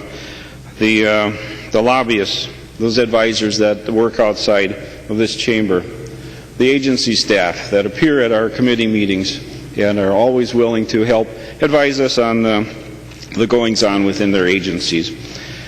I have a little advice for our future representatives who will sit in these chairs in the future. Never compromise your principles. Always do what you feel is true and best in your heart, and be true to your constituents. In closing, I would I'm not a good quote reader, so I'm just going to paraphrase Ronald Reagan. At the end of his second term as President of the United States of America, in his farewell address, he talked about returning to the ranch where there are fences to mend and brush to clear. He says, but I'm not retiring, I'm just changing assignments. And that is my mission. God willing, this foot soldier stands ready to return to the call of duty when it shall come. So thank you, my friends. God bless you, and have a great career ahead of you.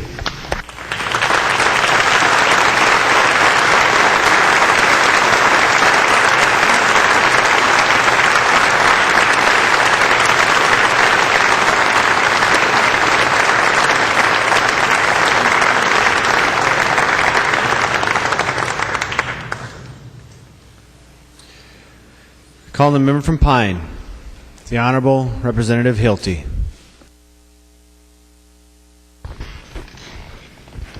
Thank you, Mr. Speaker. Nora, I didn't grow up in Minnesota either, but there's still a chance.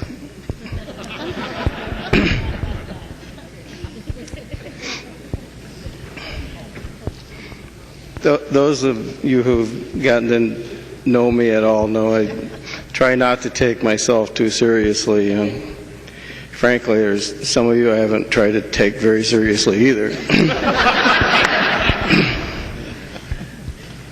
You know who you are.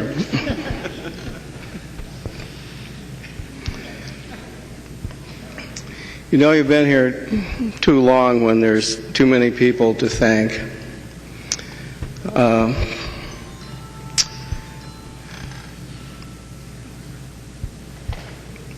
And I'm not going to try to name a bunch of names, but the staff that we have in this institution is truly remarkable at every level, from the front desk through the Revisor's office and House Research and the partisan research.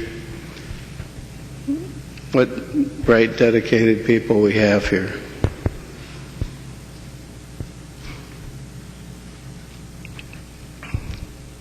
There are a couple people that I would be remiss not to mention directly. I may be unique in that I have managed for the last 16 years to keep my entire campaign committee together. Didn't lose anyone from that whole endeavor, which actually has been pretty easy because my entire campaign committee for the last 16 years has consisted of my wife, Lori. She also serves as my political conscience, as many of you know. In fact, she's volunteered that service for some of the others of you here.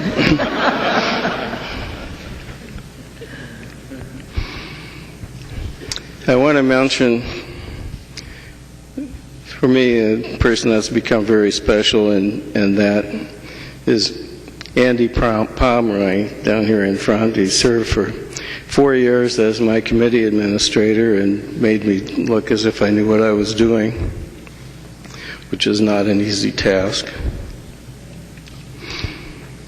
There are a couple of people here that have been particularly special friends and mentors, Mary, Carlos, but there are many, many others. A lot of people that I should mention that aren't even here anymore. So, this is a hard place to leave. It was a hard decision to make, to leave here. There's always more to do. And of course you come here with an agenda and you want to carry on.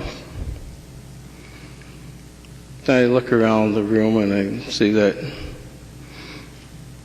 probably most of you will be here next year carrying on, which makes the decision a little bit easier.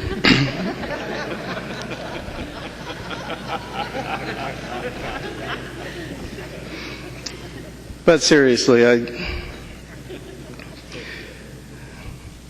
there is a lot of work that I had intended to do that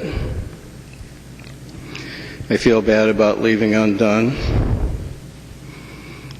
And I realize that if some of you keep working at it, eventually all of my work will be undone.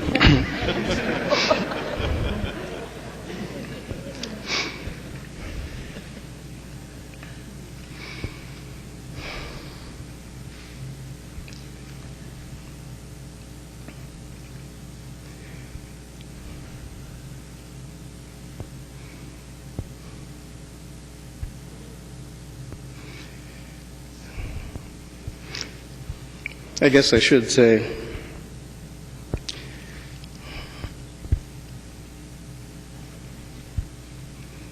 I really never have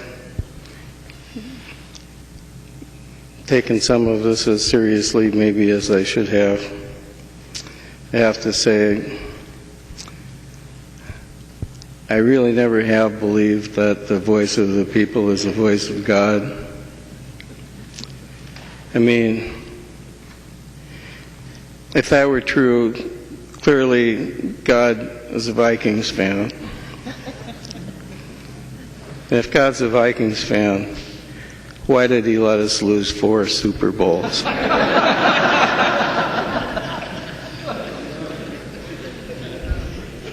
rest my case.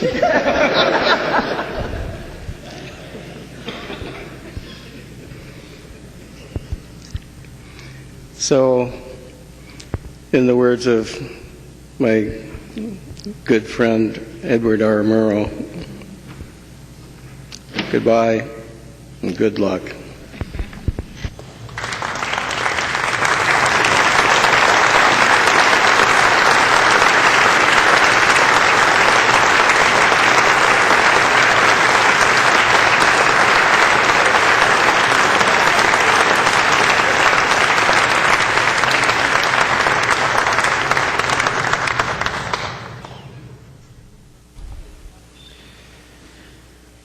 Calling the member from Grant with the jacket on, the Honorable Representative Westrom. Thank you, Mr. Speaker. As the others have said, this time comes sooner than you think. Representative Hilty, as a classmate, there's few that are in here that probably appreciate your humor. And the irony that you've made us laugh the most tonight is ironic, but not surprising because I've served on enough committees with you to know that Bob Newhart type humor, and I've enjoyed every minute of it. Mr. Speaker, Representative Rukavina, I don't think he's here, but I wrote up a bunch of notes, but I'm going to crumple them up and throw them away, given the hour. I haven't used notes in 16 years. I'm not going to start tonight. This is a very awesome place, as you all know. Let me start by thanking some people. And as Representative Hilty stole the thunder, when you've been here 16 years, there's too many people to thank. But I do need to thank my current staff, maybe in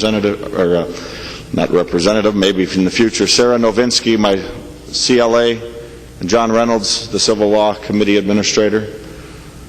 Certainly they help make you look better than you are, and thank you for your help.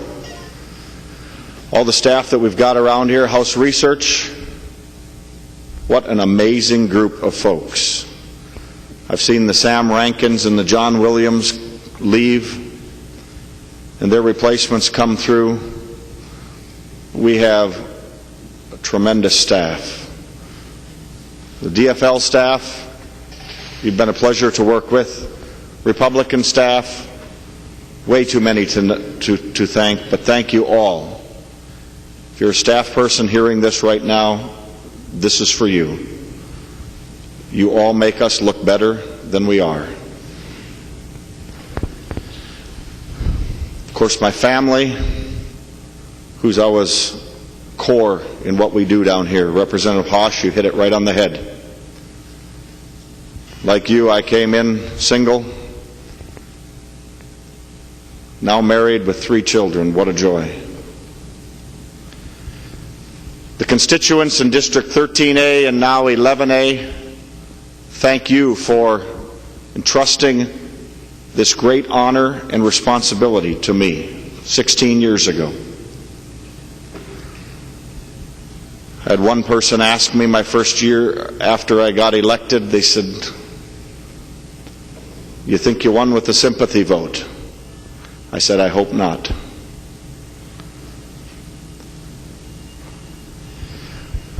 But it's very humbling for them to bestow, as you all know, their trust in us as their representative in this republic. I want to thank former Speaker Steve Swigum for placing his trust in me the first time we met. 23 years old, 22 at the time. I figured he'd walk away and say, "Well, yeah, we'll help you," and it'll be the last I hear from him. But he's the reason I'm here.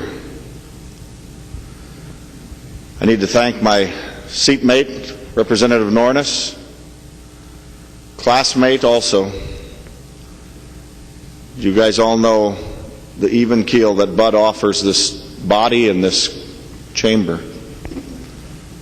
Former Representative Bob Westfall, who I also came in as a classmate, made many trips back and forth. Lived at the Kelly Inn for 3 years, 23 years old. He was just about 3 times my age. We were both freshmen. We both were on a steep learning curve. We had many great times together. You, Mr. Speaker, I want to thank you for the opportunities you've given me. That Speaker's chair and gavel is a tremendous experience.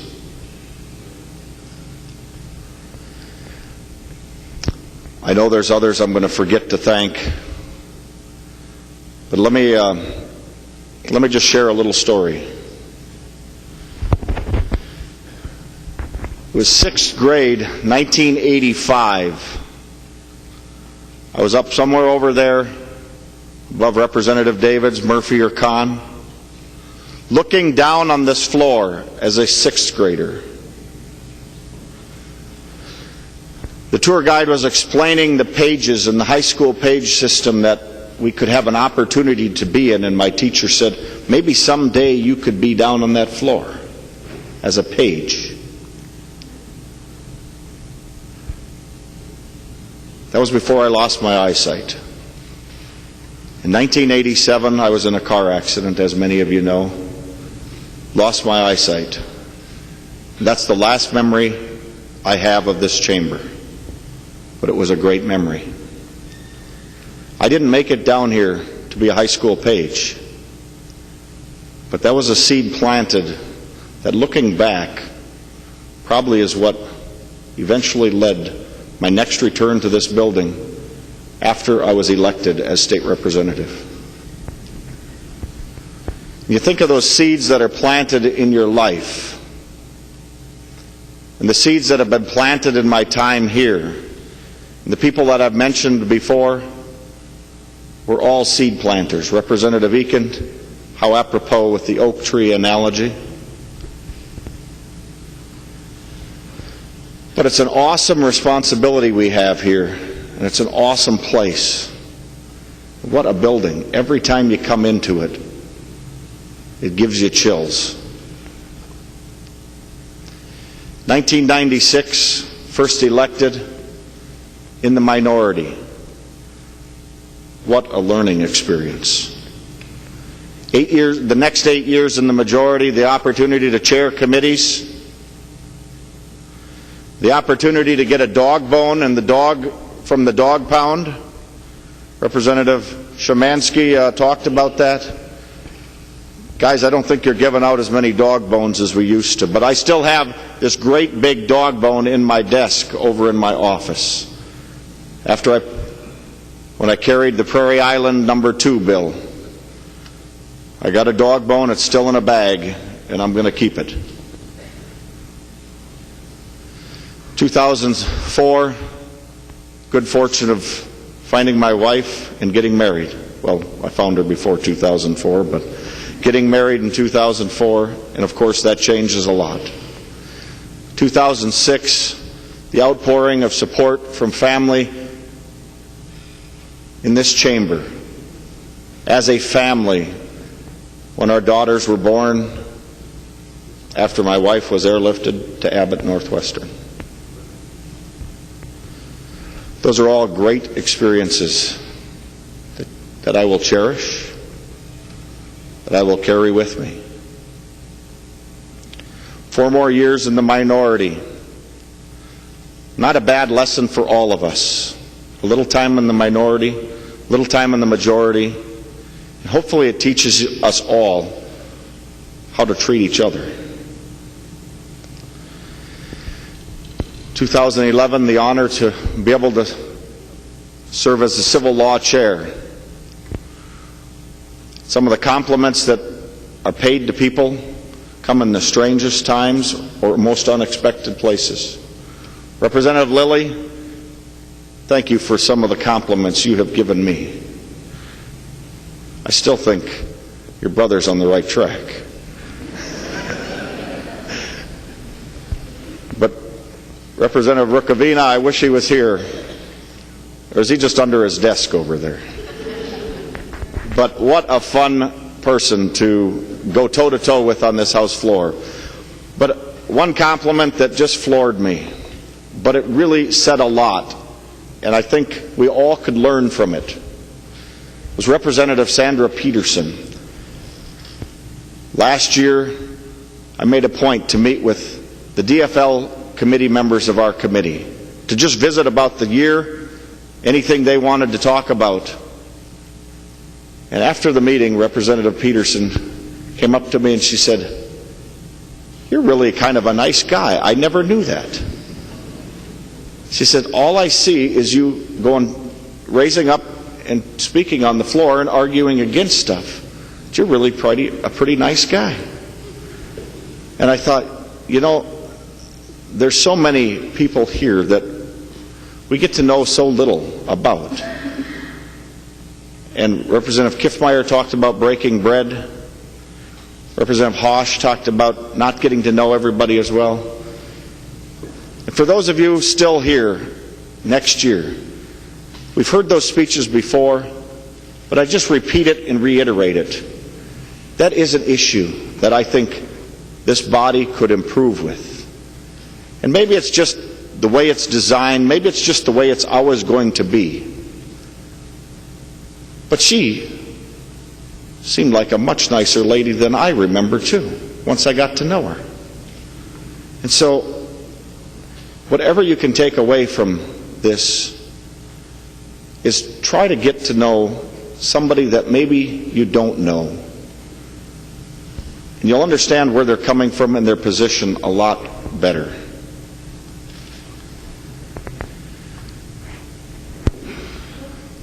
I talked about the seeds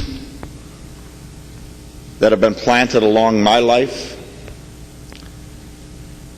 Last weekend, I had the great honor of being inducted into the Wrestling Hall of Fame, as you heard. I talked about people that have been influential in my life and, quote, seeds of courage to me. And throughout the 10-year I've had here, I've run across many opportunities to help mentor youth, persons that are losing their eyesight, disabled children and adults. And I just want to leave to remind all of us and to challenge all of us to remember the seeds that we can plant in this position. Oftentimes we can get caught up, Representative Knuth, you talked about that, caught up in the politics and the hustle and bustle. But I think it's moments like this we can step back and reflect. And I challenge all of you and all of us to remember to plant seeds along the way, because somebody else has planted them for us. And so, my friends, like some others in here, February 21st, I didn't know I was leaving the House of Representatives this year, but redistricting changed that future and map and forecast for my life as well. And so, with a heavy heart, but enthusiasm for a new change and a new future, I'll be running for the Senate as well, and hopefully, Lord willing, I'll be just down the hall from this chamber. So my friends who I have such great memories with, I say so long and farewell. And as Ronald Reagan said, the real glory is to have friends such as you. Thank you.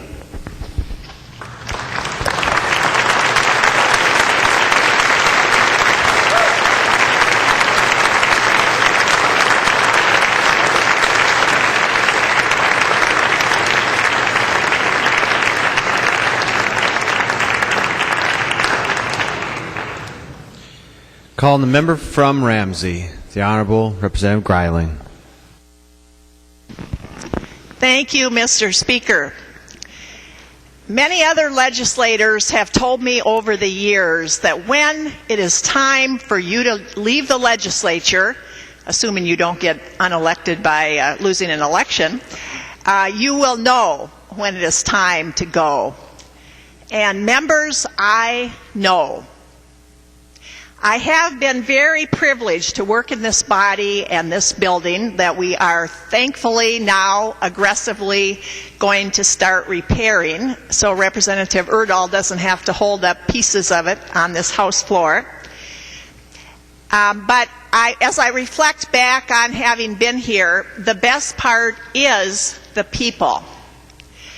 And my friend, as we like to say on this floor, Representative Garofalo tweeted something, and usually I ignore his tweets, but I actually retweeted this tweet of his, as he knows, recently.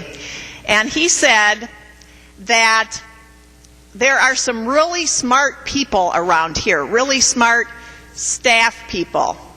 And we can learn a lot if we just listen to them. So my parting advice to Representative Garofalo is keep listening.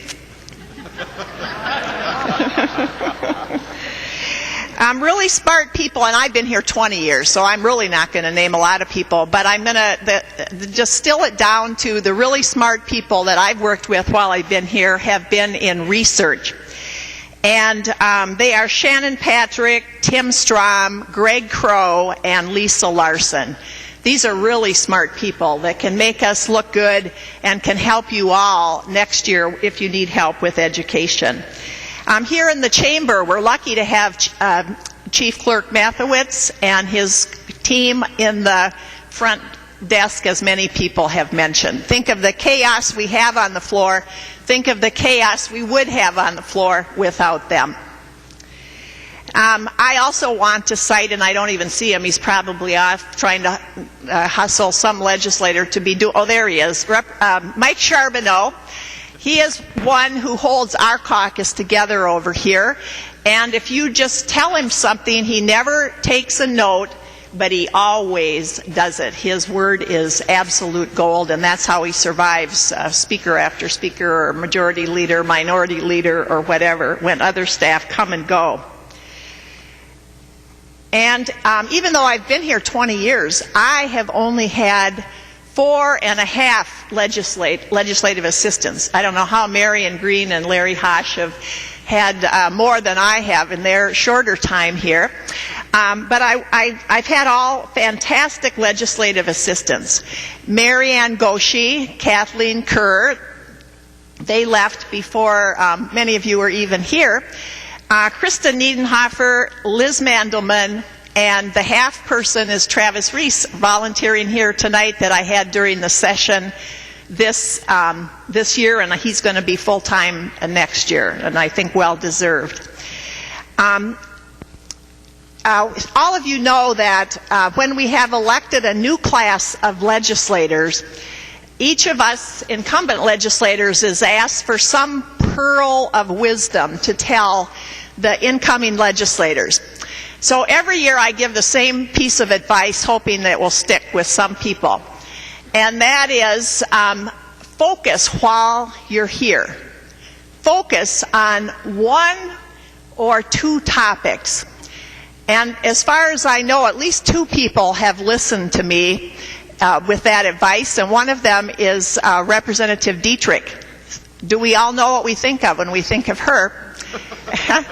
And another one is Representative Knuth. You know, you can get a lot of respect around here if you don't have to be all things to all people. Figure out what you're interested in and you're good at, and then focus on that. Some people like to be authorities on every topic. They pop up and down at will on the House floor. Think about Representative Dietrich and Representative Knuth, and in the future I would advise those people. I myself, while I've been here, have focused on education and mental health. And being who I am, I just have to offer some criticism of both of those topics and how we are not funding them the way that we should. I actually feel that my proudest moment here was when I authored the new Minnesota Miracle, which was funding reform and adequate funding for schools. And with that great vision, I really feel bad that I'm leaving with a $3 billion debt to schools if we count all the tabs that we owe our schools, and that we aren't even calculating them into the forecast. When you don't put a debt like that into the forecast, you don't count it. I hope I don't hear anyone saying we only have a $2 billion deficit in the next biennium, because we know it's really 5 if we count our schools. And if you don't count it and you don't talk about it, then it means we're going to sweep it under the rug and take a long, long time to pay back our students. The best year for me for mental health funding was 2004. We actually got $70 million in that biennium for the mental health system. And Tax Chair Greg Davids just said on this House floor today that would be a rounding error in the tax bill. But think how much it meant in mental health. I want you to be sure to work on those two issues and think of me when I leave. I don't expect to be back at the Capitol a lot. I actually don't expect to be back at all, but one never says never in this life. But my spirit will be here, roaming the halls, and I'll be moaning, fund the schools, fund the mental health system. In closing, I have to acknowledge, and I don't think I have to tell too many of you, that I have been a strong critic of many things while I've been here at the Capitol. I have been analyzed, many of you may have too, by the Myers-Briggs, and I am a J, surprise, surprise. In case you haven't been and you don't know what that means, a J is a judger. I'm a judger of other people and the way things go around here. I've spent a lot of time, especially in my early days, saying I just can't believe that's how things run here. But I have to say that in spite of judging the way things go, the partisanship, I really hate the PAC behavior of the caucuses and how we all stop using our minds and are encouraged to vote the party line when that doesn't make sense. That's the only refreshing thing I found about the stadium discussion these last couple days, was the bipartisanship, and we all were using our own heads instead of going with the PAC. But the best part is the individual legislators, and a lot of us here have spoken about that tonight, how individuals, and we do need to get to know each other to know that, every single person here is smart. witty, hardworking, energetic, and came here to do the people's will as we see it. Of course, we don't all see it the same way. And so I think that that's the part that I will remember the most. And I would like to just thank a couple people, and I'll make that short because this will be my final thing. My House Senate District seatmate, Representative Bev Skelzy, she's trying to get me to door knock in the future. I may or may not do that, but the last time I door knocked with her, I actually had my dead cat in the trunk that I had to deal with later. I would like to thank my education partner, Carlos Mariani, who we're sitting here on the House floor. We have our little education office and discuss many things. I would like to thank Alice Hausman. She and I are both D's in the DFL, which gets us into trouble. And this whole back row here is great. You know, when you're new, you might think you want to sit in the front, and some members, you know, Representative Cornish and Representative Lilly, aspire to sit in the front. But I think everybody back here aspires to sit in the back. It's where we can critique everything. We don't get the speaker banging the gavel quite as often when we're talking. And I just love this back row and all the people, even Representative Mullery. I've enjoyed working with each and every one of you. I will always be proud to be a legislator, and even though I've been critical of this place and many things, I'm very glad I came. Thank you.